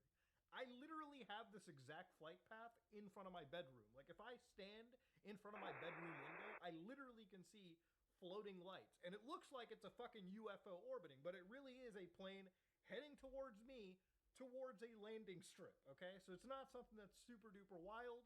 It is something that, again, can easily be disproven. And again, this is not what a drone looks like. This could easily be a fixed wing airplane. And again, at that distance, this is exactly what you should be seeing. So it's not a super shock. But of course, there were other situations too where, again, people were looking at these exact like lights in the sky and wondering if they were drones. And again, with footage like this, it's a little difficult to tell if this is drones or it could just be airplanes flying in a direction because you don't have the quality to necessarily deal with anything here. One of the interesting pieces was this from News Nation, where a crew filmed these New Jersey mysterious drones. So watch this. The experience I had last night, however, changed the way I feel about this story completely. What I saw was more sophisticated than I ever imagined. Take a look. 1, 2, 3, 4, 5, at least 5 lights, 6 lights. I didn't believe what I was seeing. But what was I seeing? We're here in central Jersey. We've been looking for the past hour. I think we've seen about 40 or 50 of these drones. In fact, there's one over my shoulder right there. One after another, these drones appeared in the night sky. If you look real close, they look like fixed-wing aircraft, about 8 to 10 feet wide, colorful, white blinking lights. That is not a plane. Definitely not an airplane, but So it looks like a fixed-wing airplane, but then not an airplane. Like, if you look very carefully at it, it's hard to tell because, again, the cameras that we are using are not capturing this appropriately, right? Like, it's tough to work with the detail. But it actually does look closer to fixed-wing aircraft, right? Like, you've got the actual wings over there.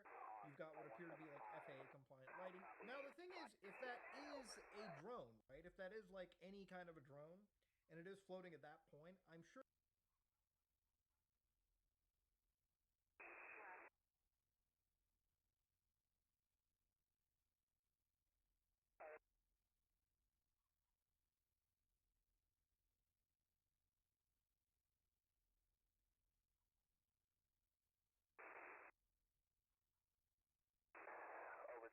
Overture, this is Hawk Shop on triple 175, requesting check into the net at this time.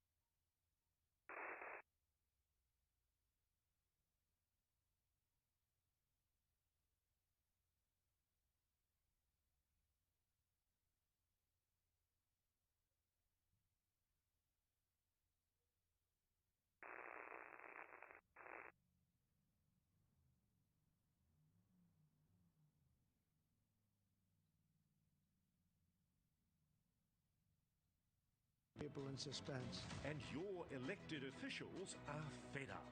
Show us the data. Show us how it's manned aircraft. That kind of sophistication clearly suggests this is not something that's being done in somebody's backyard. But are they saying just don't look up?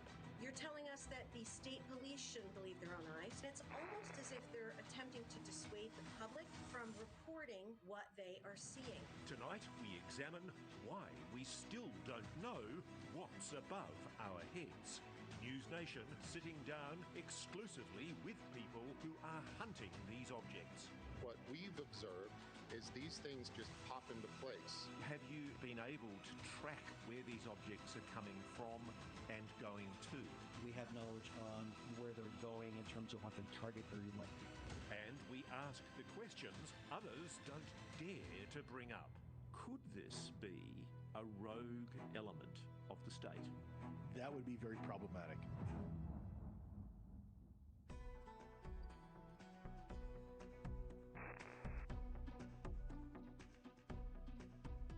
Good evening and welcome to this News Nation special report, Drones over New Jersey.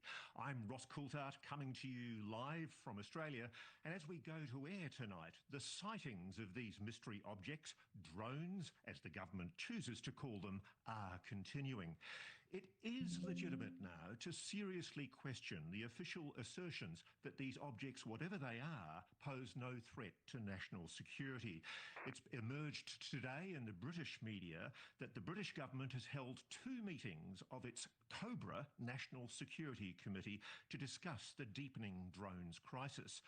This is because, as we'll reveal to you in detail today, the sophisticated technology behind these craft means that we've not been able to track them, we can't bring them down, nor do we know yet who is actually operating them.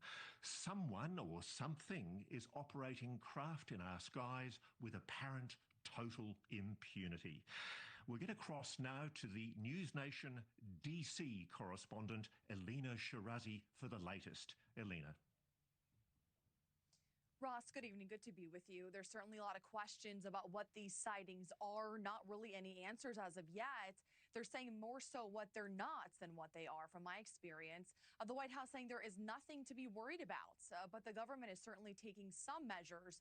The Federal Aviation Administration is now banning drone flights over large parts of New York and New Jersey until next month. The Pentagon is also stepping in, but the American public and lawmakers, they want answers. The bottom line is that our forces, our commanders, if they observe UAS activity that they believe represents a threat, they have the authority to conduct mitigation operations. The Defense Department authorizing shoot-downs of drones and sending counter-drone technology to military bases. News Nation pressing the Pentagon this week on how they will spot potential threats. What would constitute it as a threat? What is the benchmark, and have you been communicating with other military installations to be ready for more of these drones and how to spot if it could be a threat before it might be too late? This is not a new conversation for us within DoD. I mean, as I highlighted, drones flying, whether here or overseas, is not something new, right? And especially in the United States with 1 million registered drones. This announcement comes as President Biden says Americans have nothing to fear.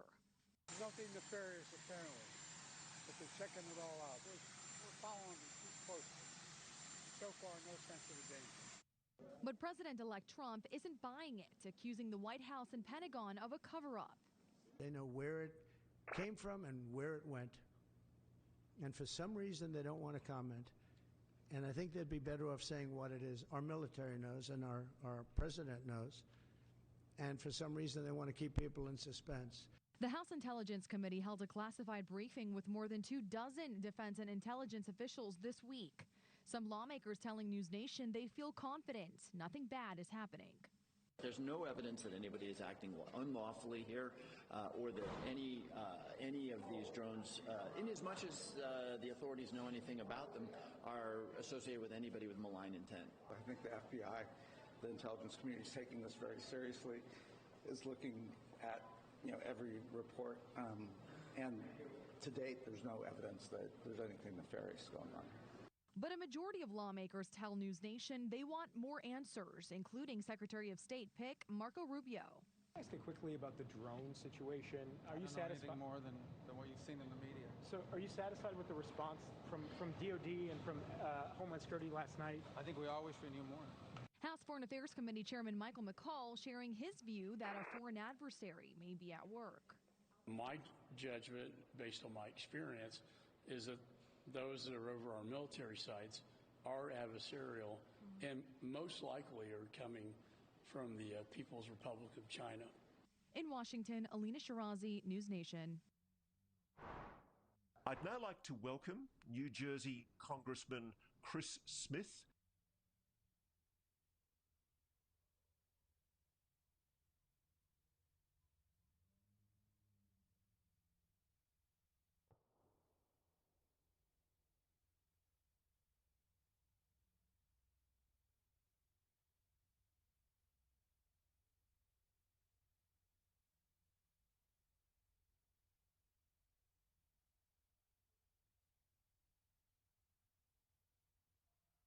They don't know what it is, and no one's like giving any real information, so it just keeps like festering. Like more and more like paranoia is brewing about all of these drones, and this is a real thing. This isn't like some kind of like made up nonsense mumbo jumbo about some crackpot conspiracy cooked up by a galaxy gas addicted weirdo who's talking about how they know for sure that leprechauns are real and they just spotted 5 gnomes that ran across the interstate on their commute to work.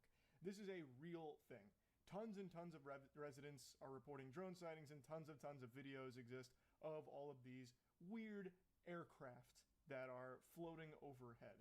Now, there are so many videos that are being talked about that are claimed to be like these mysterious drones that are actually just airplanes. Like, I read a story about how some people shined the laser at a FedEx flight thinking that it was a drone, and then they're still saying like they lasered a drone. It's like a lot of it is planes. Full stop.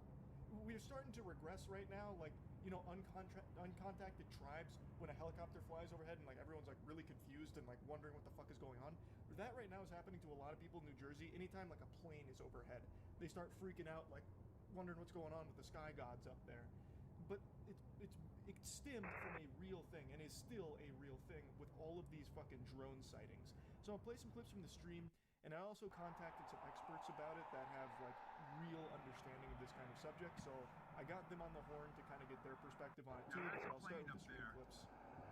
So what's up with the drones? Brother, I actually don't know. There's so many drones.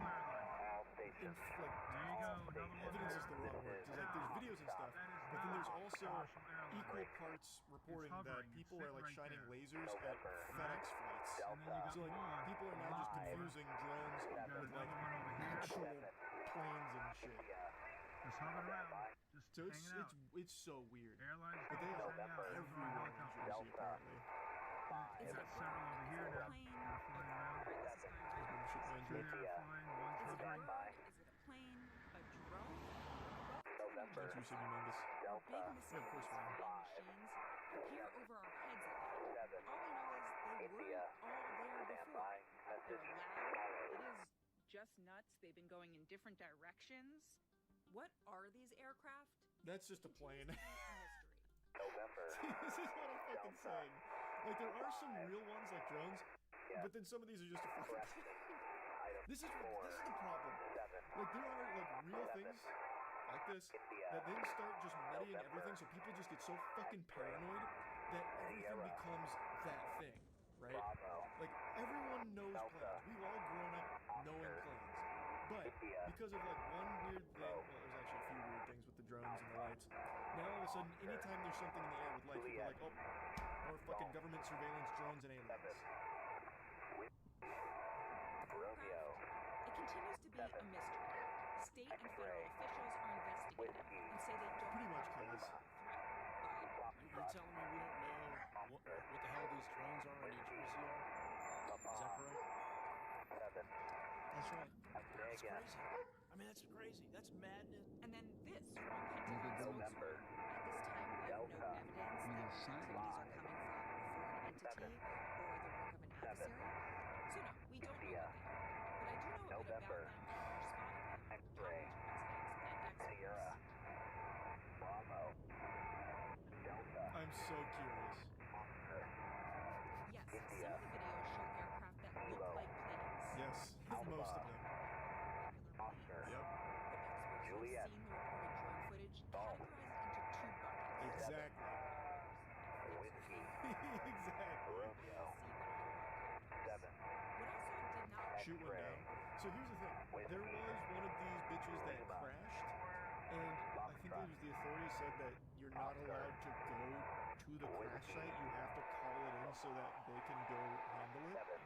So it just adds to the mystery. So that's why people get like so lost in the hysteria that all of a sudden now they're shining lasers at just airplanes. That's an airline. Right in New Jersey, and they are VTOL UAVs with transmitting technology, aerodynamics. That is not a commercial airliner. What the fuck was that? Hovering. It's sitting they have right a contract there. with the Navy and are testing out of Philly, Maryland. Testing out of Philly and Maryland since November. You got another one over here. I don't think it's aliens or anything. I think it's very weird though, because you could absolutely just come out and say something about it. Airlines don't just hang out, and those aren't helicopters. You got several over here now that are flying around. 2 there are flying, one's hovering.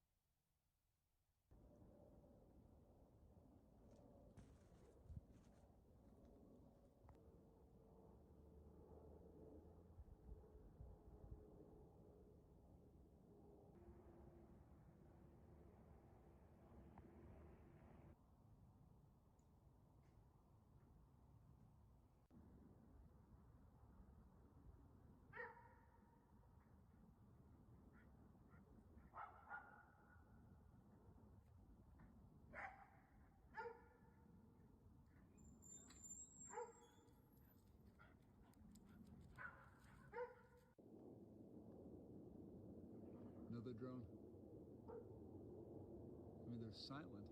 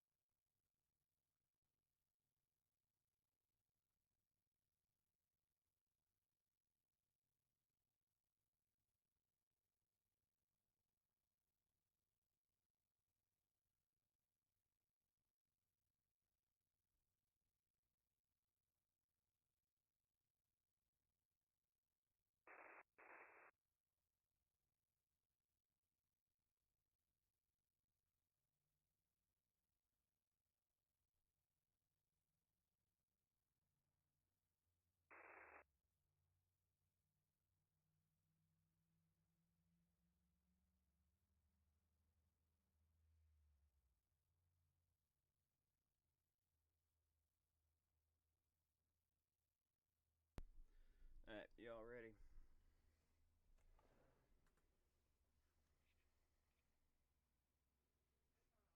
Just wiped 4 more off of me.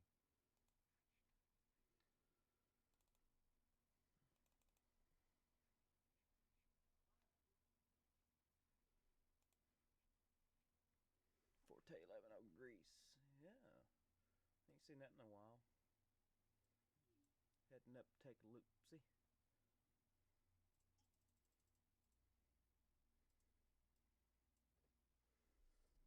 Greg is texting me. I feel a little bit better today.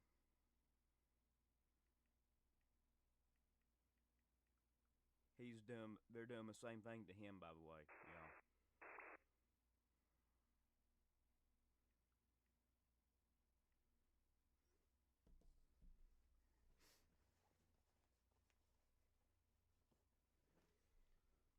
Okay, let me get down in here. I put together some stuff a minute ago for you all. Okay. We've had a Brazilian bridge. I feel better, Brittany. A bridge in Brazil that connects the states. I'm not even going to try to pronounce these. It connects 2 states together of Brazil. Has collapsed. Multiple unalive from it. Big bridge. I'll post a link to Discord of this. Also, you need to check out the Z's channel on Discord. I posted some information in there 2 minutes ago.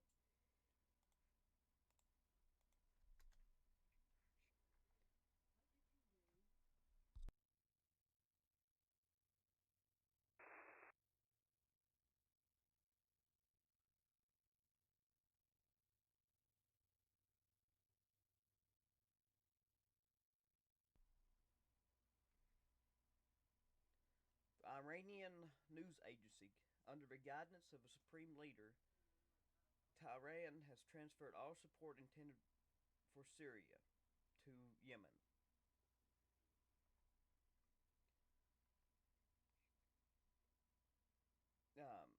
Senior leaders of the Israel military establishment recommend launching a, you know what, inside Iran.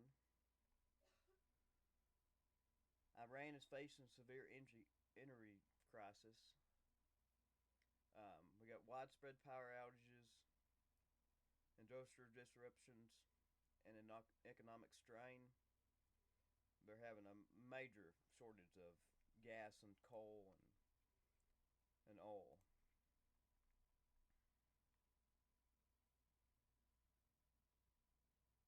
Ukraine will regret the last few days and face even greater destruction, Putin threatens after drones in Kazan. Trump says he will not insist on humanitarian aid like Biden has been doing to Israel.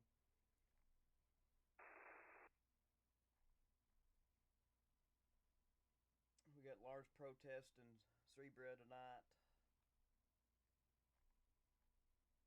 The Yinping 3, the ship that cut the communication cables in the Baltics, is heading for Egypt and Port Said now.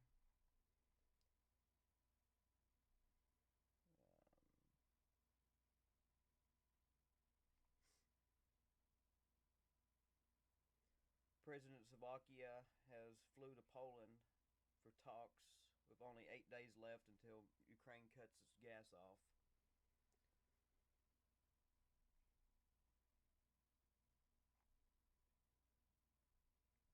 President of Panama responds to Trump about the Panama Canal, says they will not give it back.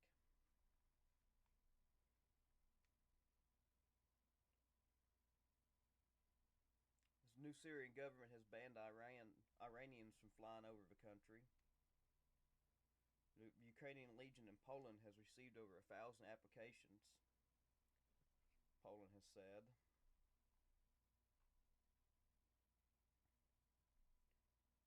We got an ammunition depot near Nevercrest, Russia, that's on fire.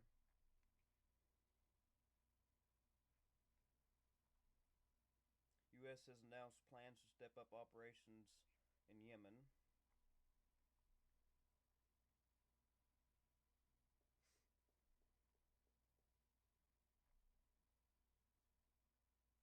Trump says he still wants to meet with Putin.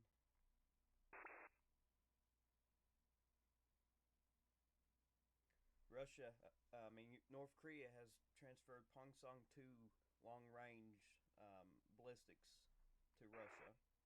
They got a range of 2,000 kilometers.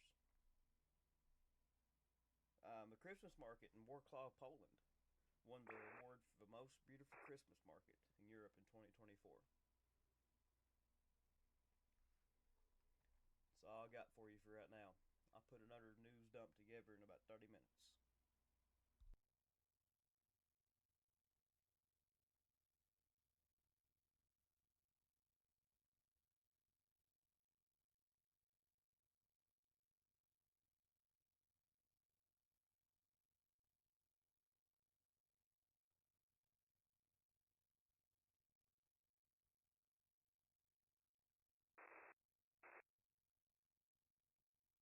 And also, if you're in here, make sure you're still subscribed.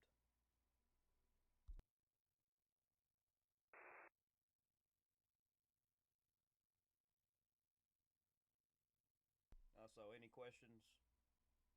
I'll do a Q&A for a couple minutes.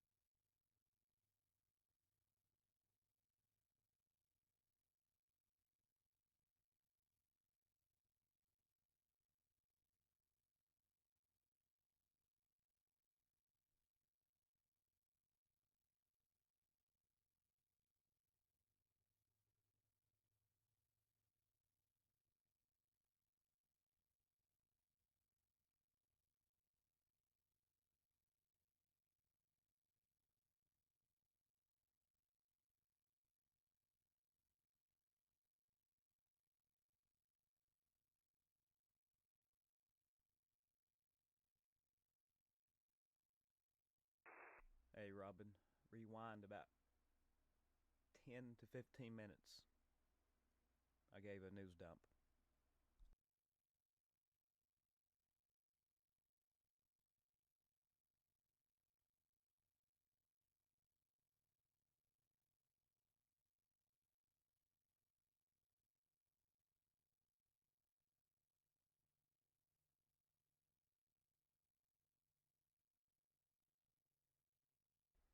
That's a very interesting Russian flight.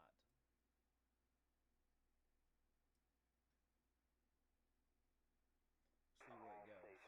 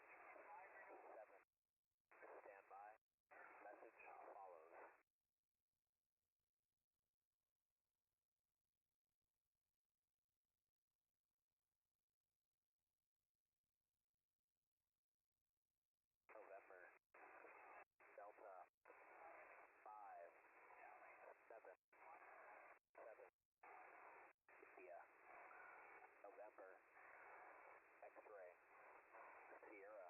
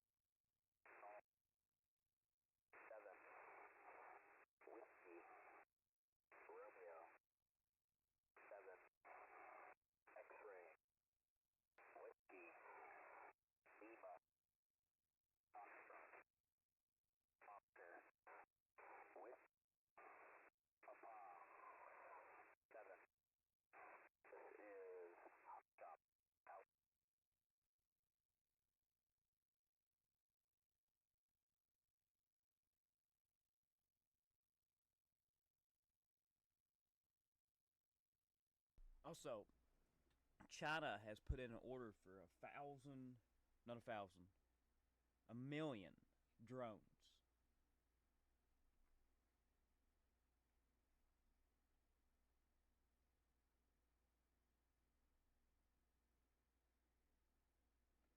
Saw that last night. The info to that's over in the bottom left-hand side, second one up.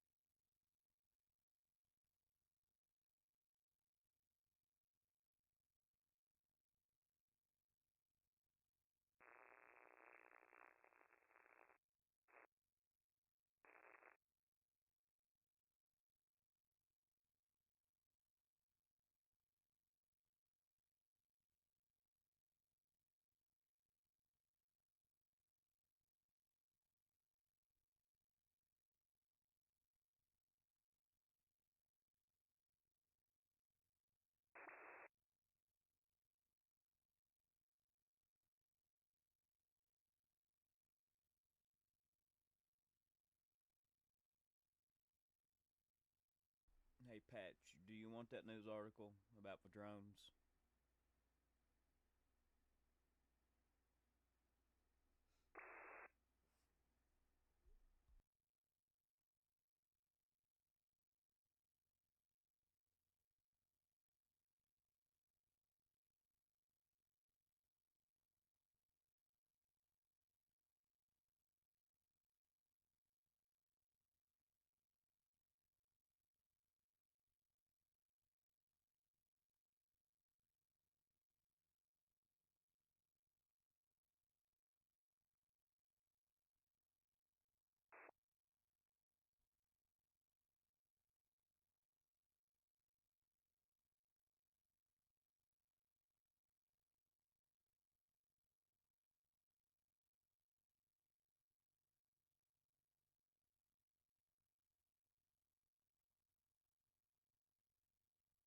Here, I'll post a link of it in chat.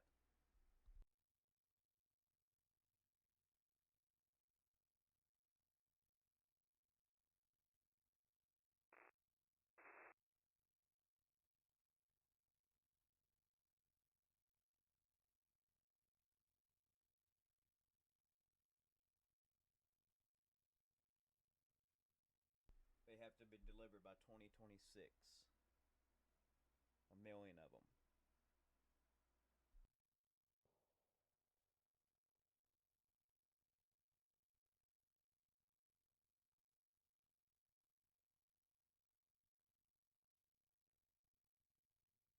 Hey, awesome, Patch.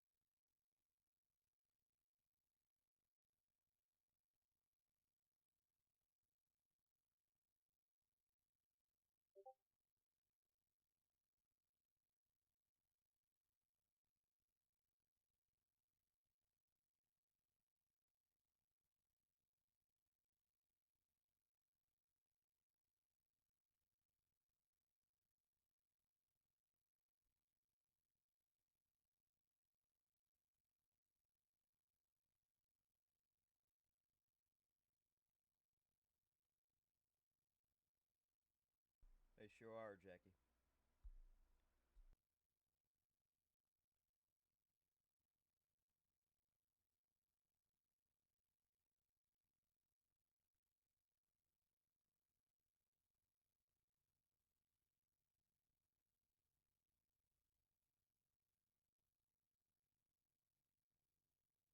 Looks to be going to that King International Airport.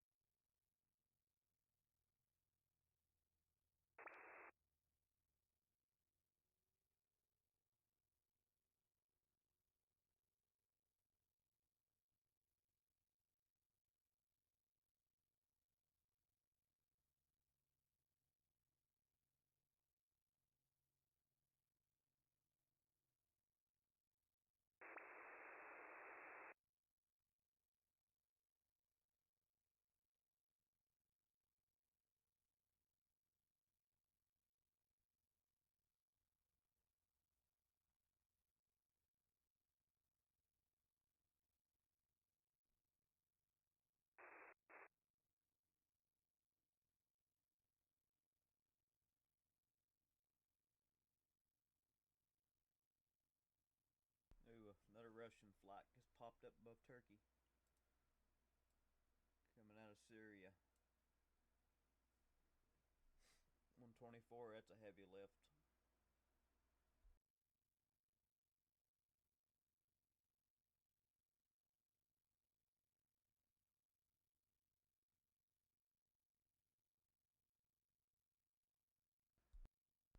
The wife of Assad has reportedly filed for divorce in Moscow.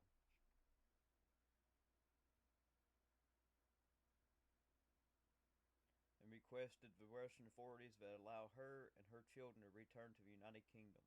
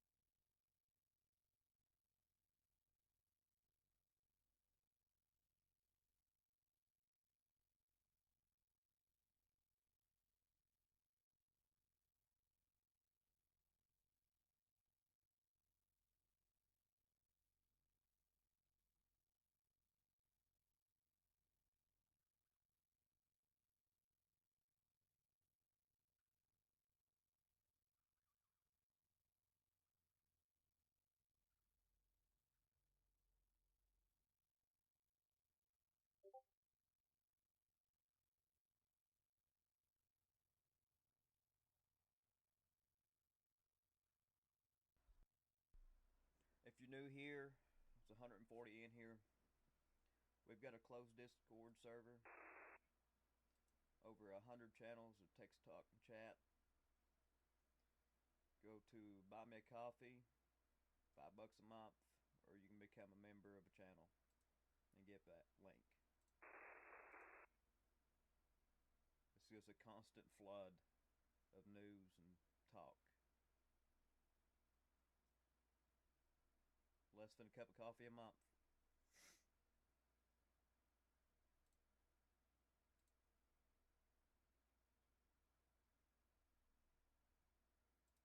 We log over EAMs.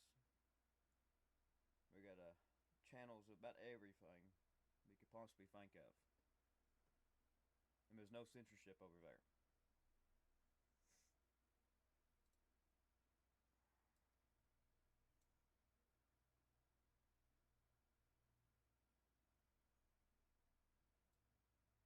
Yeah, I think it's going to the King Airport.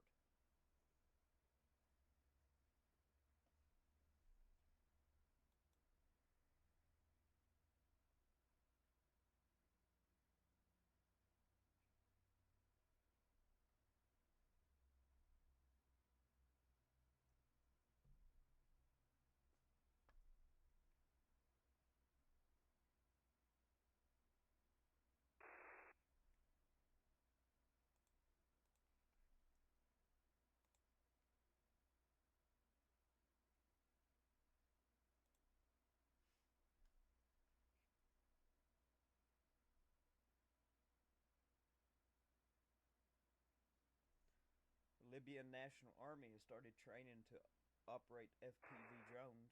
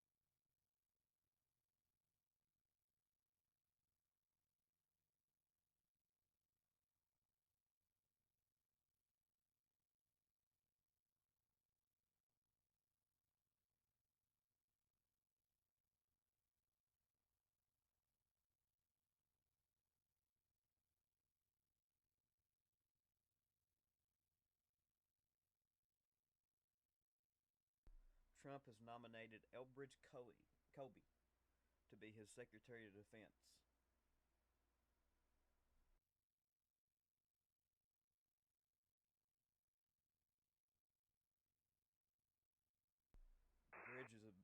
advocate of China to prepare the U.S. Armed Forces for military challenges that China presents.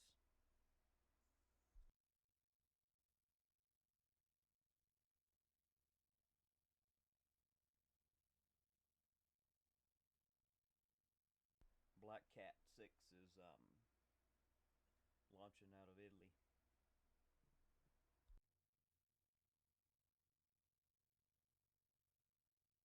I wonder if we're going to have a look-see at Libya. Or we're going to go over here and look into Lebanon, that, or it may come through and go to for Israel and look some Middle East.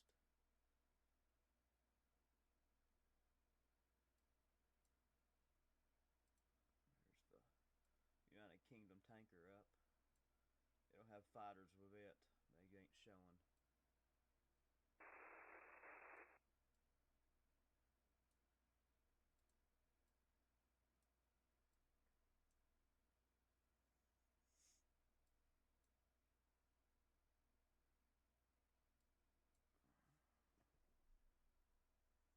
It's an MQ-4 nano drone.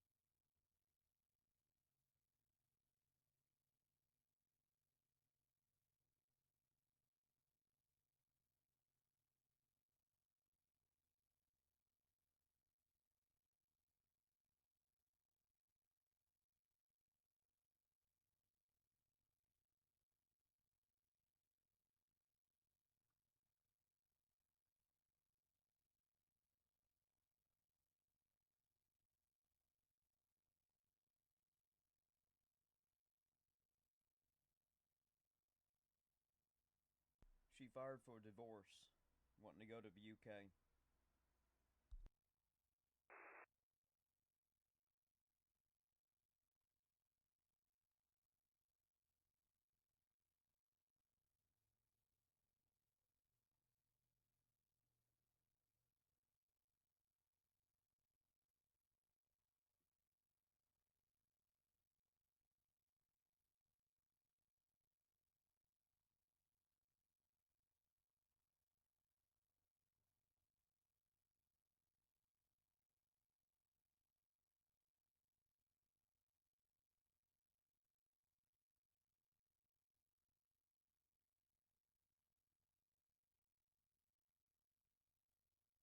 The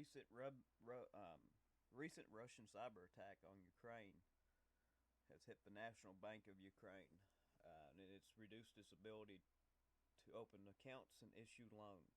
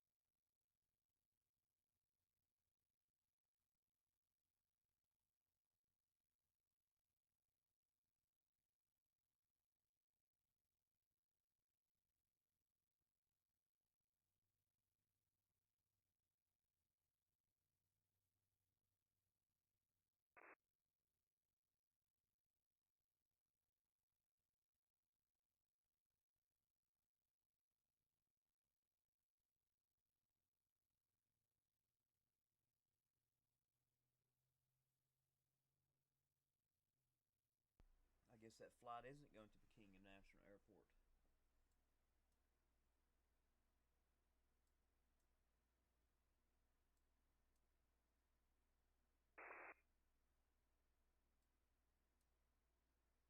so. It's doing a U-turn.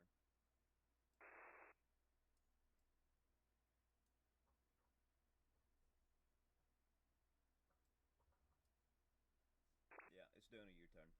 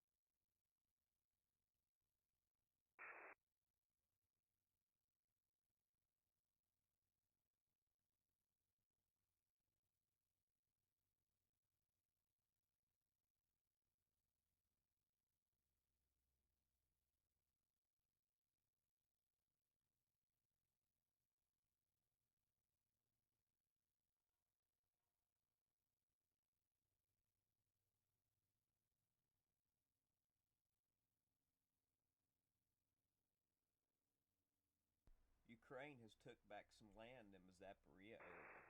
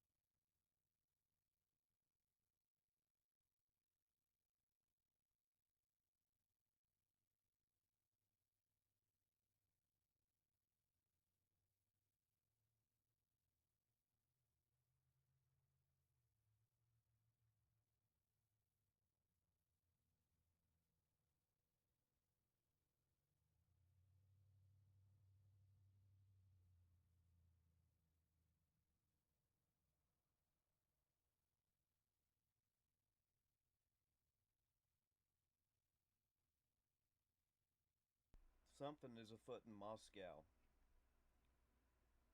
There's a major police presence. I'll post a video of this in Discord.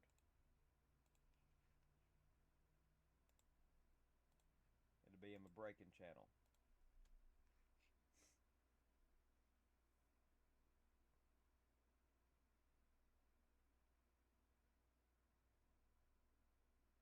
It's probably 30 or 40 police cars in this video with their lights on.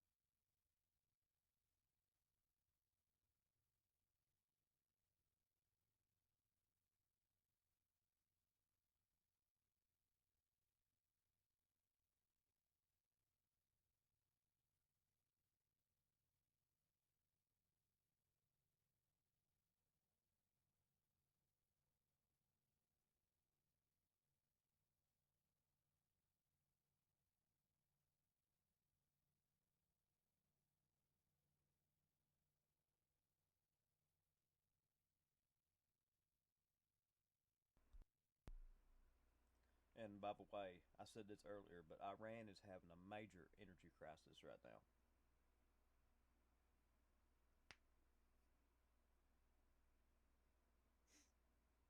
Schools and colleges are opening online only. Government office in Iran is closed. Highways and shopping centers have been plunged into darkness. Industry plants have been cut off from electric grid.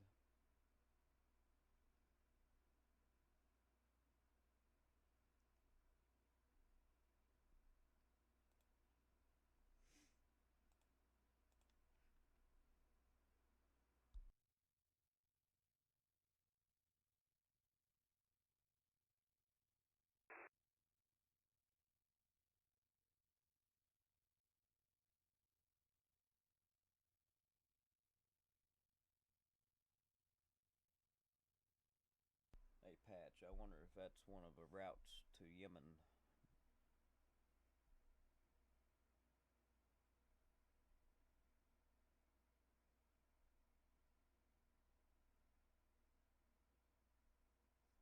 Could very well be a new supply route.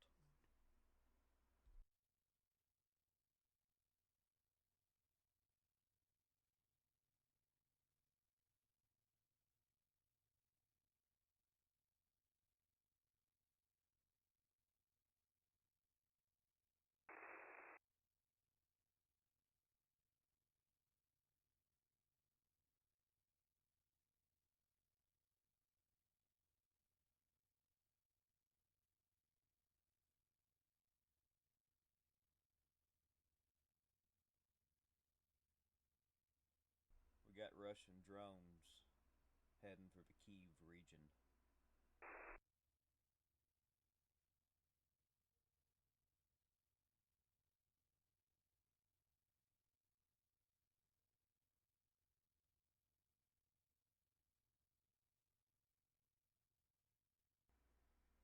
He swiped another 7 off of me.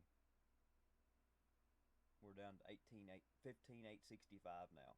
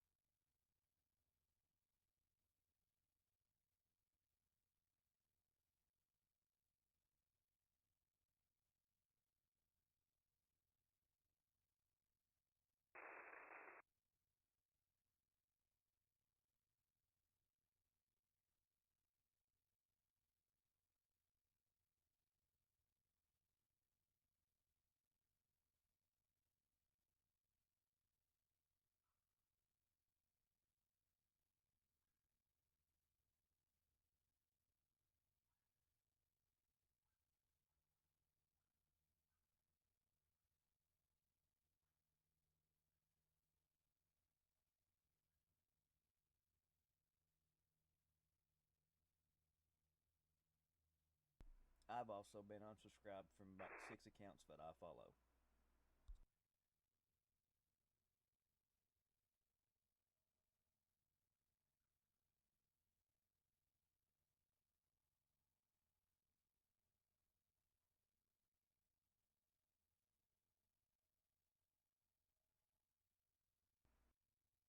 And my whole recommended page now is junk that I have never watched. I have no interest in.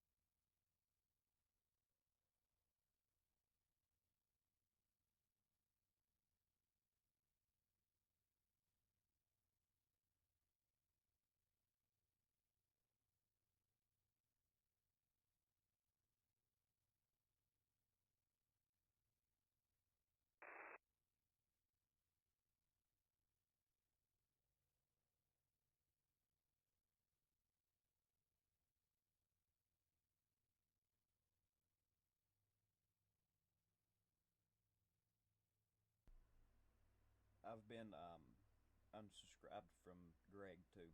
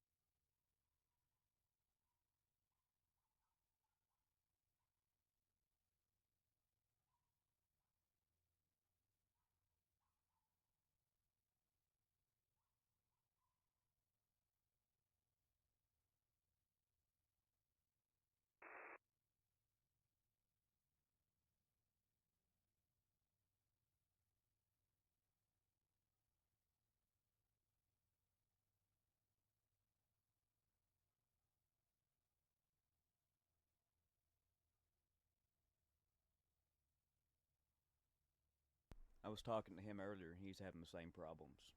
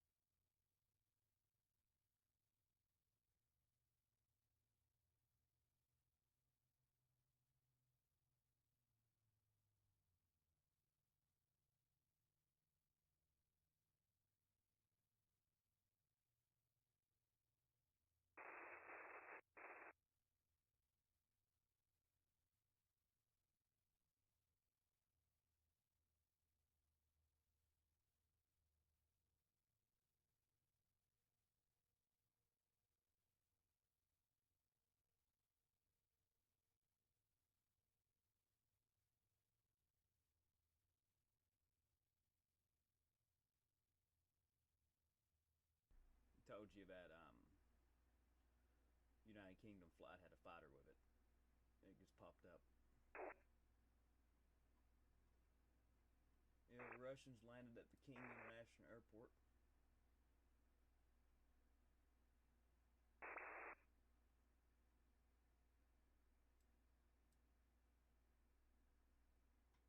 Interesting to see where Forte 10 goes. Yeah, I saw that Sky Teeth call sign.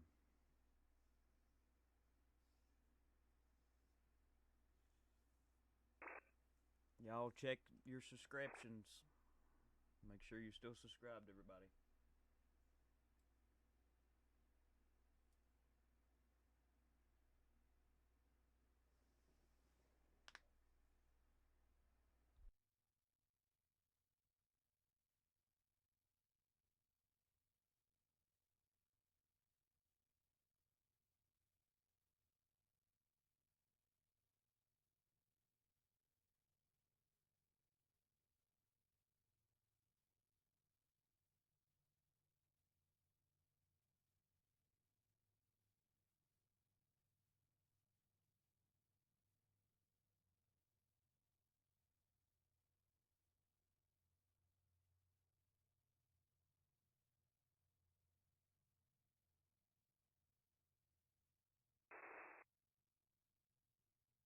There went 3 more just now.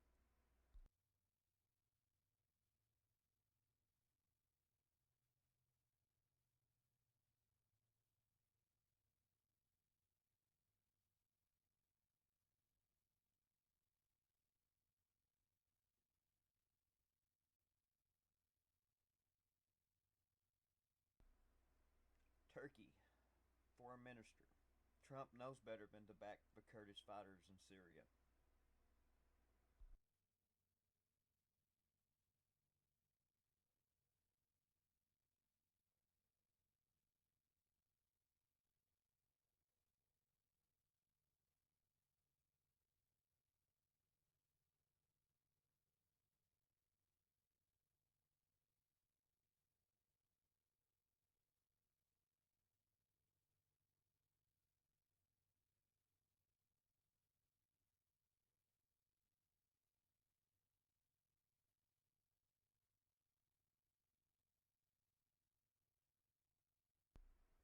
know what Sky Chief is. I've never heard Sky Chief. Heard Sky Master. And I've heard Sky King. But I've never heard Sky Chief.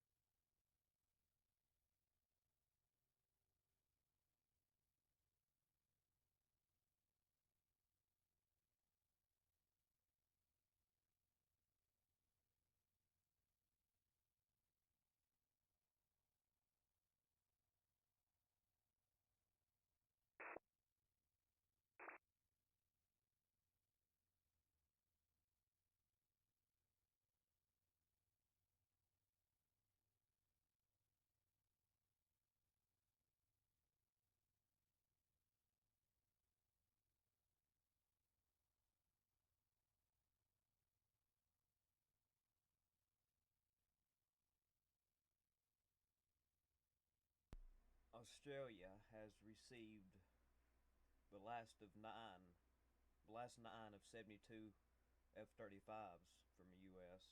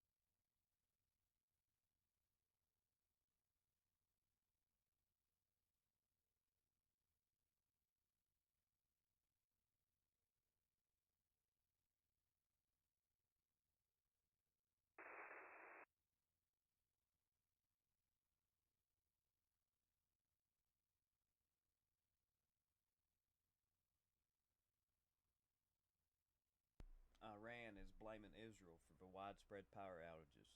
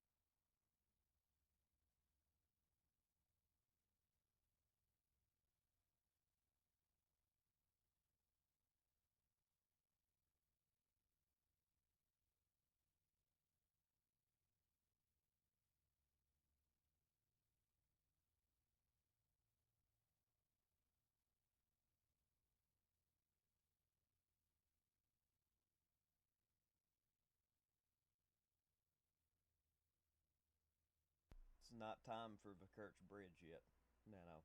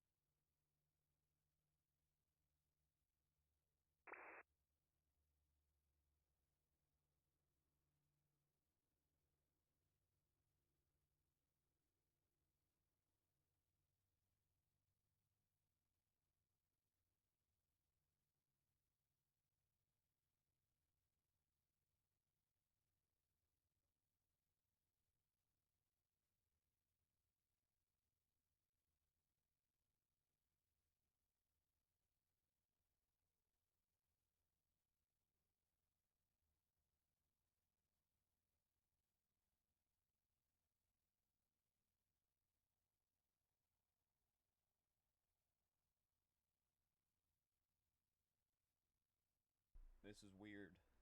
I have been gifted a channel membership to a channel that I have never been to. Or I'm not subscribed to either.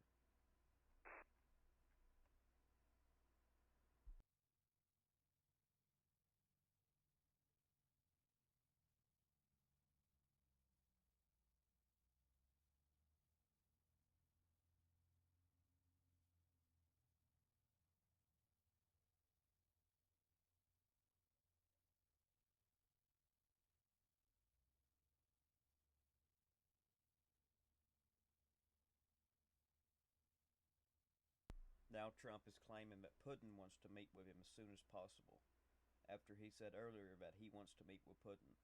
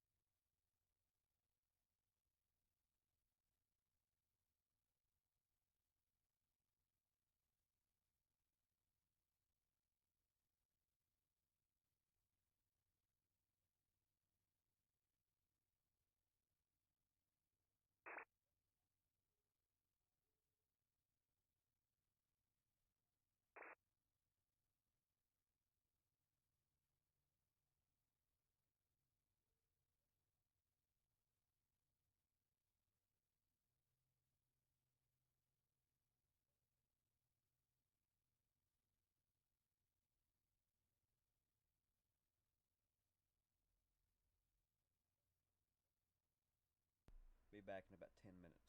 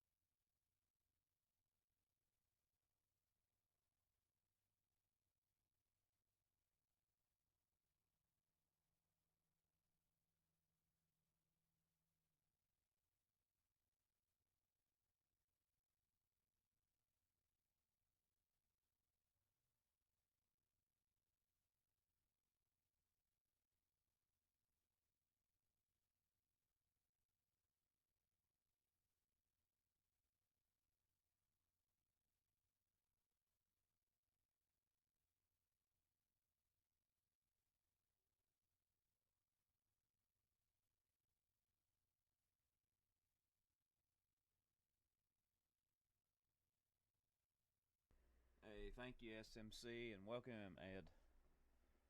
Ed, you can find the link to Discord in my channel membership tab.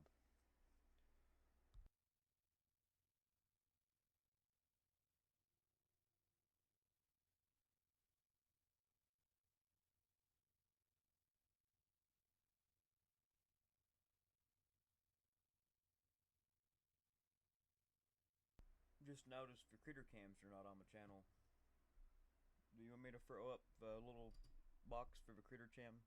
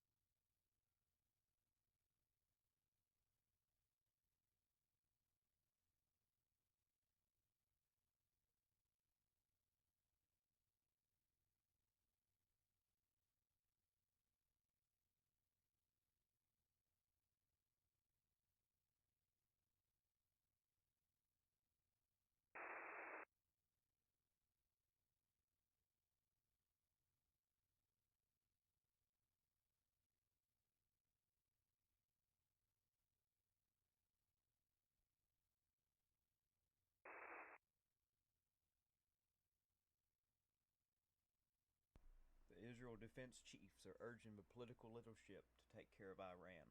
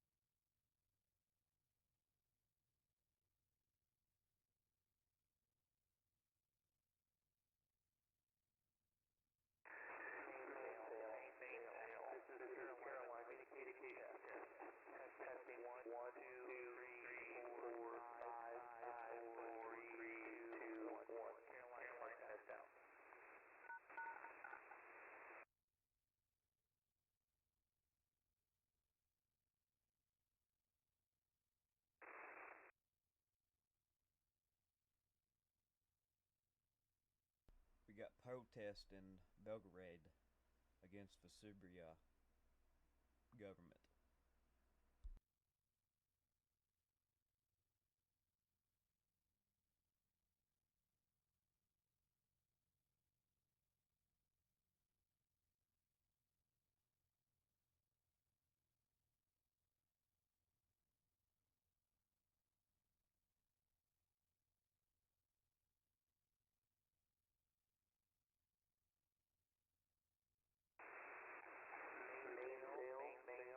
This is Carolina, KDK testing 1, 2, 3, 4, 5, 4, 3, 2, 1. Carolina test out.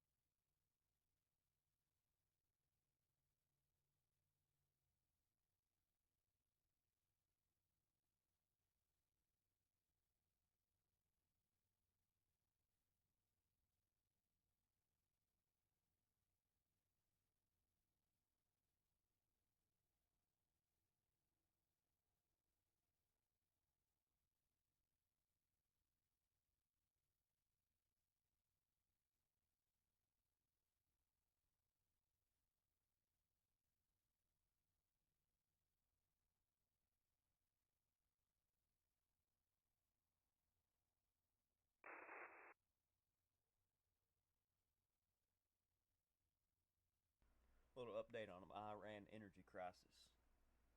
17 of its power plants have been took offline.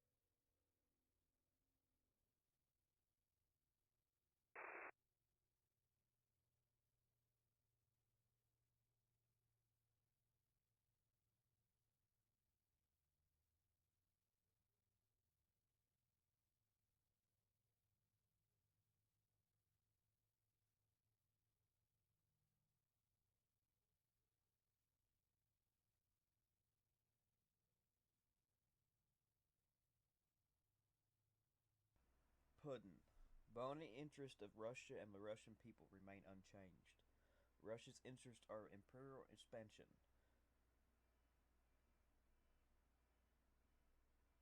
And subjugation to its opposition to its expansion, Ukraine is experiencing what it's like to object the Russian interest.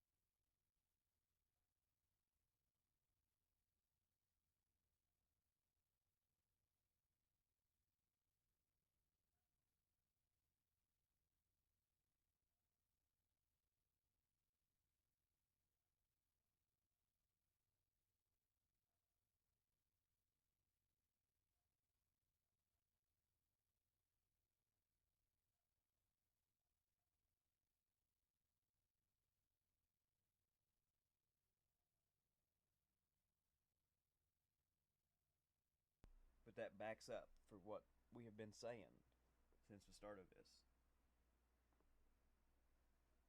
Russia is interested in expanding.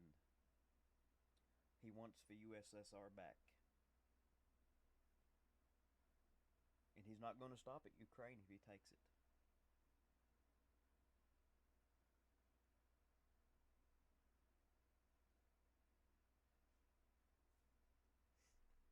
He just literally just said it right there. Russia's interest is expansion.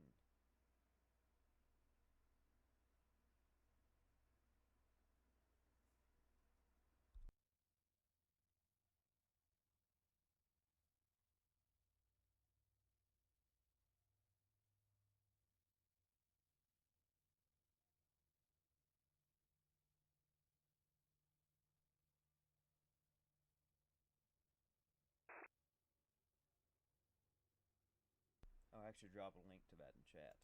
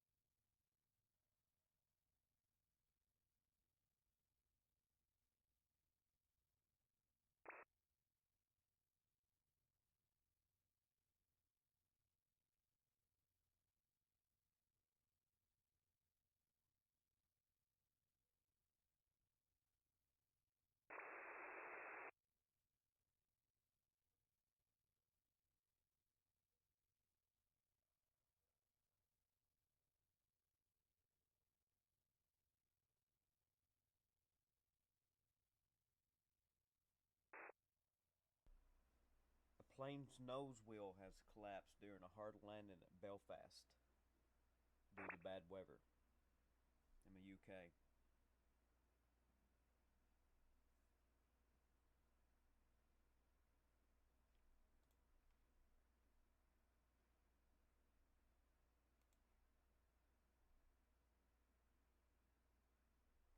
No passengers was on the aircraft at the time, and only 4 crew members.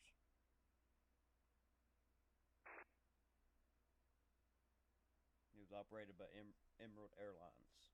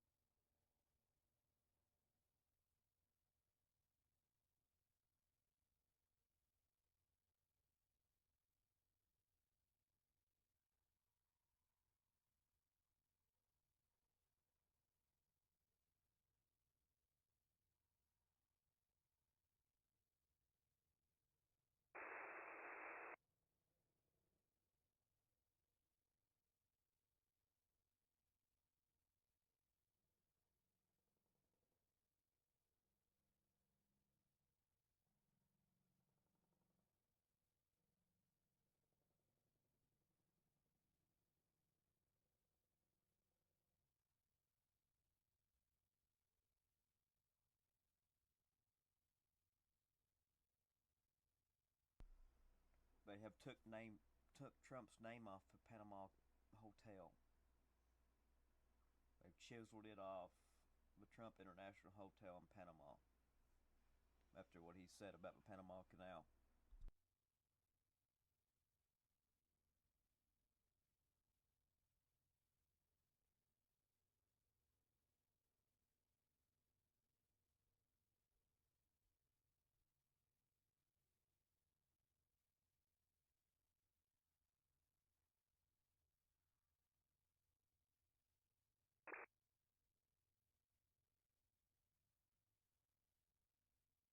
Be back in about 10-15 minutes.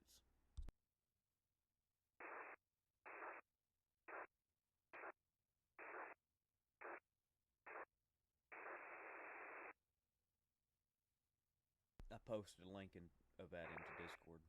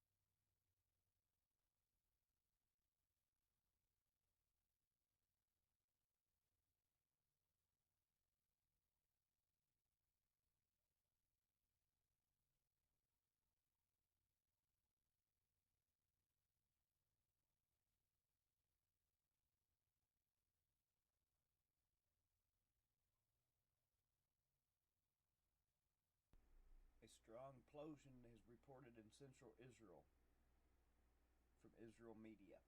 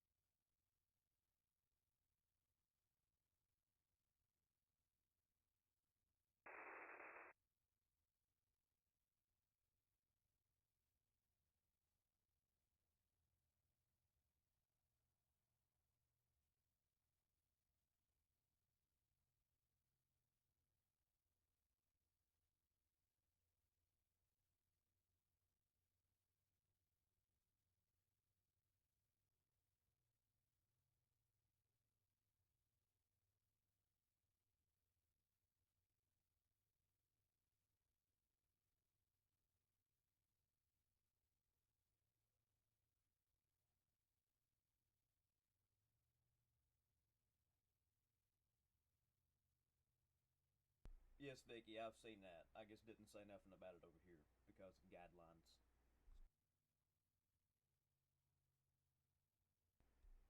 There is a story on it in Discord.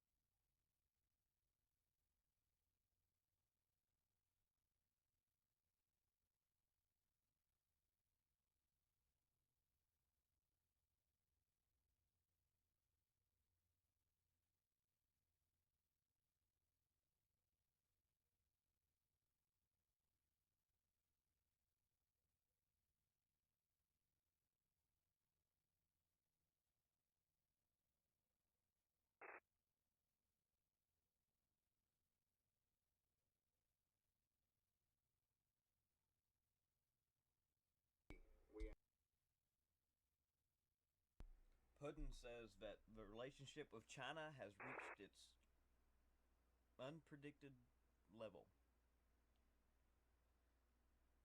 it's ever been seen before. They are cooperating very nicely.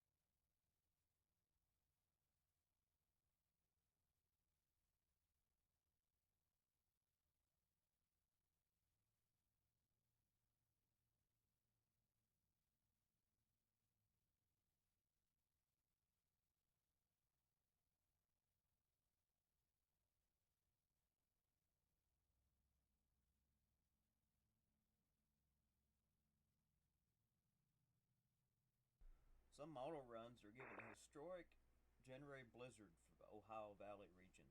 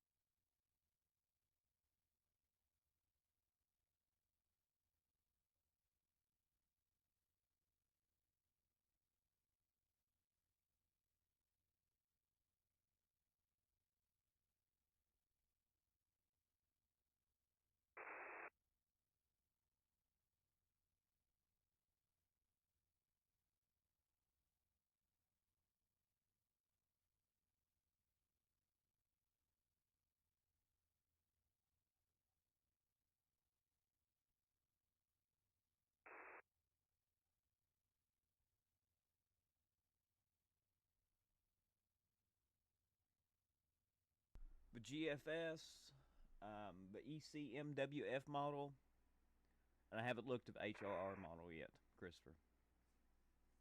The ECMWF model is showing a very big system. The GFS has it toned down just a little bit.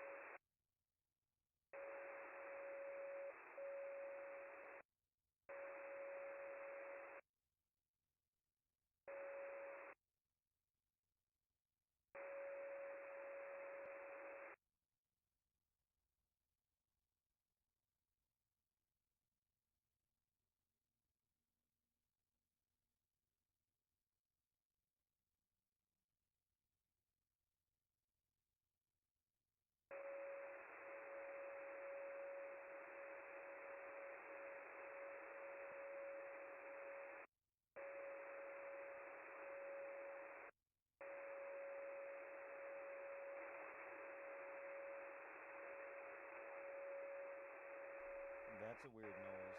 Sounds like someone has an open mic.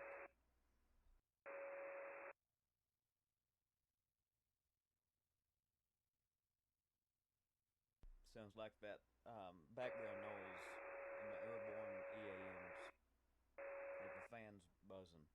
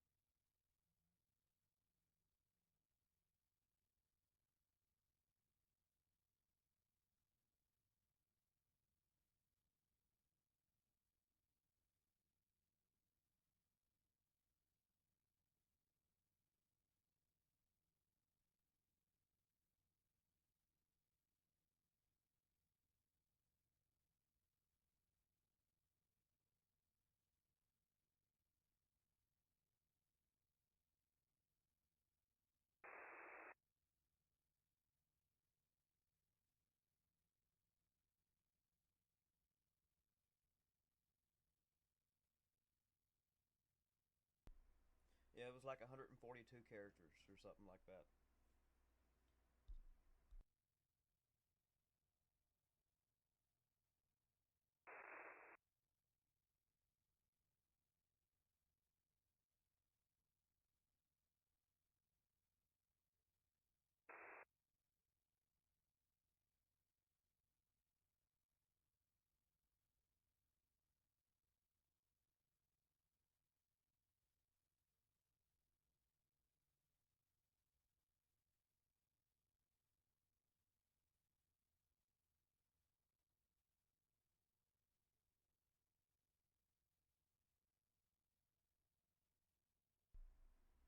Not really. We've had them high as like 270 characters, 268 or something like that.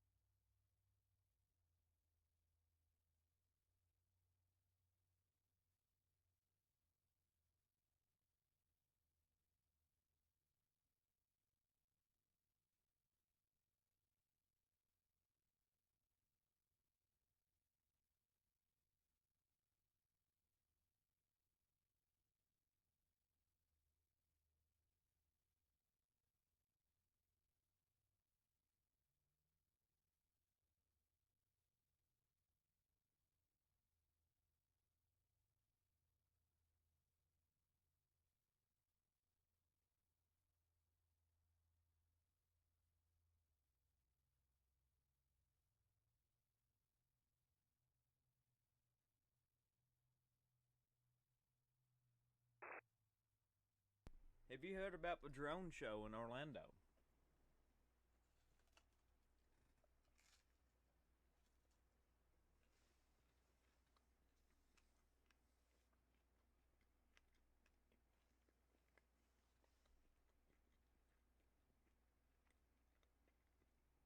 They've had to cancel it.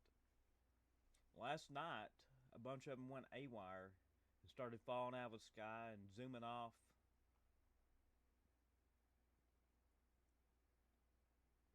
Sent one person to the hospital.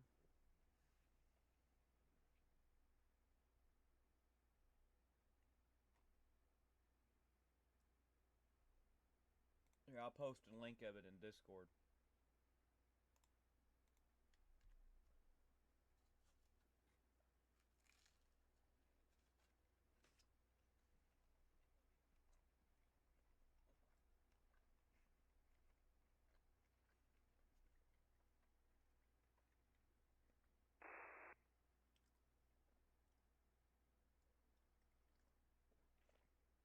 That's very strange.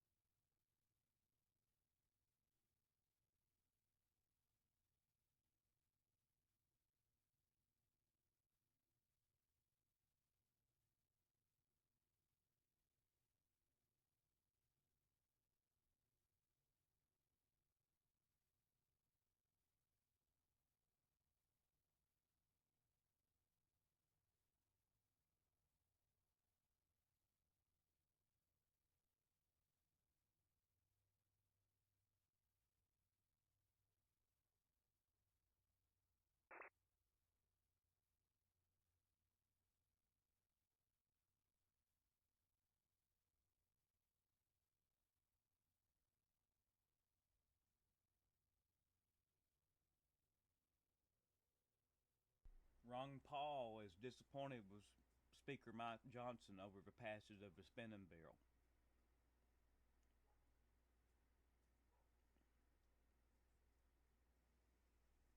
It's called for another speaker that needs a spine.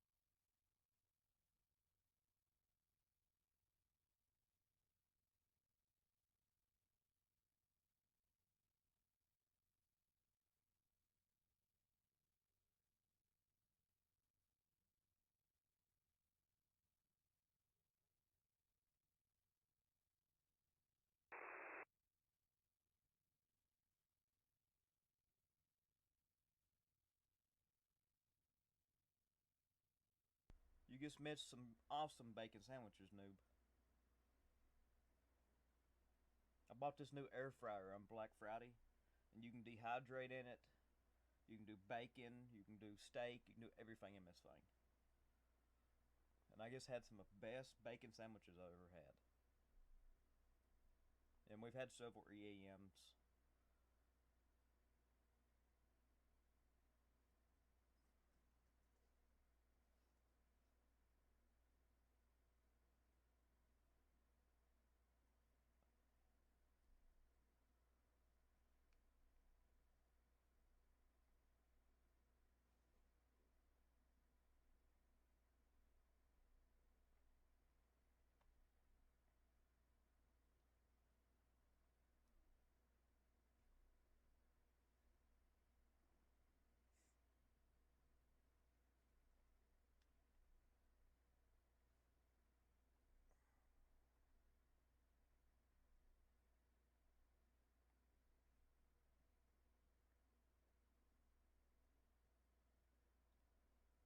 And also, noob, China has placed an order for 1,000,000 drones.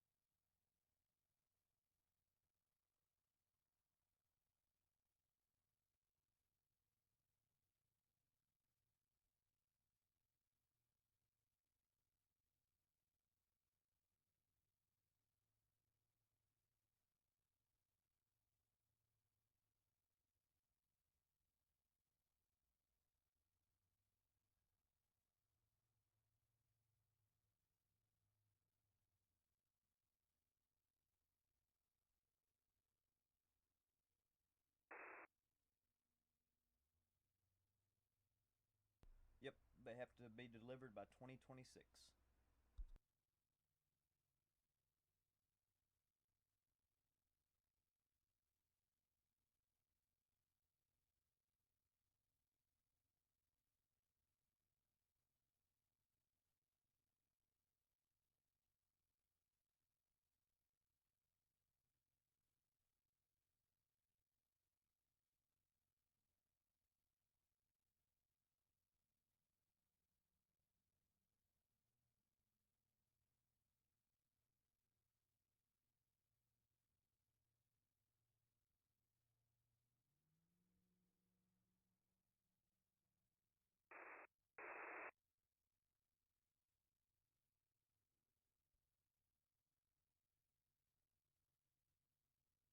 You can can watermelon, Reagan? I have to check this out.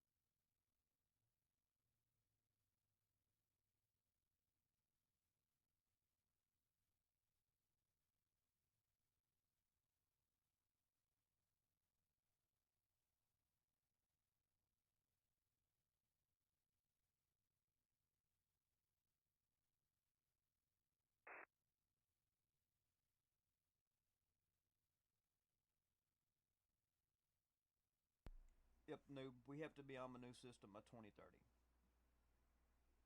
So everything's going to go down around 26, 27, 28 in that area.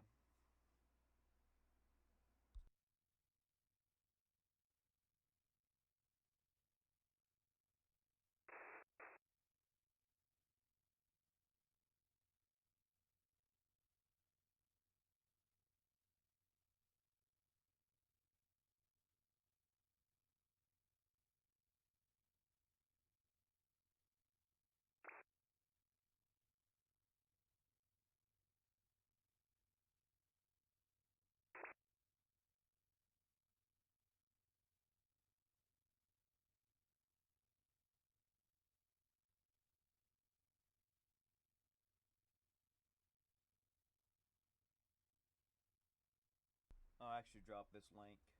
It's one of a few links that I've found about these drones in chat here for you all.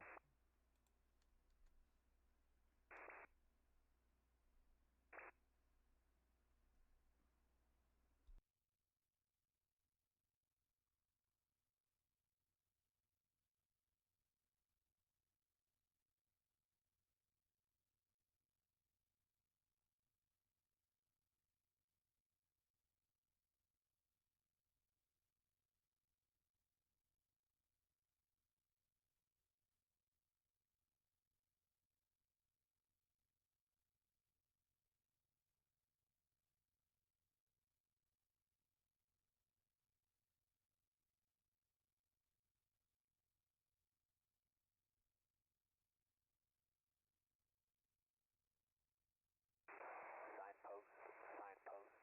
This is fast time on 1175. How copy my station? Over.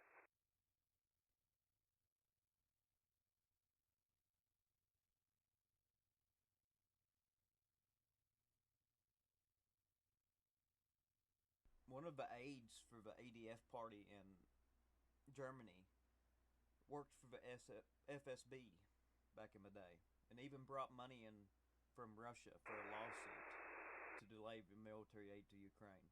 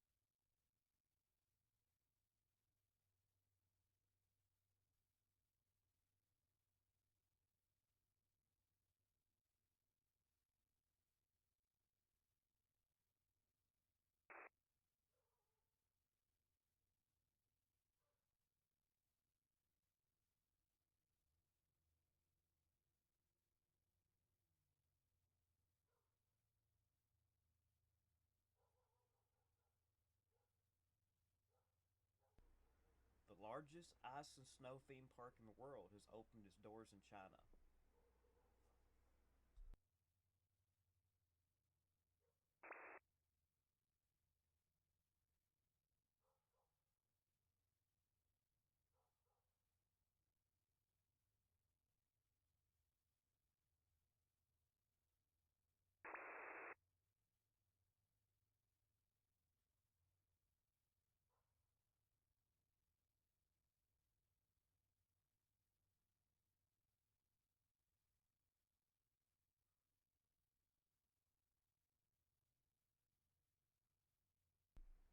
The largest ice and snow theme park. I posted a link in Discord there, Mama Bear.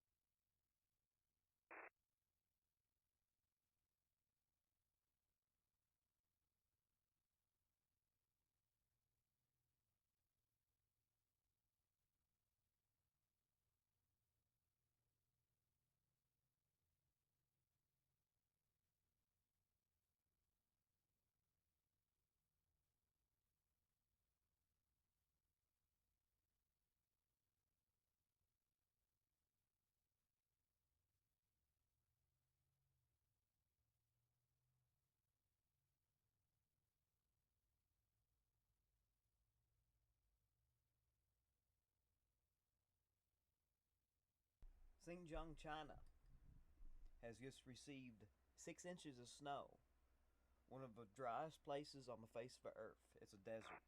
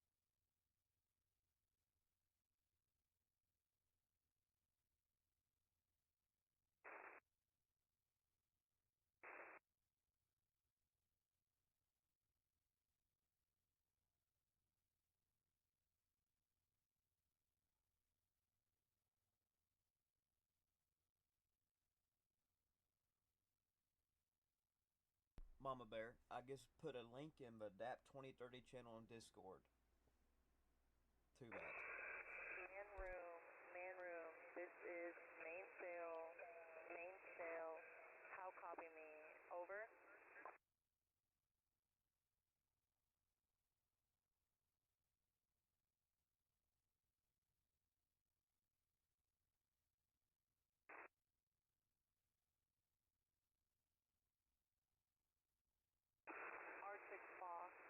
Arctic Fox, this is main cell,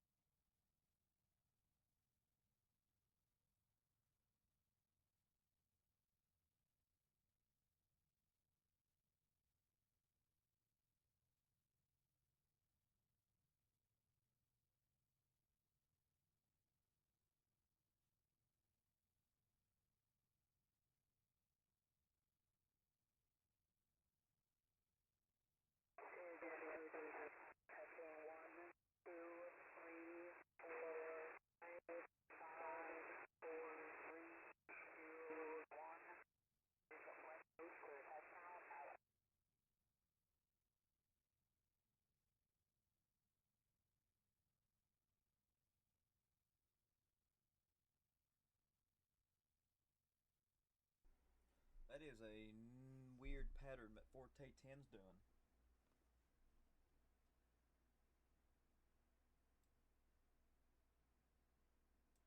I haven't seen him come up through here in a long time. He usually stays down in here.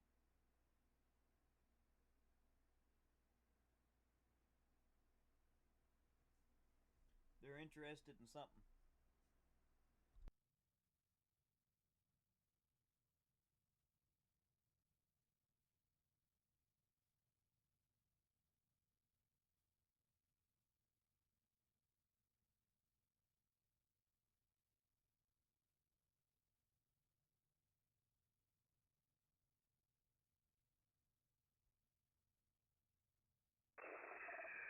This is Logis for the touch count, testing 1, 2, 3, 4, 5, 4, 3, 2, 1. This is Logis for the touch count.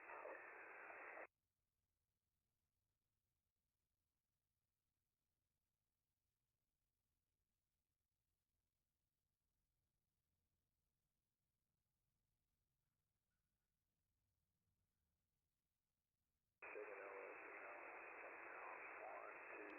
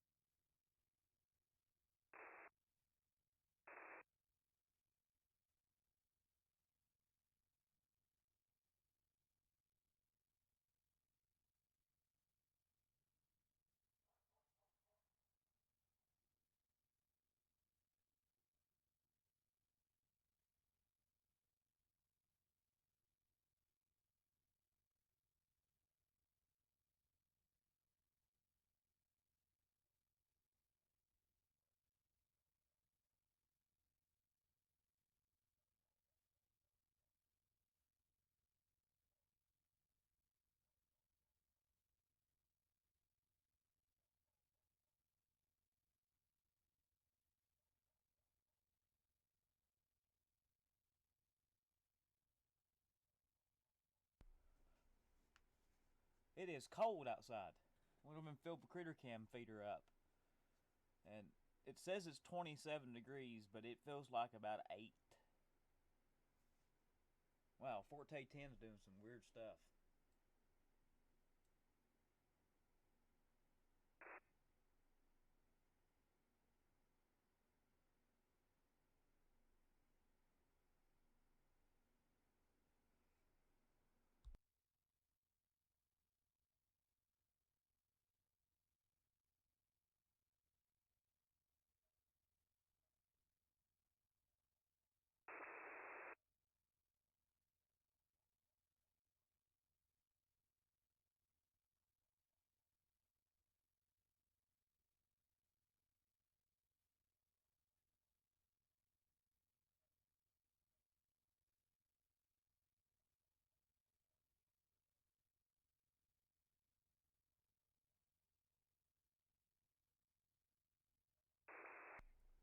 Natural gas has soared to its highest price in 2 years.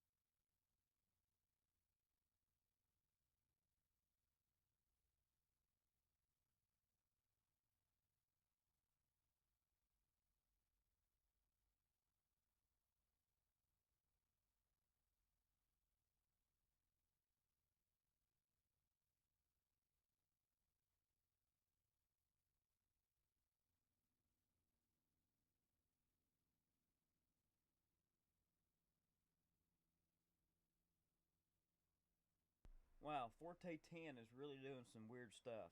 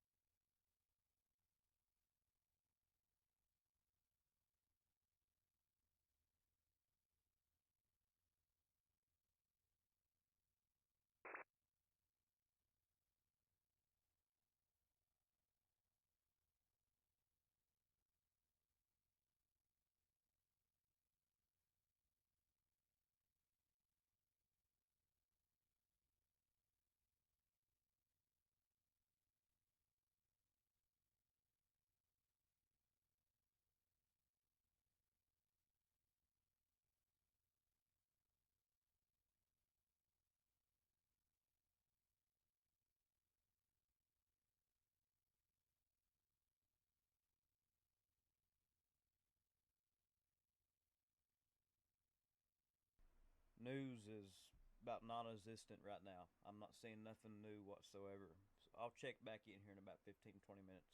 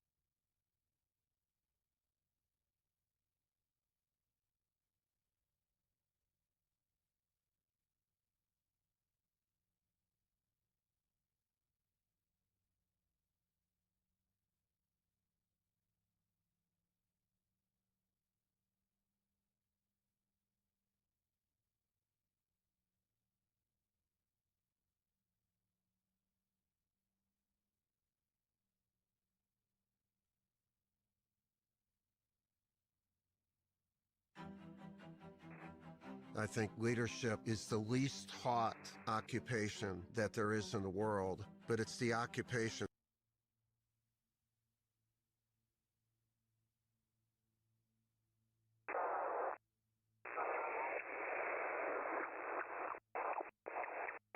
All stations, this is fast time, I think leadership is the least hot occupation that there is in the world, November, but it's the occupation. Delta, Mike, 6, Lima, 5, and Mike. November, Delta, Mike, 6, Lima, 5, stand by.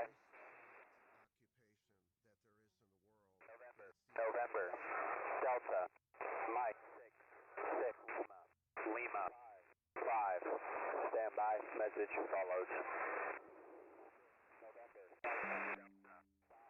November, Delta, 6, Lima, 5, Papa, Delta, Foxtrot, 7, Foxtrot, 7, Bravo, Zulu, 3, X-ray, Victor, Tango, Papa, Bravo, 2, India, 3, Whiskey, 6, Golf, Alpha, Delta, 7, Iceberg, November, Delta, Mike, 6, Lima, 5, Papa, Delta, Foxtrot, 7, Foxtrot, 7, Bravo, Zulu, 3, X-ray, Victor, Tango, Papa, Lima, 5, Papa, Delta, Foxtrot, 7,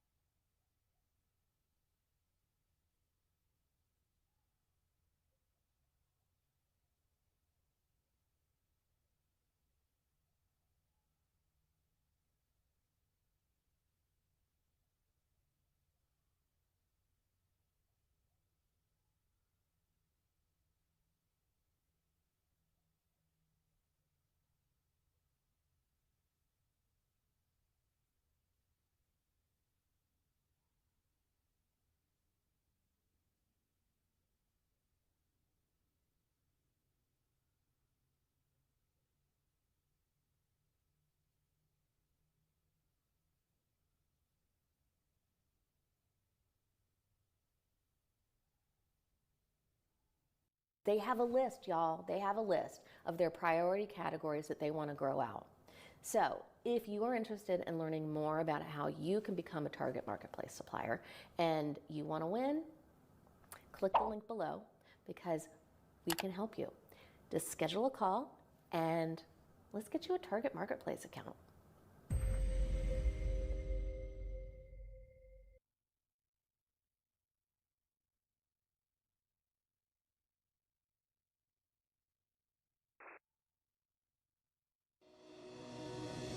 You've got the business idea. Now, give it the right address. GoDaddy has domain name options to make it happen. You're a search away, so go ahead, find it, name it, buy it, and build it.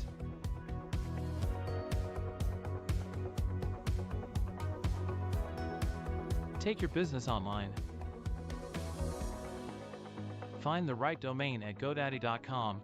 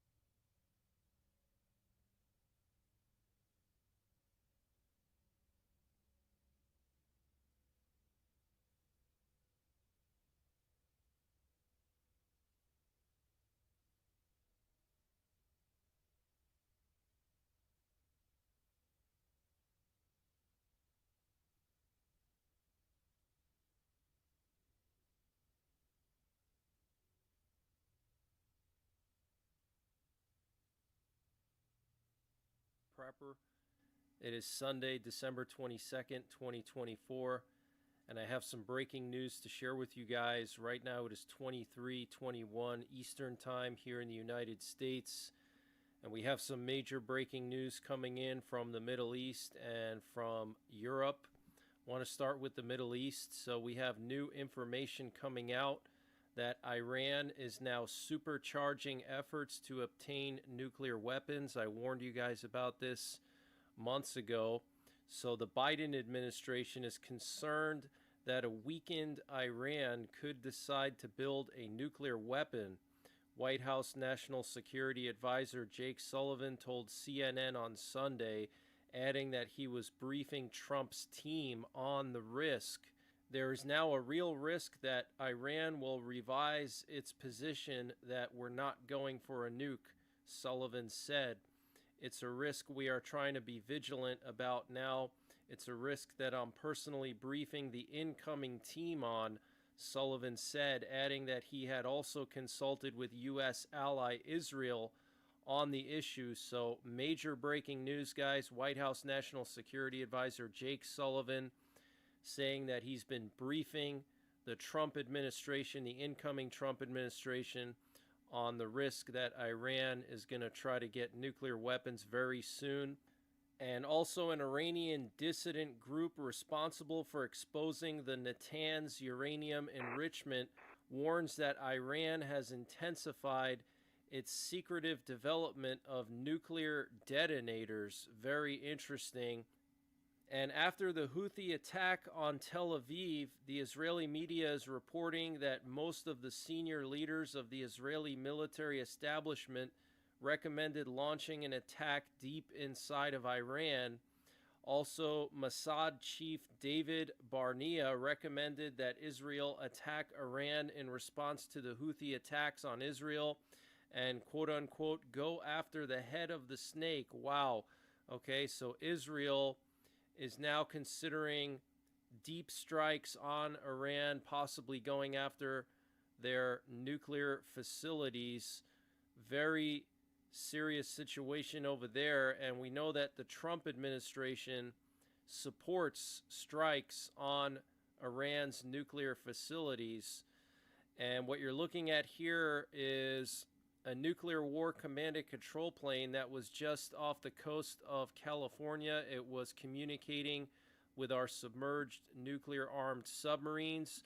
We also have some interesting activity here in the Baltics and in northeast Poland. We have Forte 10, which came up from the Mediterranean and has been doing these interesting flight paths here in Lithuania and in northeast Poland. I've personally never seen this before. Now, just a couple of days ago, I did a live stream with inventor Lee Wheelbarger of KLW World News, and he's done some really detailed research on the Russian buildup in Belarus and in Kaliningrad, and he has recent satellite imagery showing hundreds of S-400 missiles and dozens of S-400 launchers stationed near the border of Poland, just 3 miles from the border of Poland. Also several of them in Kaliningrad, along with dozens and dozens of missiles. And he's also reporting hundreds and hundreds of unmarked trucks that are stacked up along the border of Poland and Lithuania, in Belarus, and also in Kaliningrad. Basically a shadow invasion force, okay, a disguised invasion force, okay, hiding in these unmarked semis, okay. But this recon drone here is doing loops just north of the city of Białystok in northeast Poland, right where the S-400s are stationed and also where these unmarked semis are stacked up several miles long. And it was also flying back and forth here in Lithuania, parallel to Kaliningrad and Suwalki Gap. So it's very possible that Putin could decide to launch an invasion into Lithuania and to close the Suwalki Gap to create a land bridge to Kaliningrad. This is extremely unusual, guys. This type of pattern here I have personally never seen. and I have been following this area for probably the last 4 years on a daily basis, checking flights, and you can see now it's curving to the northwest, so this is extremely concerning. And earlier today, a strong explosion was reported in central Israel. Not sure what the cause of that was. And 2 U.S. Navy pilots ejected safely over the Red Sea after their F-18 fighter jet was mistakenly shot down early on Sunday in what U.S. military officials are calling an apparent case of friendly fire. Wow. And before I continue with the breaking news, I wanted to mention the sponsor for this update, which is EMP Shield. Guys, I'm proud to announce that I'm going to be partnering with EMP Shield. They have just given me a special discount code just for my subscribers. If you go to empshield.com and use the code NYPrepper when you check out,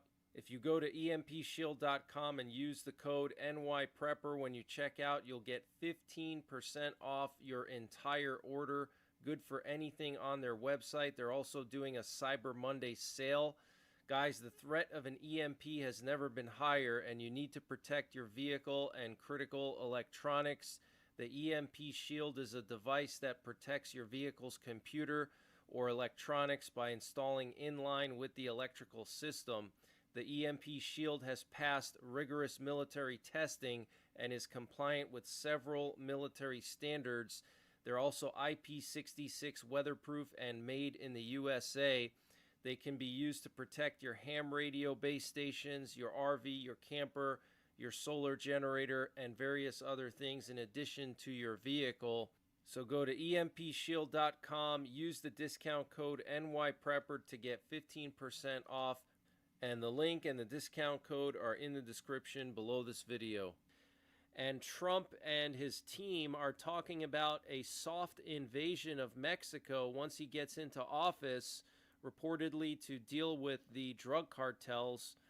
And the Panama president said that every square meter of the Panama Canal and its surroundings belongs to Panama. And he said this in response to Trump threatening to take the Panama Canal back. And Trump has also reiterated his interest in purchasing Greenland from Denmark, citing national security and global freedom as motivations. This follows his previous administration's attempt to buy the island, which was met with firm rejections from both Greenland and Denmark. Trump's latest comments coincide with the nomination of Ken Howery as the U.S. ambassador to Denmark, indicating possible strategic moves in international relations. And for those of you guys who are not aware, Greenland has the Thule Air Force Base. We have radars up there. We have a very secretive base up in Greenland in Thule Air Force Base. And in the Cold War, we actually tried to build a massive base under the ice, but it didn't work out because the ice shifted and it just wasn't feasible. But Greenland is very important to NORAD and to nuclear war survival for the United States. And Putin threatened Ukraine with more destruction, saying today, quote, "Whoever and however much they try to destroy, they will face many times more destruction themselves and will regret what they are trying to do in our country."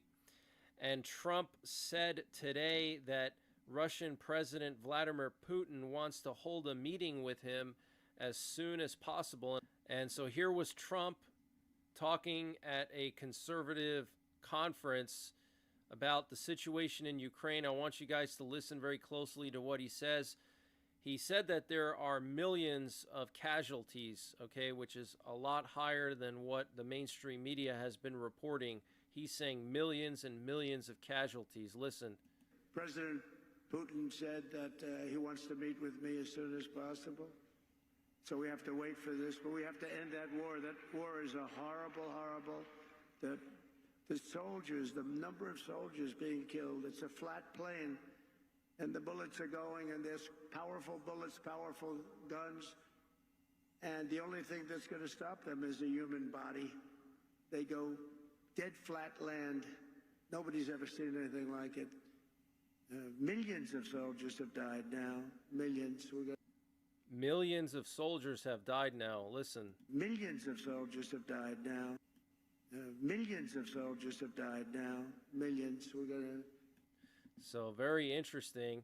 And here we have video footage of the Prime Minister of Slovakia meeting with Putin today. Very interesting. I want to remind you guys that Slovakia is a member of the European Union and NATO. Very interesting.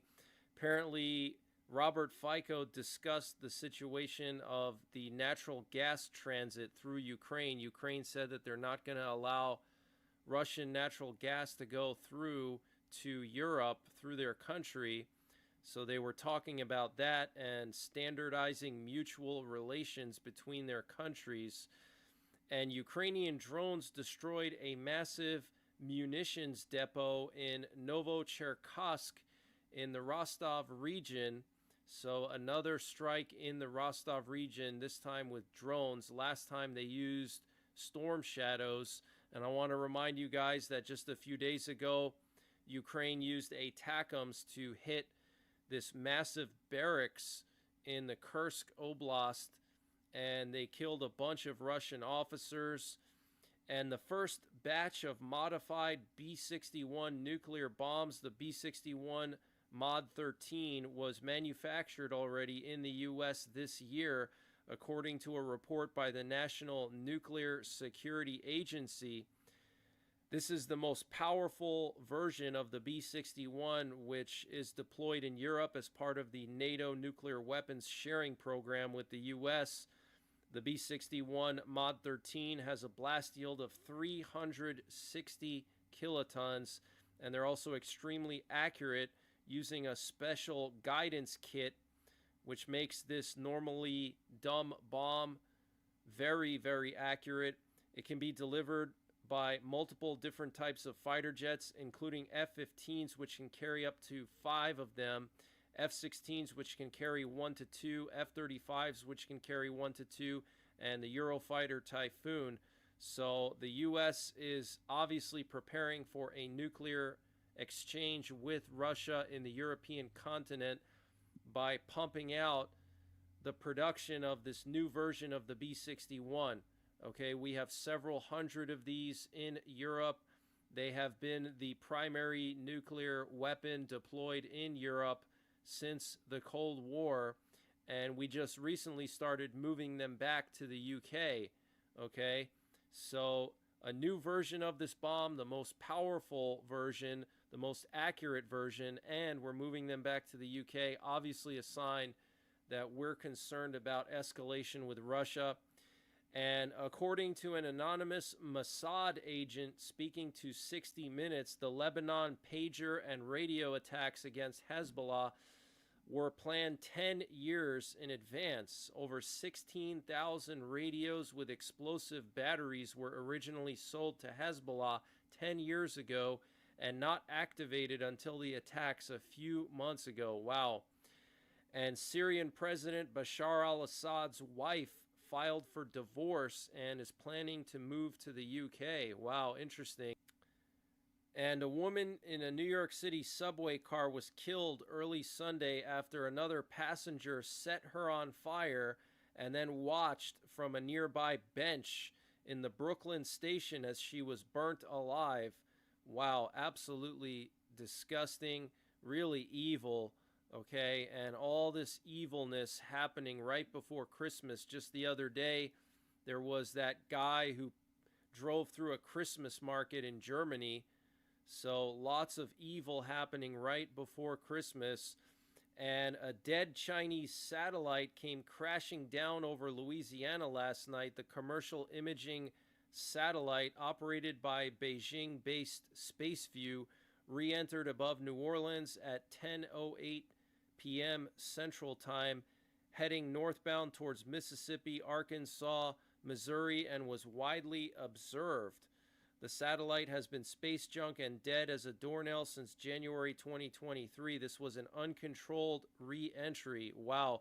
So why are all these Chinese satellites constantly crashing down over the United States? I mean, when are we going to tell China, hey, please don't crash your satellites into our homeland, okay? Please do it somewhere else, okay? This is ridiculous. This is happening like every month. A Chinese satellite is crashing folks, down. I want to show you something. Over the U.S. This is my but Mac after that's I've the used latest Clean breaking My news Mac. that I have. Looks I will like be I've back got tomorrow with 22 more gigs breaking more news. free space And if you than guys are before I traveling started. for the holidays, Absolutely. make sure you drive carefully, drive sober, and I will continue to monitor all these events.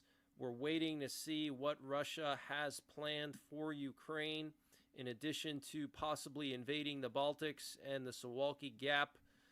We're waiting to see if Putin is going to launch a massive ICBM strike on Ukraine, possibly nuclear. Okay, just the other day on Friday night, there were movements of Oreshnik missiles at the Kapustin Yar missile test site, which caused Ukraine to go under an air raid alert for like 15 minutes, and then it was lifted. Okay, but Putin definitely has something up his sleeve. Just because he hasn't done anything yet doesn't mean that he's not planning something. All right, but I will be back tomorrow with more breaking news. Check out my 24/7 live stream for live coverage throughout the day. I post updates there throughout the day, and also you can listen to our nuclear forces with the radio systems I have. And until the next time, take care, God bless, and don't forget the 3 Ps: prepare, practice, and persevere. This news is funded by viewers like you. Please support our work at democracynow.org/give. This is Democracy Now!, democracynow.org, the War and Peace Report. I'm Amy Goodman. The official death toll in Gaza has topped 45,000. Meanwhile, Prime Minister Benjamin Netanyahu